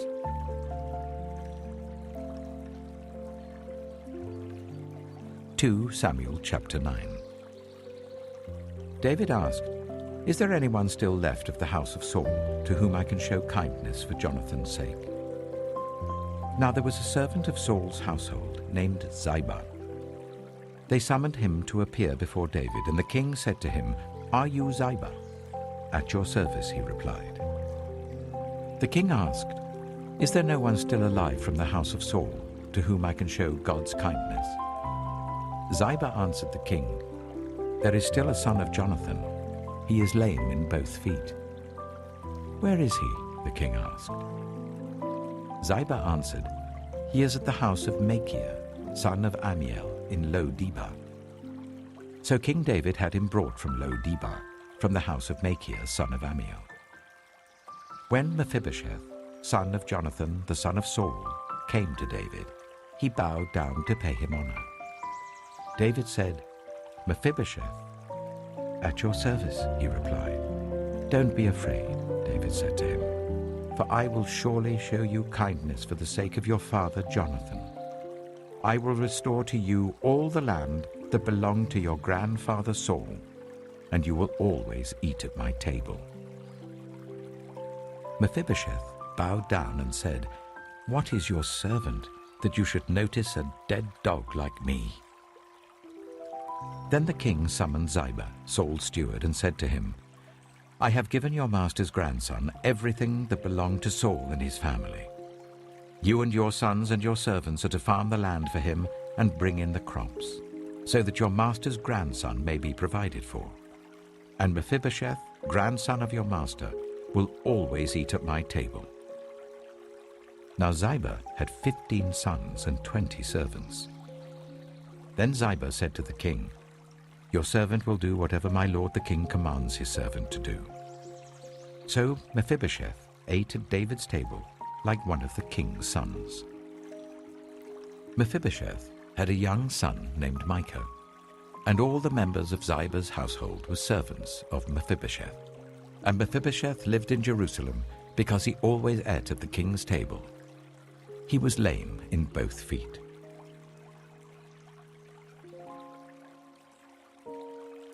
(2 Samuel chapter 10). In the course of time, the king of the Ammonites died, and his son Hanun succeeded him as king. David thought, "I will show kindness to Hanun, son of Nahash, just as his father showed kindness to me." So David sent a delegation to express his sympathy to Hanun concerning his father. When David's men came to the land of the Ammonites, the Ammonite commanders said to Hanun their lord, "Do you think David is honoring your father by sending envoys to you to express sympathy? Hasn't David sent them to you only to explore the city and spy it out and overthrow it?" So Hanun seized David's envoys, shaved off half of each man's beard, cut off their garments at the buttocks, and sent them away. When David was told about this, he sent messengers to meet the men, for they were greatly humiliated. The king said, "Stay at Jericho till your beards have grown, and then come back." When the Ammonites realized that they had become obnoxious to David, they hired 20,000 Aramean foot soldiers from Beth Rehob and Zobah, as well as the king of Maacah with 1,000 men, and also 12,000 men from Tob. On hearing this, David sent Joab out with the entire army of fighting men. The Ammonites came out and drew up in battle formation at the entrance of their city gate, while the Arameans of Zobah and Rehob and the men of Tob and Maacah were by themselves in the open country. Joab saw that there were battle lines in front of him and behind him. So he selected some of the best troops in Israel and deployed them against the Arameans. He put the rest of the men under the command of Abishai, his brother, and deployed them against the Ammonites. Joab said, "If the Arameans are too strong for me, then you are to come to my rescue. But if the Ammonites are too strong for you, then I will come to rescue you. Be strong, and let us fight bravely for our people and the cities of our God. The Lord will do what is good in his sight." Then Joab and the troops with him advanced to fight the Arameans, and they fled before him. When the Ammonites realized that the Arameans were fleeing, they fled before Abishai and went inside the city. So Joab returned from fighting the Ammonites and came to Jerusalem. After the Arameans saw that they had been routed by Israel, they regrouped. Hadadezer had Arameans brought from beyond the river Euphrates. They went to Helam, with Shobak, the commander of Hadadezer's army, leading them. When David was told of this, he gathered all Israel, crossed the Jordan, and went to Helam. The Arameans formed their battle lines to meet David and fought against him. But they fled before Israel, and David killed 700 of their charioteers and 40,000 of their foot soldiers. He also struck down Shobak, the commander of their army, and he died there. When all the kings who were vassals of Hadadezer saw that they had been routed by Israel, they made peace with the Israelites and became subject to them. So the Arameans were afraid to help the Ammonites anymore.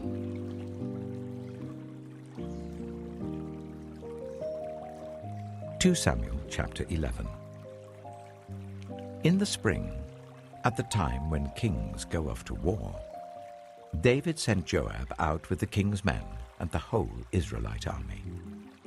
They destroyed the Ammonites and besieged Rabbah, but David remained in Jerusalem. One evening, David got up from his bed and walked around on the roof of the palace. From the roof, he saw a woman washing. The woman was very beautiful. and David sent someone to find out about her. The man said, "She is Bathsheba, the daughter of Eliam, and the wife of Uriah the Hittite." Then David sent messengers to get her. She came to him, and he slept with her. Now she was purifying herself from her monthly uncleanness. Then she went back home. The woman conceived and sent word to David, saying, "I am pregnant." So David sent this word to Joab, "Send me Uriah the Hittite." And Joab sent him to David. When Uriah came to him, David asked him how Joab was, how the soldiers were, and how the war was going. Then David said to Uriah, "Go down to your house and wash your feet." So Uriah left the palace, and a gift from the king was sent after him. But Uriah slept at the entrance to the palace with all his master's servants, and did not go down to his house. David was told Uriah did not go home. So he asked Uriah, "Haven't you just come from a military campaign? Why didn't you go home?" Uriah said to David, "The ark and Israel and Judah are staying in tents, and my commander Joab and my lord's men are camped in the open country. How could I go to my house to eat and drink and make love to my wife? As surely as you live, I will not do such a thing." Then David said to him, "Stay here one more day, and tomorrow I will send you back." So Uriah remained in Jerusalem that day and the next. At David's invitation, he ate and drank with him, and David made him drunk. But in the evening, Uriah went out to sleep on his mat among his master's servants. He did not go home. In the morning, David wrote a letter to Joab and sent it with Uriah. In it he wrote, "Put Uriah out in front, where the fighting is fiercest. Then withdraw from him, so that he will be struck down and die." So while Joab had the city under siege, he put Uriah at a place where he knew the strongest defenders were. When the men of the city came out and fought against Joab, some of the men in David's army fell. Moreover, Uriah the Hittite died. Joab sent David a full account of the battle. He instructed the messenger, "When you have finished giving the king this account of the battle, the king's anger may flare up, and he may ask you, 'Why did you get so close to the city to fight? Didn't you know they would shoot arrows from the wall? Who killed Abimelech, son of Jerubesheth? Didn't a woman drop an upper millstone on him from the wall so that he died in Thebez? Why did you get so close to the wall?' If he asks you this, then say to him, 'Moreover, your servant Uriah the Hittite is dead.'" The messenger set out, and when he arrived, he told David everything Joab had sent him to say. The messenger said to David, "The men overpowered us and came out against us in the open, but we drove them back to the entrance of the city gate. Then the archers shot arrows at your servants from the wall, and some of the king's men died. Moreover, your servant Uriah the Hittite is dead." David told the messenger, "Say this to Joab. Don't let this upset you. The sword devours one as well as another. Press the attack against the city and destroy it." Say this to encourage Joab. When Uriah's wife heard that her husband was dead, she mourned for him. After the time of mourning was over, David had her brought to his house, and she became his wife and bore him a son. But the thing David had done displeased the Lord.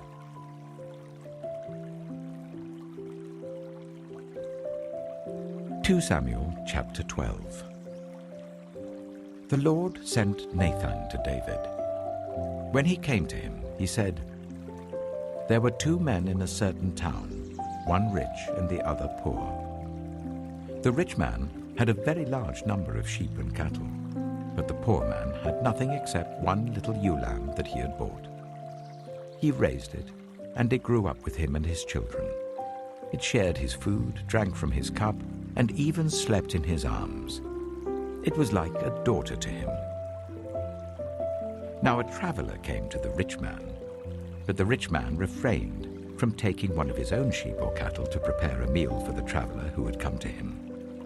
Instead, he took the ewe lamb that belonged to the poor man and prepared it for the one who had come to him. David burned with anger against the man and said to Nathan, "As surely as the Lord lives, the man who did this must die. He must pay for that lamb 4 times over because he did such a thing and had no pity." Then Nathan said to David, "You are the man. This is what the Lord, the God of Israel, says. I anointed you king over Israel, and I delivered you from the hand of Saul.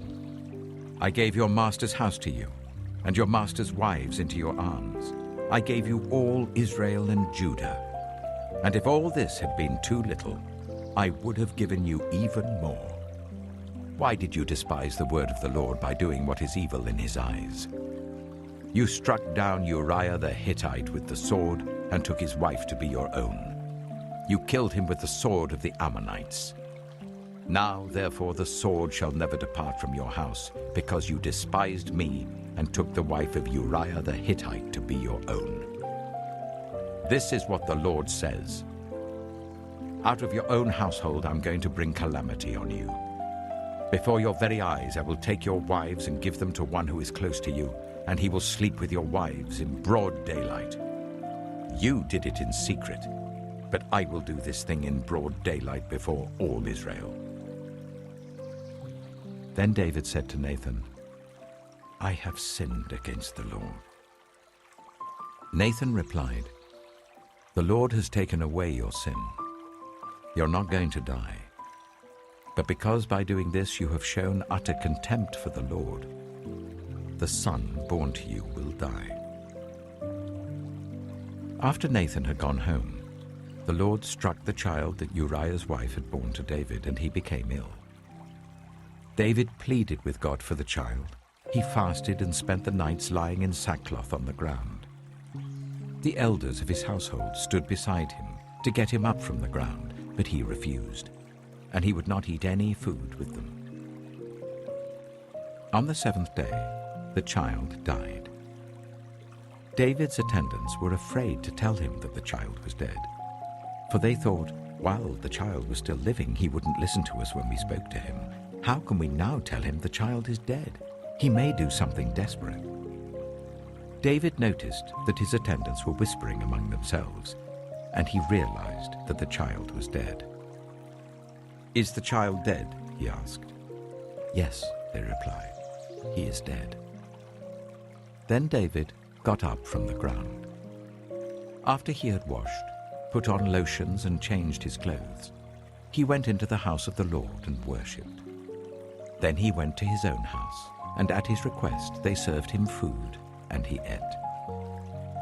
His attendants asked him, "Why are you acting in this way? While the child was alive, you fasted and wept, but now that the child is dead, you get up and eat." He answered, "While the child was alive, I fasted and wept. I thought, who knows? The Lord may be gracious to me and let the child live.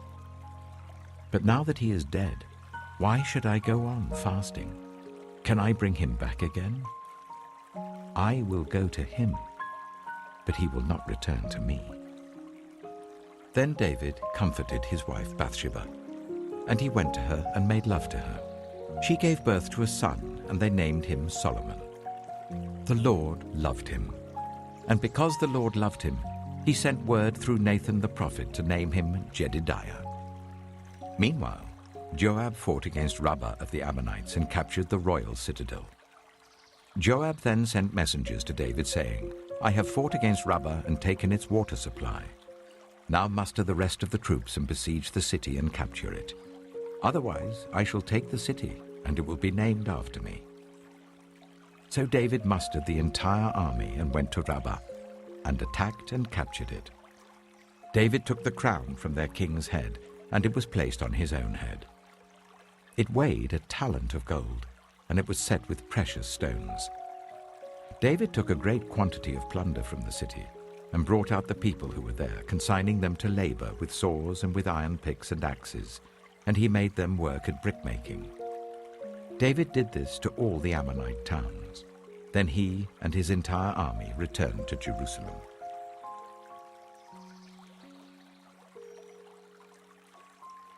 Samuel chapter 13. In the course of time, Amnon, son of David, fell in love with Tamar, the beautiful sister of Absalom, son of David.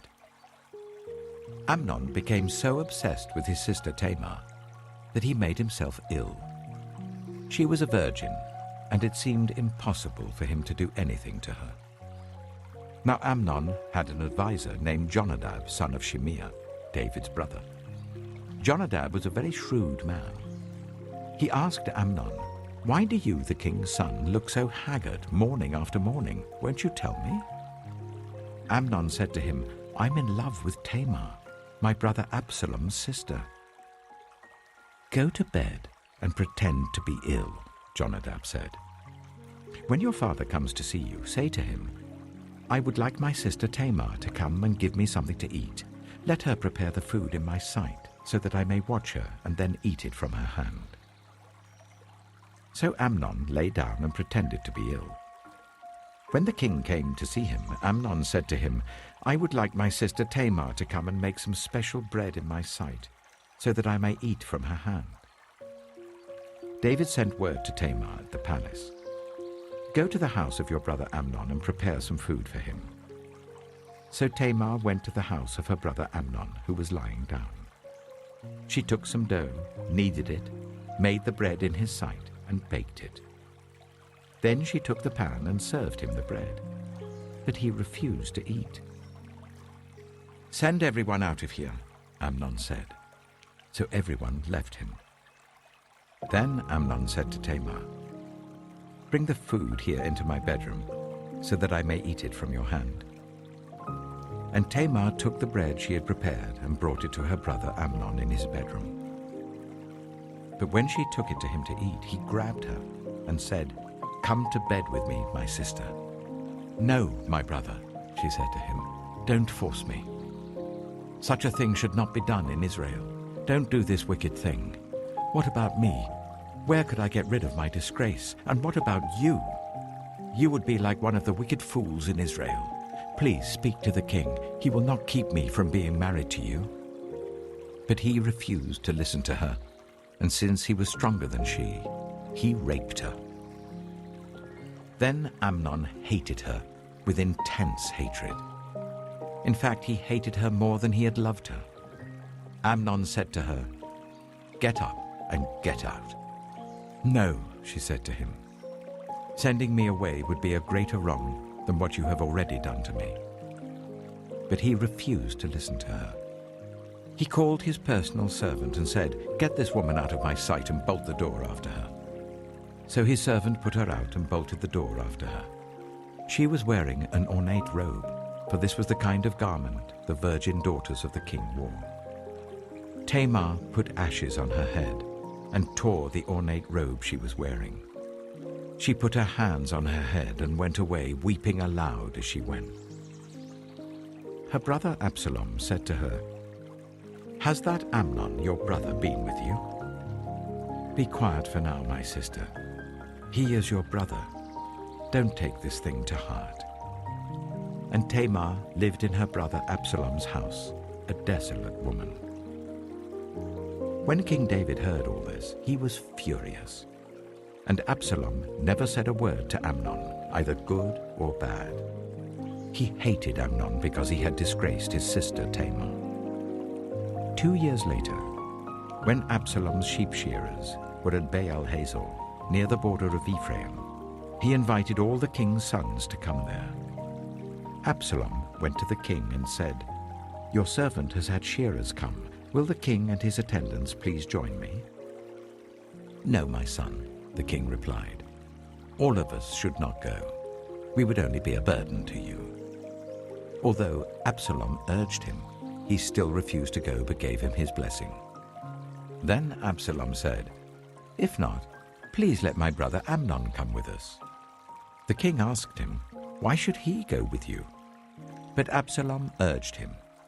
So he sent with him Amnon and the rest of the king's sons. Absalom ordered his men, "Listen, when Amnon is in high spirits from drinking wine, and I say to you, 'Strike Amnon down,' then kill him. Don't be afraid. Haven't I given you this order? Be strong and brave." So Absalom's men did to Amnon what Absalom had ordered. Then all the king's sons got up, mounted their mules, and fled. While they were on their way, the report came to David, "Absalom has struck down all the king's sons. Not one of them is left." The king stood up, tore his clothes, and lay down on the ground, and all his attendants stood by with their clothes torn. But Jonadab, son of Shimeah, David's brother, said, "My lord should not think that they killed all the princes. Only Amnon is dead." This has been Absalom's express intention ever since the day that Amnon raped his sister Tamar. My lord the king should not be concerned about the report that all the king's sons are dead. Only Amnon is dead.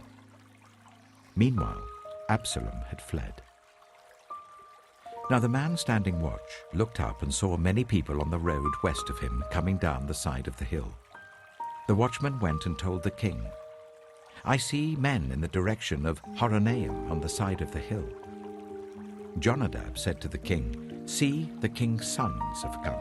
It has happened just as your servant said." As he finished speaking, the king's sons came in, wailing loudly. The king too, and all his attendants, wept very bitterly.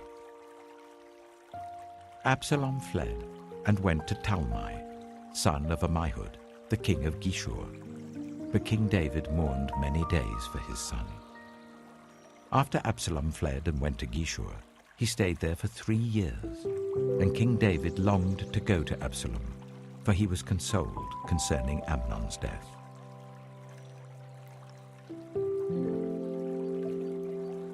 (2 Samuel chapter 14).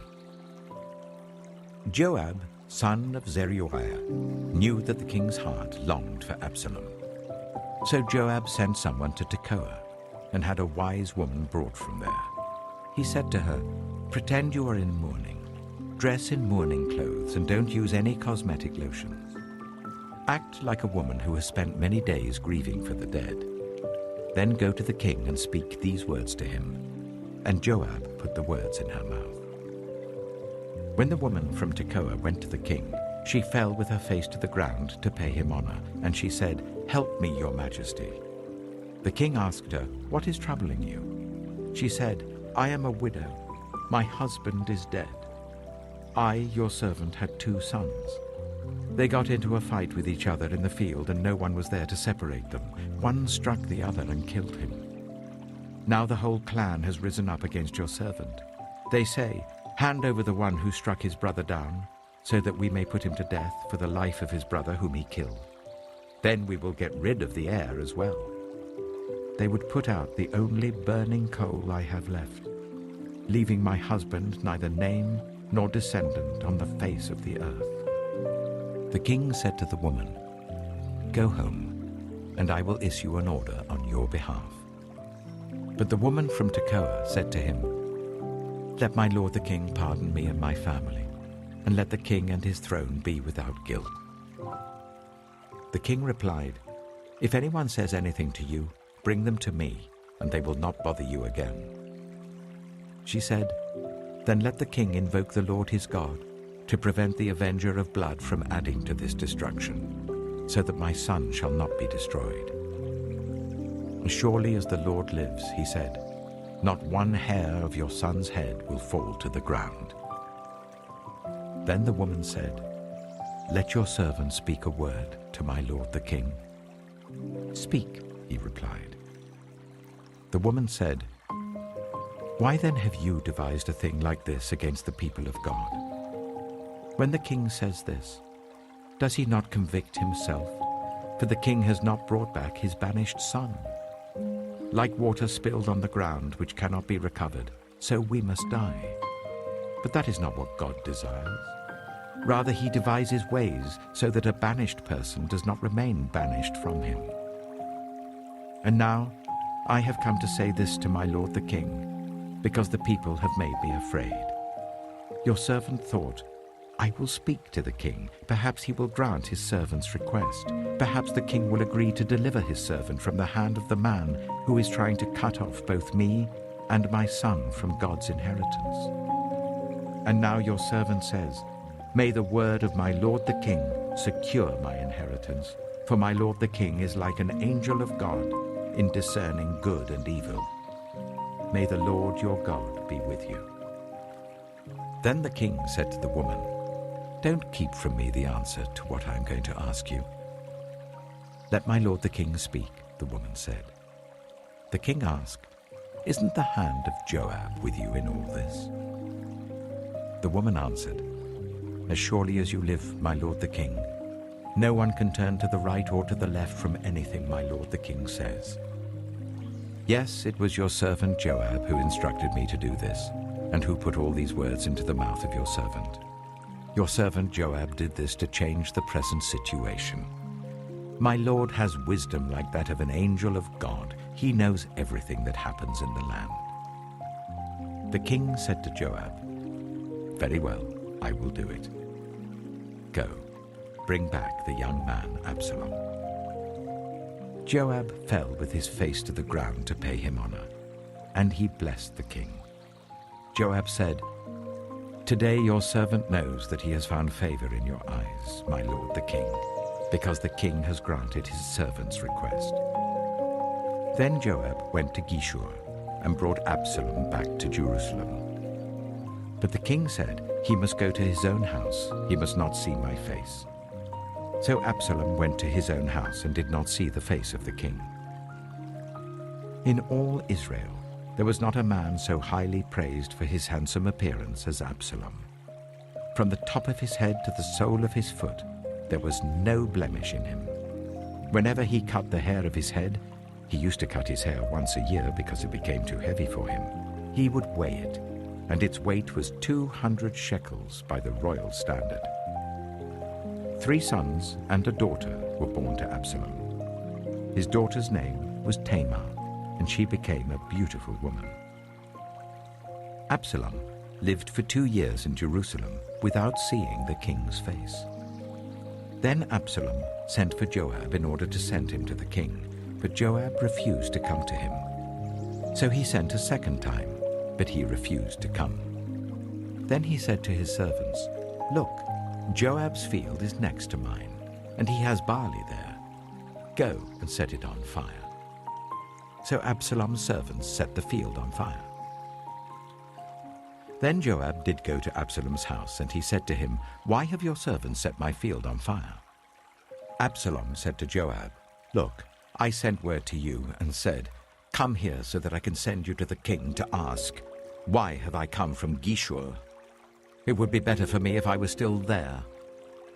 Now then, I want to see the king's face, and if I'm guilty of anything, let him put me to death. So Joab went to the king and told him this. Then the king summoned Absalom, and he came in and bowed down with his face to the ground before the king. And the king kissed Absalom.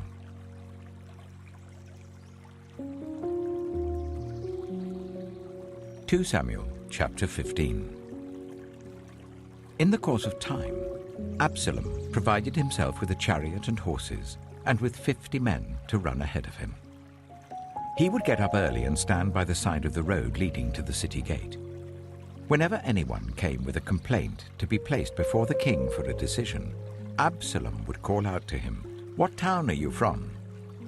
He would answer, "Your servant is from one of the tribes of Israel." Then Absalom would say to him, "Look, your claims are valid and proper, but there is no representative of the king to hear you." And Absalom would add, "If only I were appointed judge in the land, then everyone who has a complaint or case could come to me, and I would see that they receive justice." Also, whenever anyone approached him to bow down before him, Absalom would reach out his hand, take hold of him, and kiss him. Absalom behaved in this way towards all the Israelites who came to the king asking for justice, and so he stole the hearts of the people of Israel. At the end of 4 years, Absalom said to the king, "Let me go to Hebron and fulfill a vow I made to the Lord." While your servant was living in Geshur in Aram, I made this vow. If the Lord takes me back to Jerusalem, I will worship the Lord in Hebron. The king said to him, Go in peace. So he went to Hebron. Then Absalom sent secret messengers throughout the tribes of Israel to say, As soon as you hear the sound of the trumpets, then say, Absalom is king in Hebron. 200 men from Jerusalem had accompanied Absalom. They had been invited as guests and went quite innocently, knowing nothing about the matter. While Absalom was offering sacrifices, he also sent for Ahithophel, the Gilonite, David's counselor, to come from Gilo, his hometown. And so the conspiracy gained strength, and Absalom's following kept on increasing. A messenger came and told David, The hearts of the people of Israel are with Absalom. Then David said to all his officials who were with him in Jerusalem, Come, we must flee, or none of us will escape from Absalom.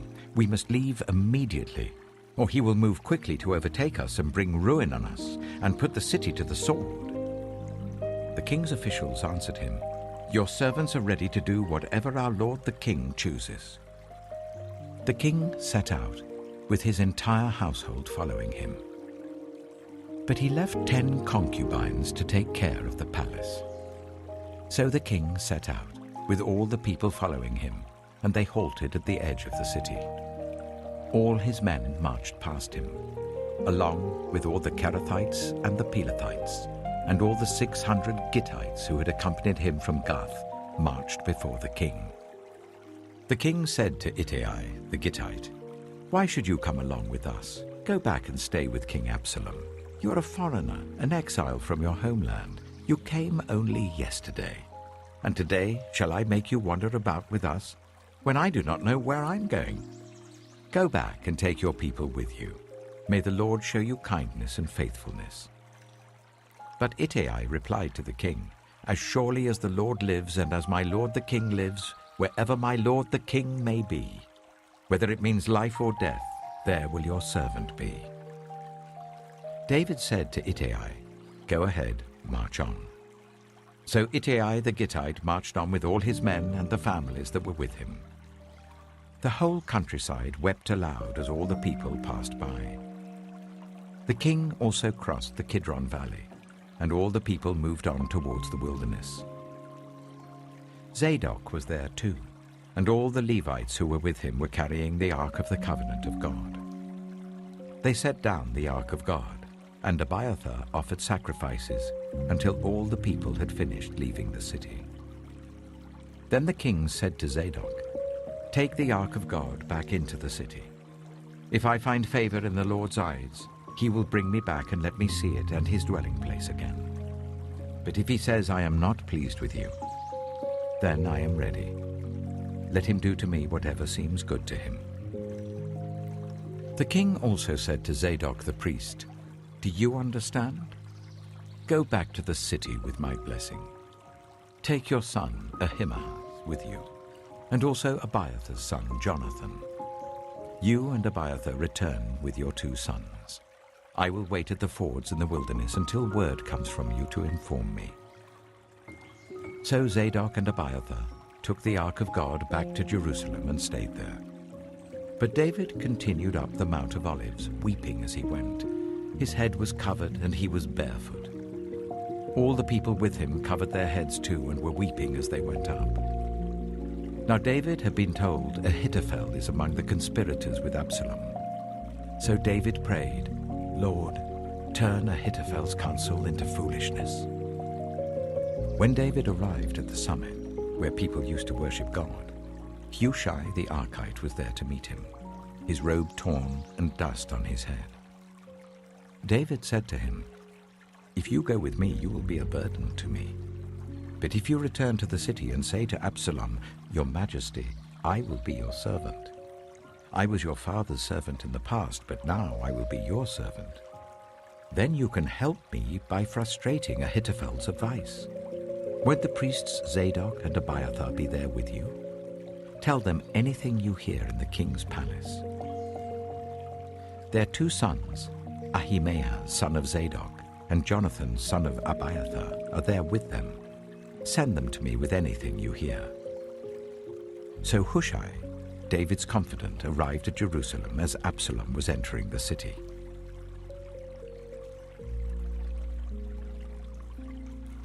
(2 Samuel chapter 16).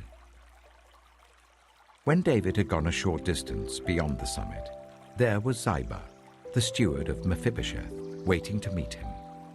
He had a string of donkeys saddled and loaded with 200 loaves of bread, 100 cakes of raisins, 100 cakes of figs, and a skin of wine. The king asked Ziba, "Why have you brought these?"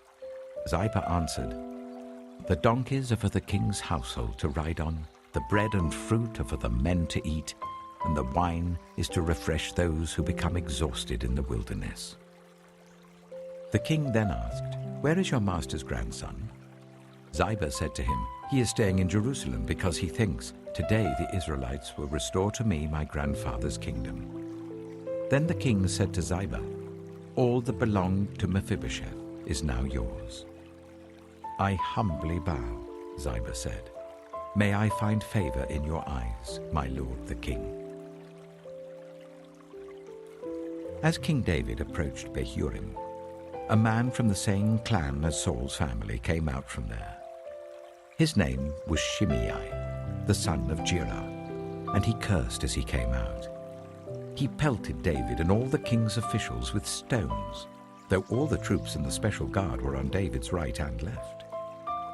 As he cursed, Shimei said, get out, you murderer, you scoundrel.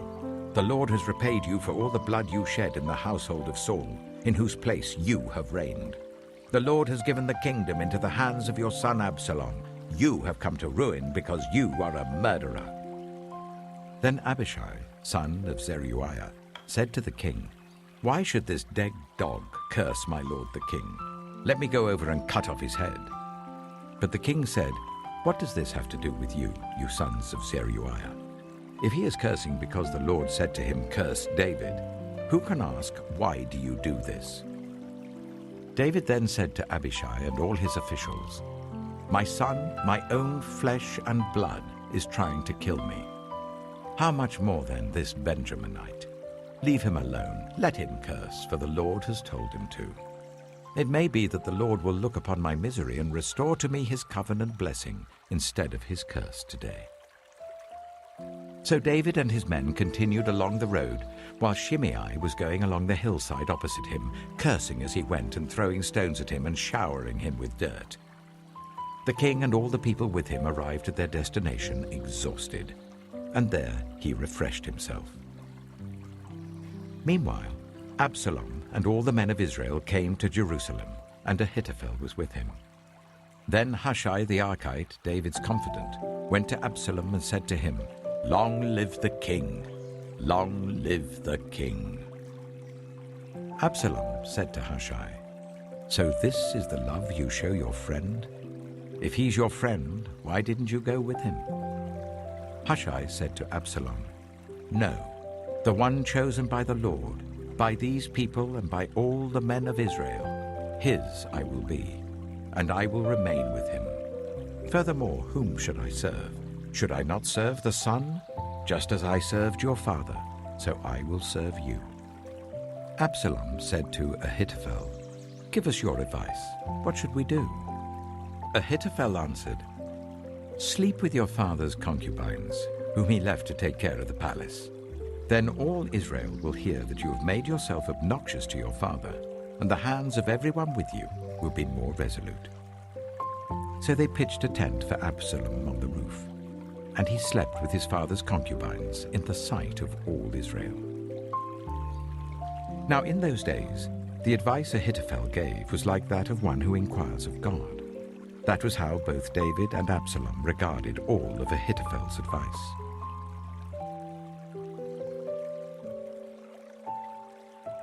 (2 Samuel chapter 17). Ahithophel said to Absalom, "I would choose 12,000 men and set out tonight in pursuit of David. I would attack him while he is weary and weak. I would strike him with terror, and then all the people with him will flee. I would strike down only the king, and bring all the people back to you. The death of the man you seek will mean the return of all. All the people will be unharmed. This plan seemed good to Absalom and to all the elders of Israel. But Absalom said, "Summon also Hushai the Archite, so that we can hear what he has to say as well." When Hushai came to him, Absalom said, "Ahithophel has given this advice. Should we do what he says? If not, give us your opinion." Hushai replied to Absalom, "The advice Ahithophel has given is not good this time. You know your father and his men. They're fighters, and as fierce as a wild bear robbed of her cubs. Besides, your father is an experienced fighter. He will not spend the night with the troops. Even now he is hidden in a cave or some other place. If he should attack your troops first, whoever hears about it will say, 'There has been a slaughter among the troops who follow Absalom.' Then even the bravest soldier, whose heart is like the heart of a lion, will melt with fear, for all Israel knows that your father is a fighter and that those with him are brave. So I advise you, let all Israel, from Dan to Beersheba, as numerous as the sand on the seashore, be gathered to you, with you yourself leading them into battle. Then we will attack him wherever he may be found, and we will fall on him as dew settles on the ground. Neither he nor any of his men will be left alive. If he withdraws into a city, then all Israel will bring ropes to that city, and we will drag it down to the valley until not so much as a pebble is left." Absalom and all the men of Israel said, "The advice of Hushai the Archite is better than that of Ahithophel." For the Lord had determined to frustrate the good advice of Ahithophel in order to bring disaster on Absalom. Hushai told Zadok and Abiathar the priests, "Ahithophel has advised Absalom and the elders of Israel to do such and such, but I have advised them to do so and so. Now send a message at once and tell David, 'Do not spend the night at the fords in the wilderness. Cross over without fail, or the king and all the people with him will be swallowed up.'" Jonathan and Ahimaaz were staying at En-Rogel. A female servant was to go and inform them, and they were to go and tell King David, for they could not risk being seen entering the city. But a young man saw them and told Absalom. So the two of them left at once and went to the house of a man in Bahurim. He had a well in his courtyard, and they climbed down into it. His wife took a covering and spread it out over the opening of the well and scattered corn over it. No one knew anything about it. When Absalom's men came to the woman of the house, they asked, "Where are Ahimaaz and Jonathan?" The woman answered them, "They crossed over the brook."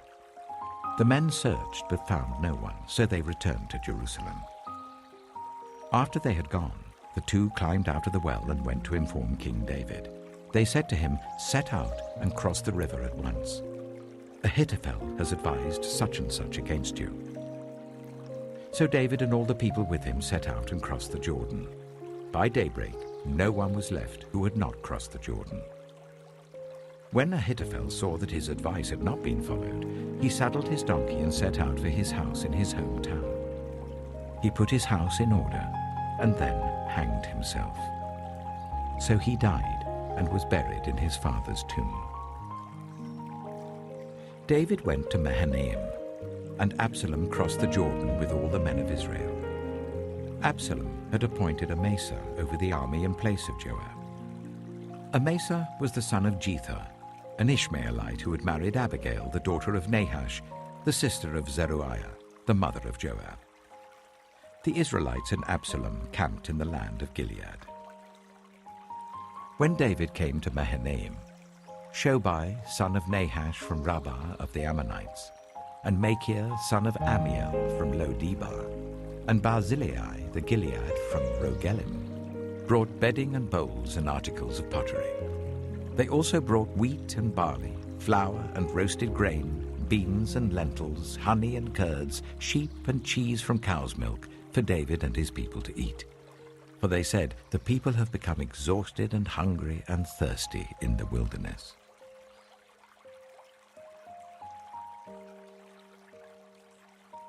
2 Samuel chapter 18. David mustered the men who were with him and appointed over them commanders of thousands and commanders of hundreds.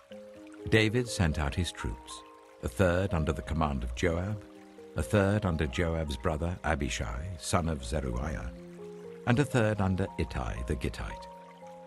The king told the troops, "I myself will surely march out with you." But the men said, "You must not go out. If we are forced to flee, they won't care about us. Even if half of us die, they won't care. But you are worth 10,000 of us. It would be better now for you to give us support from the city." The king answered, "I will do whatever seems best to you." So the king stood beside the gate while all his men marched out in units of hundreds and of thousands.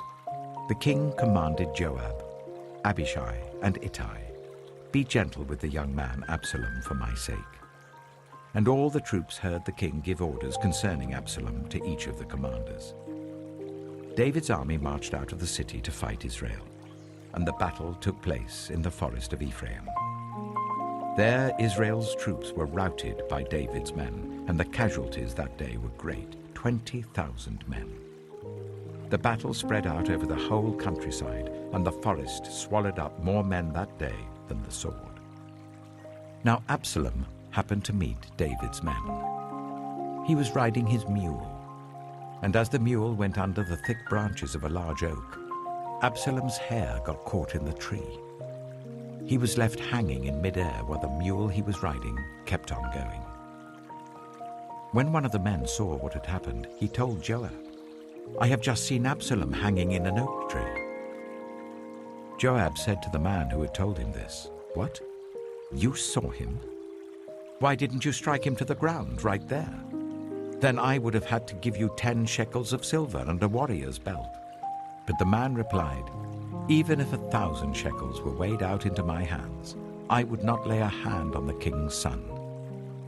In our hearing, the king commanded you and Abishai and Ittai, protect the young man Absalom for my sake.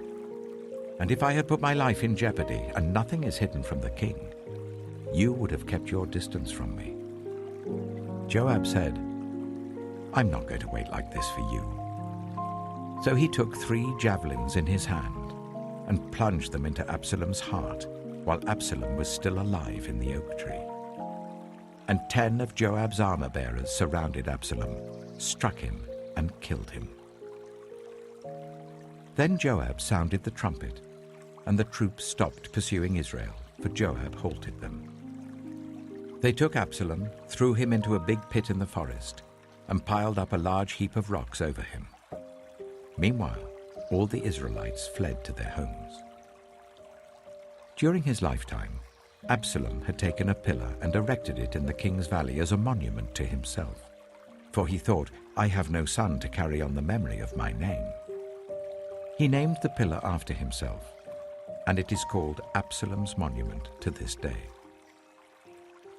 Now Ahimaaz, son of Zadok, said, "Let me run and take the news to the king that the Lord has vindicated him by delivering him from the hand of his enemies."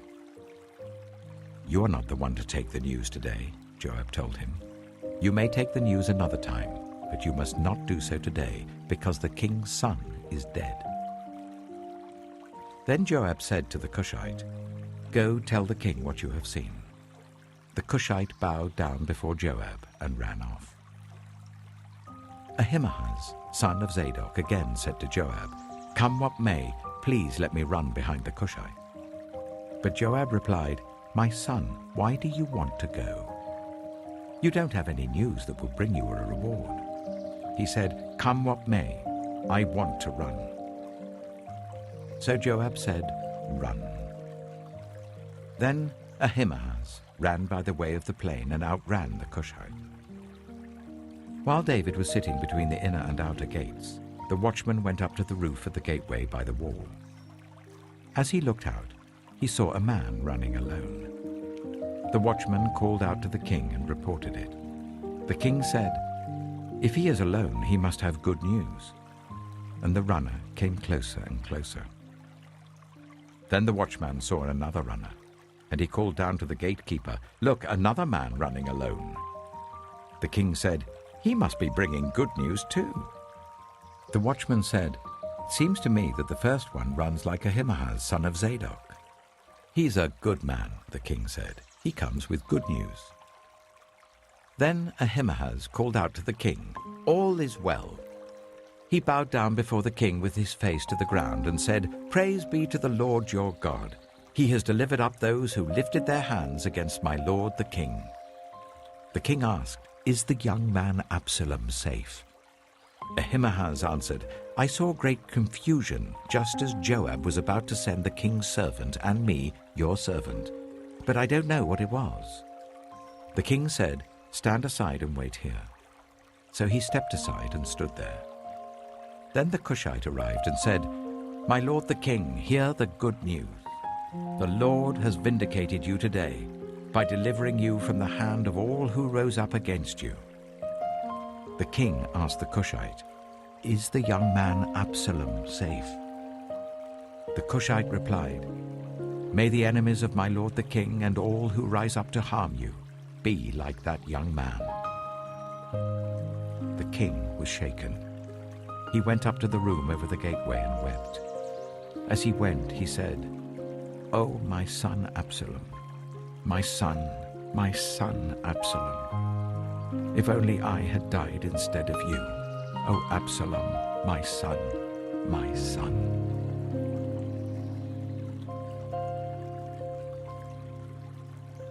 2 Samuel chapter 19. Joab was told, "The king is weeping and mourning for Absalom." And for the whole army, the victory that day was turned into mourning, because on that day the troops heard it said, "The king is grieving for his son." The men stole into the city that day, as men steal in who are ashamed when they flee from battle. The king covered his face and cried out, "Oh, my son Absalom! Oh, Absalom, my son, my son!" Then Joab went into the house to the king and said, "Today you have humiliated all your men who have just saved your life and the lives of your sons and daughters and the lives of your wives and concubines. You love those who hate you and hate those who love you. You've made it clear today that the commanders and their men mean nothing to you.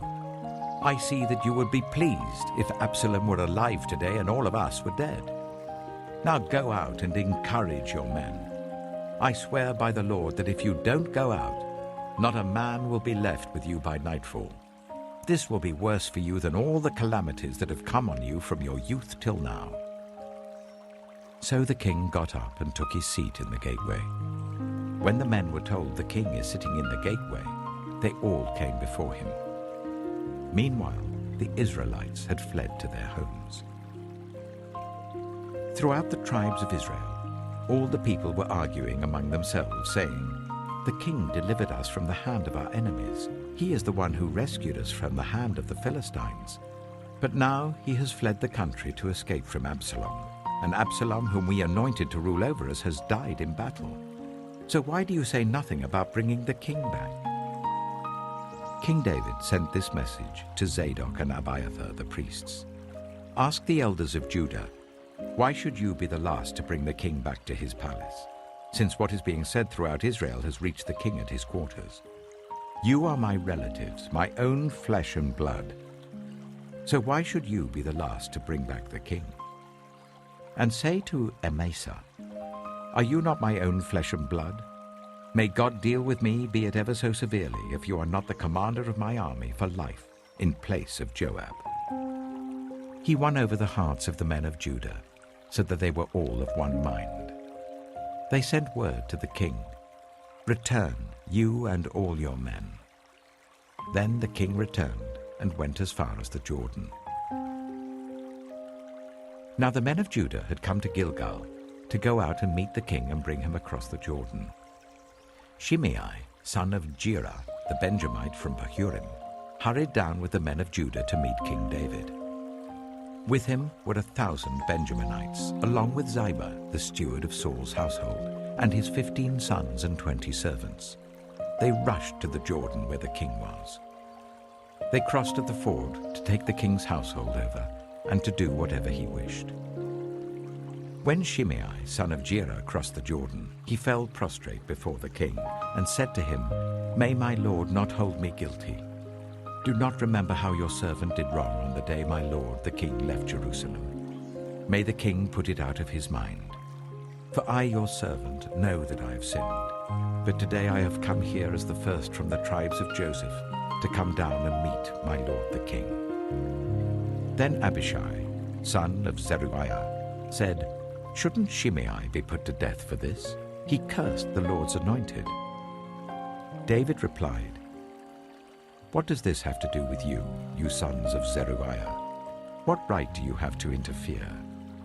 Should anyone be put to death in Israel today? Don't I know that today I am king over Israel?" So the king said to Shimei, "You shall not die."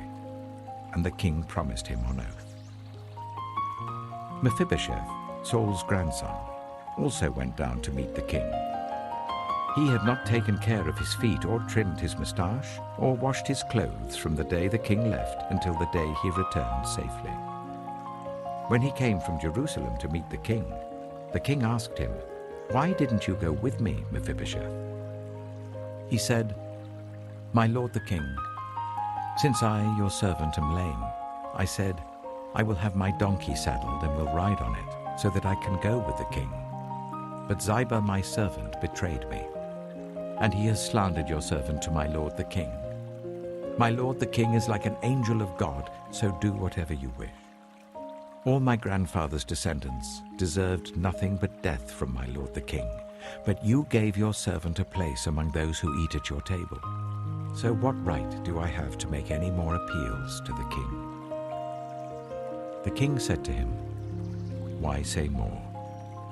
I order you and Ziba to divide the land." Mephibosheth said to the king, "Let him take everything, now that my lord the king has returned home safely." Barzillai the Gileadite also came down from Rogelim to cross the Jordan with the king and to send him on his way from there. Now Barzillai was very old, 80 years of age. He had provided for the king during his stay in Mahanaim, for he was a very wealthy man. The king said to Barzillai, "Cross over with me and stay with me in Jerusalem, and I will provide for you."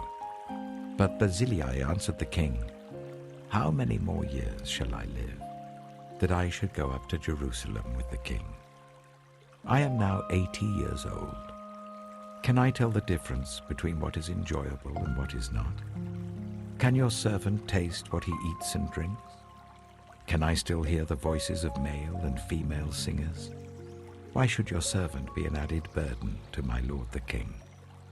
Your servant will cross over the Jordan with the king for a short distance, but why should the king reward me in this way? Let your servant return, that I may die in my own town near the tomb of my father and mother. But here is your servant Kimham. Let him cross over with my lord the king. Do for him whatever you wish." The king said, "Kimham shall cross over with me, and I will do for him whatever you wish. And anything you desire from me, I will do for you." So all the people crossed the Jordan, and then the king crossed over. The king kissed Barzillai and bade him farewell, and Barzillai returned to his home. When the king crossed over to Gilgal, Kimham crossed with him.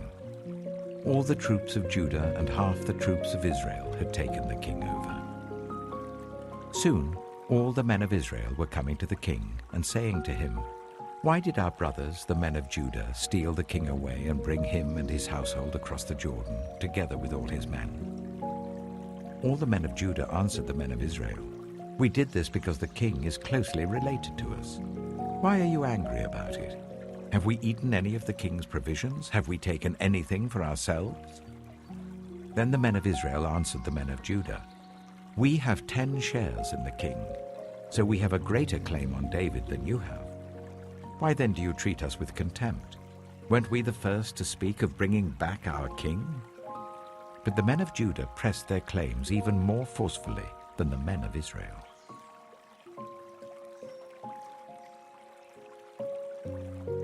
2 Samuel chapter 20. Now a troublemaker named Sheba, son of Bichri, a Benjaminite, happened to be there. He sounded the trumpet and shouted, "We have no share in David, no part in Jesse's son. Every man to his tent, Israel." So all the men of Israel deserted David to follow Sheba, son of Bichri. But the men of Judah stayed by their king all the way from the Jordan to Jerusalem. When David returned to his palace in Jerusalem, he took the 10 concubines he had left to take care of the palace and put them in a house under guard. He provided for them but had no sexual relations with them. They were kept in confinement till the day of their death, living as widows. Then the king said to Amasa, "Summon the men of Judah to come to me within 3 days and be here yourself." But when Amasa went to summon Judah, he took longer than the time the king had set for him. David said to Abishai, "Now Sheba, son of Bichri, will do us more harm than Absalom did. Take your master's men and pursue him, or he will find fortified cities and escape from us." So Joab's men and the Kerethites and the Pelethites and all the mighty warriors went out under the command of Abishai. They marched out from Jerusalem to pursue Sheba, son of Bichri. While they were at the great rock in Gibeon, Amasa came to meet them. Joab was wearing his military tunic, and strapped over it at his waist was a belt with a dagger in its sheath. As he stepped forward, it dropped out of its sheath. Joab said to Amasa, "How are you, my brother?" Then Joab took Amasa by the beard with his right hand to kiss him. Amasa was not on his guard against the dagger in Joab's hand, and Joab plunged it into his belly, and his intestines spilled out onto the ground. Without being stabbed again, Amasa died. Then Joab and his brother Abishai pursued Sheba, son of Bichri. One of Joab's men stood beside Amasa and said, "Whoever favors Joab, and whoever is for David, let him follow Joab." Amasa lay wallowing in his blood in the middle of the road, and the man saw that all the troops came to a halt there. When he realized that everyone who came up to Amasa stopped, he dragged him from the road into a field and threw a garment over him. After Amasa had been removed from the road, everyone went on with Joab to pursue Sheba, son of Bichri. Sheba passed through all the tribes of Israel to Abel-Beth-Maachah, and through the entire region of the Bichrites, who gathered together and followed him. All the troops with Joab came and besieged Sheba in Abel-Beth-Maachah. They built a siege ramp up to the city, and it stood against the outer fortifications. While they were battering the wall to bring it down, a wise woman called from the city, "Listen, listen! Tell Joab to come here so that I can speak to him." He went towards her, and she asked, "Are you Joab?" "I am," he answered. She said, "Listen to what your servant has to say." "I'm listening," he said. She continued, "Long ago they used to say, 'Get your answer at Abel,' and that settled it. We are the peaceful and faithful in Israel. You are trying to destroy a city that is a mother in Israel. Why do you want to swallow up the Lord's inheritance?" "Far be it from me," Joab replied. "Far be it from me to swallow up or destroy. That is not the case. A man named Sheba, son of Bichri, from the hill country of Ephraim, has lifted up his hand against the king, against David. Hand over this one man, and I'll withdraw from the city." The woman said to Joab, "His head will be thrown to you from the wall." Then the woman went to all the people with her wise advice, and they cut off the head of Sheba, son of Bichri, and threw it to Joab. So he sounded the trumpet, and his men dispersed from the city, each returning to his home. And Joab went back to the king in Jerusalem. Joab was over Israel's entire army. Benaiah, son of Jehoiada, was over the Kerethites and the Pelethites. Adoniram was in charge of forced labor. Jehoshaphat, son of Ahilud, was recorder. Sheva was secretary. Zadok and Abiathar were priests, and Ira the Jairite was David's priest.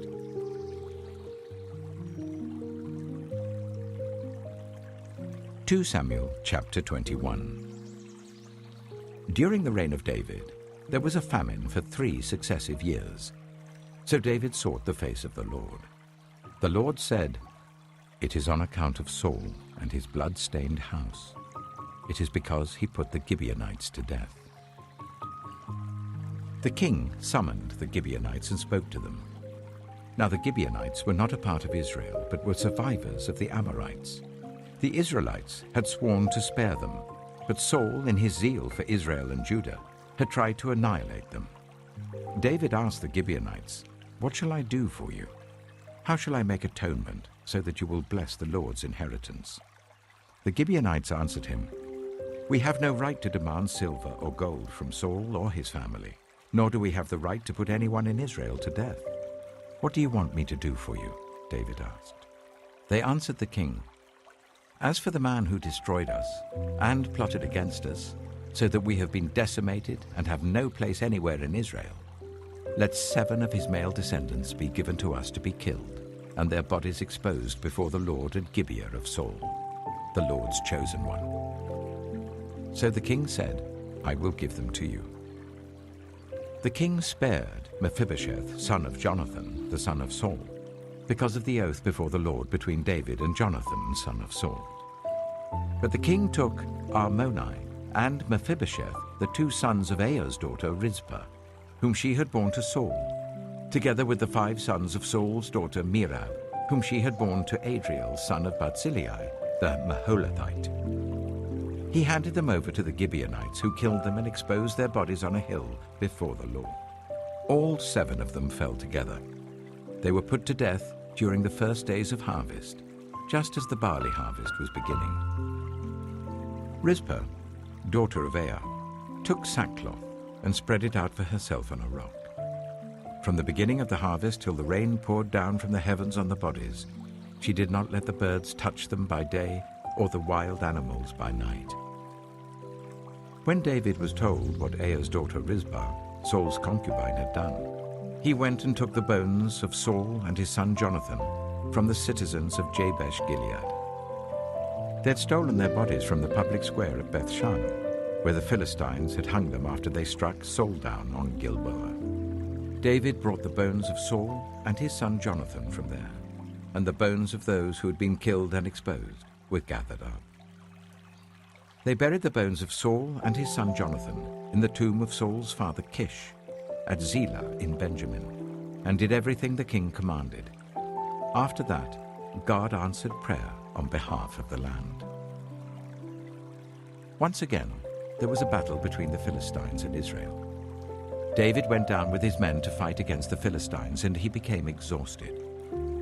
And Ishbi-Benob, one of the descendants of Rapha, whose bronze spearhead weighed 300 shekels, and who was armed with a new sword, said he would kill David. But Abishai, son of Zeruiah, came to David's rescue. He struck the Philistine down and killed him. Then David's men swore to him, saying, "Never again will you go out with us in battle, so that the lamp of Israel will not be extinguished." In the course of time, there was another battle with the Philistines at Gob. At that time, Sibbecai, the Hushathite, killed Saph, one of the descendants of Rapha. In another battle with the Philistines at Gob, Elhanan, son of Jair, the Bethlehemite, killed the brother of Goliath, the Gittite, who had a spear with a shaft like a weaver's rod. In still another battle which took place at Gath, there was a huge man with 6 fingers on each hand and 6 toes on each foot, 24 in all. He also was descended from Rapha. When he taunted Israel, Jonathan, son of Shimeah, David's brother, killed him. There were 4 descendants of Rapha in Gath, and they fell at the hands of David and his men.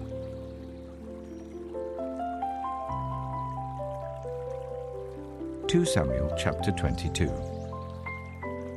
David sang to the Lord the words of this song when the Lord delivered him from the hand of all his enemies and from the hand of Saul.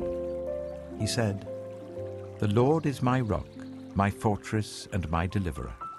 My God is my rock in whom I take refuge, my shield and the horn of my salvation. He is my stronghold, my refuge and my Savior. From violent people you save me. I called to the Lord who is worthy of praise, and have been saved from my enemies. The waves of death swirled about me, the torrents of destruction overwhelmed me. The cords of the grave coiled around me, the snares of death confronted me. In my distress I called to the Lord. I called out to my God. From his temple he heard my voice. My cry came to his ears. The earth trembled and quaked. The foundations of the heavens shook. They trembled because he was angry. Smoke rose from his nostrils. Consuming fire came from his mouth. Burning coals blazed out of it. He parted the heavens and came down. Dark clouds were under his feet. He mounted the cherubim and flew. He soared on the wings of the wind. He made darkness his canopy around him, the dark rain clouds of the sky. Out of the brightness of his presence, bolts of lightning blazed forth. The Lord thundered from heaven. The voice of the Most High resounded. He shot his arrows and scattered the enemy. With great bolts of lightning he routed them. The valleys of the sea were exposed, and the foundations of the earth laid bare at the rebuke of the Lord, at the blast of breath from his nostrils. He reached down from on high and took hold of me. He drew me out of deep waters. He rescued me from my powerful enemy, from my foes who were too strong for me. They confronted me in the day of my disaster, but the Lord was my support. He brought me out into a spacious place. He rescued me because he delighted in me. The Lord has dealt with me according to my righteousness. According to the cleanness of my hands, he has rewarded me. For I have kept the ways of the Lord. I am not guilty of turning from my God. All his laws are before me. I have not turned away from his decrees. I have been blameless before him and have kept myself from sin. The Lord has rewarded me according to my righteousness, according to my cleanness in his sight. To the faithful, you show yourself faithful. To the blameless, you show yourself blameless. To the pure, you show yourself pure. But to the devious, you show yourself shrewd. You save the humble, but your eyes are on the haughty to bring them low. You, Lord, are my lamp. The Lord turns my darkness into light. With your help I can advance against a troop. With my God I can scale a wall. As for God, his way is perfect. The Lord's word is flawless. He shields all who take refuge in him. For who is God besides the Lord? And who is the rock except our God? It is God who arms me with strength and keeps my way secure. He makes my feet like the feet of a deer. He causes me to stand on the heights. He trains my hands for battle. My arms can bend a bow of bronze. You make your saving help my shield. Your help has made me great. You provide a broad path for my feet, so that my ankles do not give way. I pursued my enemies and crushed them. I did not turn back till they were destroyed. I crushed them completely, and they could not rise. They fell beneath my feet. You armed me with strength for battle. You humbled my adversaries before me. You made my enemies turn their backs in flight, and I destroyed my foes. They cried for help, but there was no one to save them. To the Lord, but he did not answer. I beat them as fine as the dust of the earth. I pounded and trampled them like mud in the streets. You have delivered me from the attacks of the peoples. You have preserved me as the head of nations. People I did not know now serve me. Foreigners cower before me. As soon as they hear of me, they obey me. They all lose heart. They come trembling from their strongholds. The Lord lives. Praise be to my rock. Exalted be my God, the rock, my Savior. He is the God who avenges me, who puts the nations under me, who sets me free from my enemies. You exalted me above my foes. From a violent man you rescued me. Therefore I will praise you, Lord, among the nations. I will sing the praises of your name. He gives his king great victories. He shows unfailing kindness to his anointed, to David, and his descendants forever.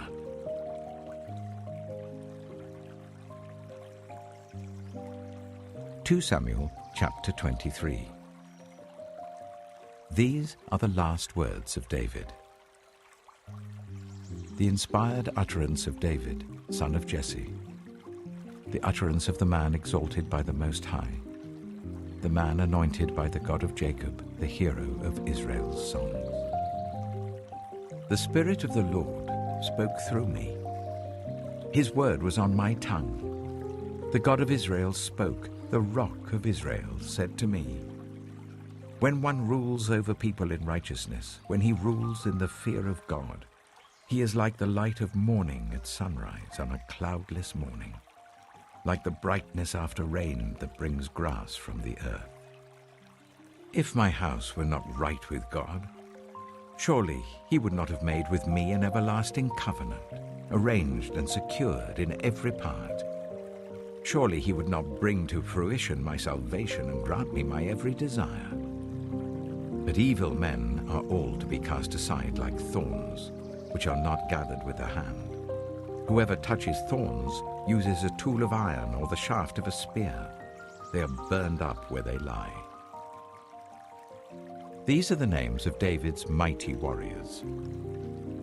Josheb-Bashebeth, a Tachimonite, was chief of the three.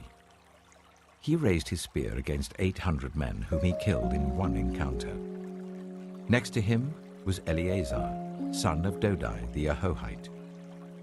As one of the three mighty warriors, he was with David when they taunted the Philistines gathered at Pasdammim for battle.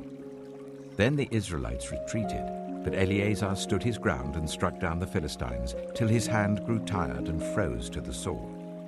The Lord brought about a great victory that day. The troops returned to Eleazar, but only to strip the dead. Next to him was Shammah, son of Agi, the Hararite. When the Philistines banded together at a place where there was a field full of lentils, Israel's troops fled from them. But Shammah took his stand in the middle of the field. He defended it and struck the Philistines down, and the Lord brought about a great victory. During harvest time, 3 of the 30 chief warriors came down to David at the cave of Adullam, while a band of Philistines were encamped in the valley of Rephaim. At that time, David was in the stronghold, and the Philistine garrison was at Bethlehem. David longed for water and said, "Oh, that someone would get me a drink of water from the well near the gate of Bethlehem." So the 3 mighty warriors broke through the Philistine lines, drew water from the well near the gate of Bethlehem, and carried it back to David. But he refused to drink it. Instead, he poured it out before the Lord. "Far be it from me, Lord, to do this," he said. "Is it not the blood of men who went at the risk of their lives?" And David would not drink it. Such were the exploits of the 3 mighty warriors. Abishai, the brother of Joab, son of Zeruiah, was chief of the 3. He raised his spear against 300 men, whom he killed, and so he became as famous as the 3. Was he not held in greater honor than the 3? He became their commander, even though he was not included among them. Benaiah, son of Jehoiada, a valiant fighter from Kabzeel, performed great exploits. He struck down Moab's 2 mightiest warriors. He also went down into a pit on a snowy day and killed a lion.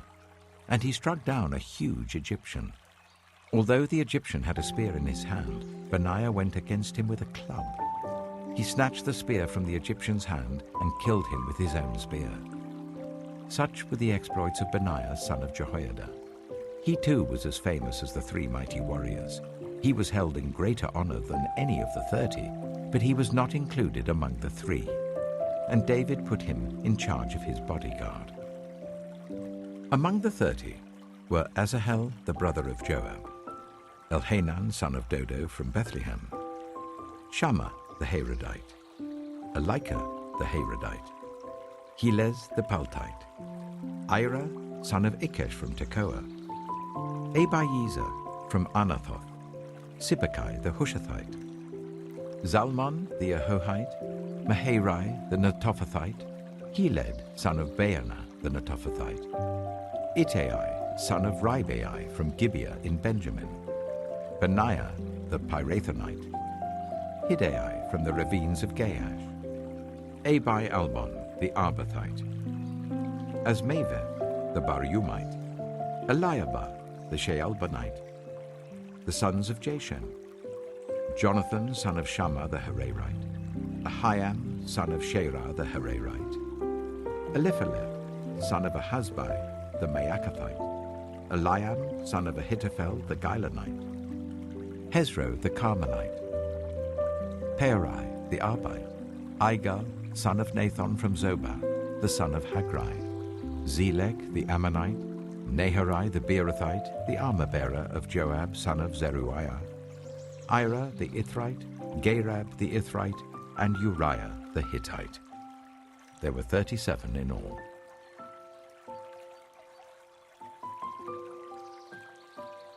Samuel chapter 24.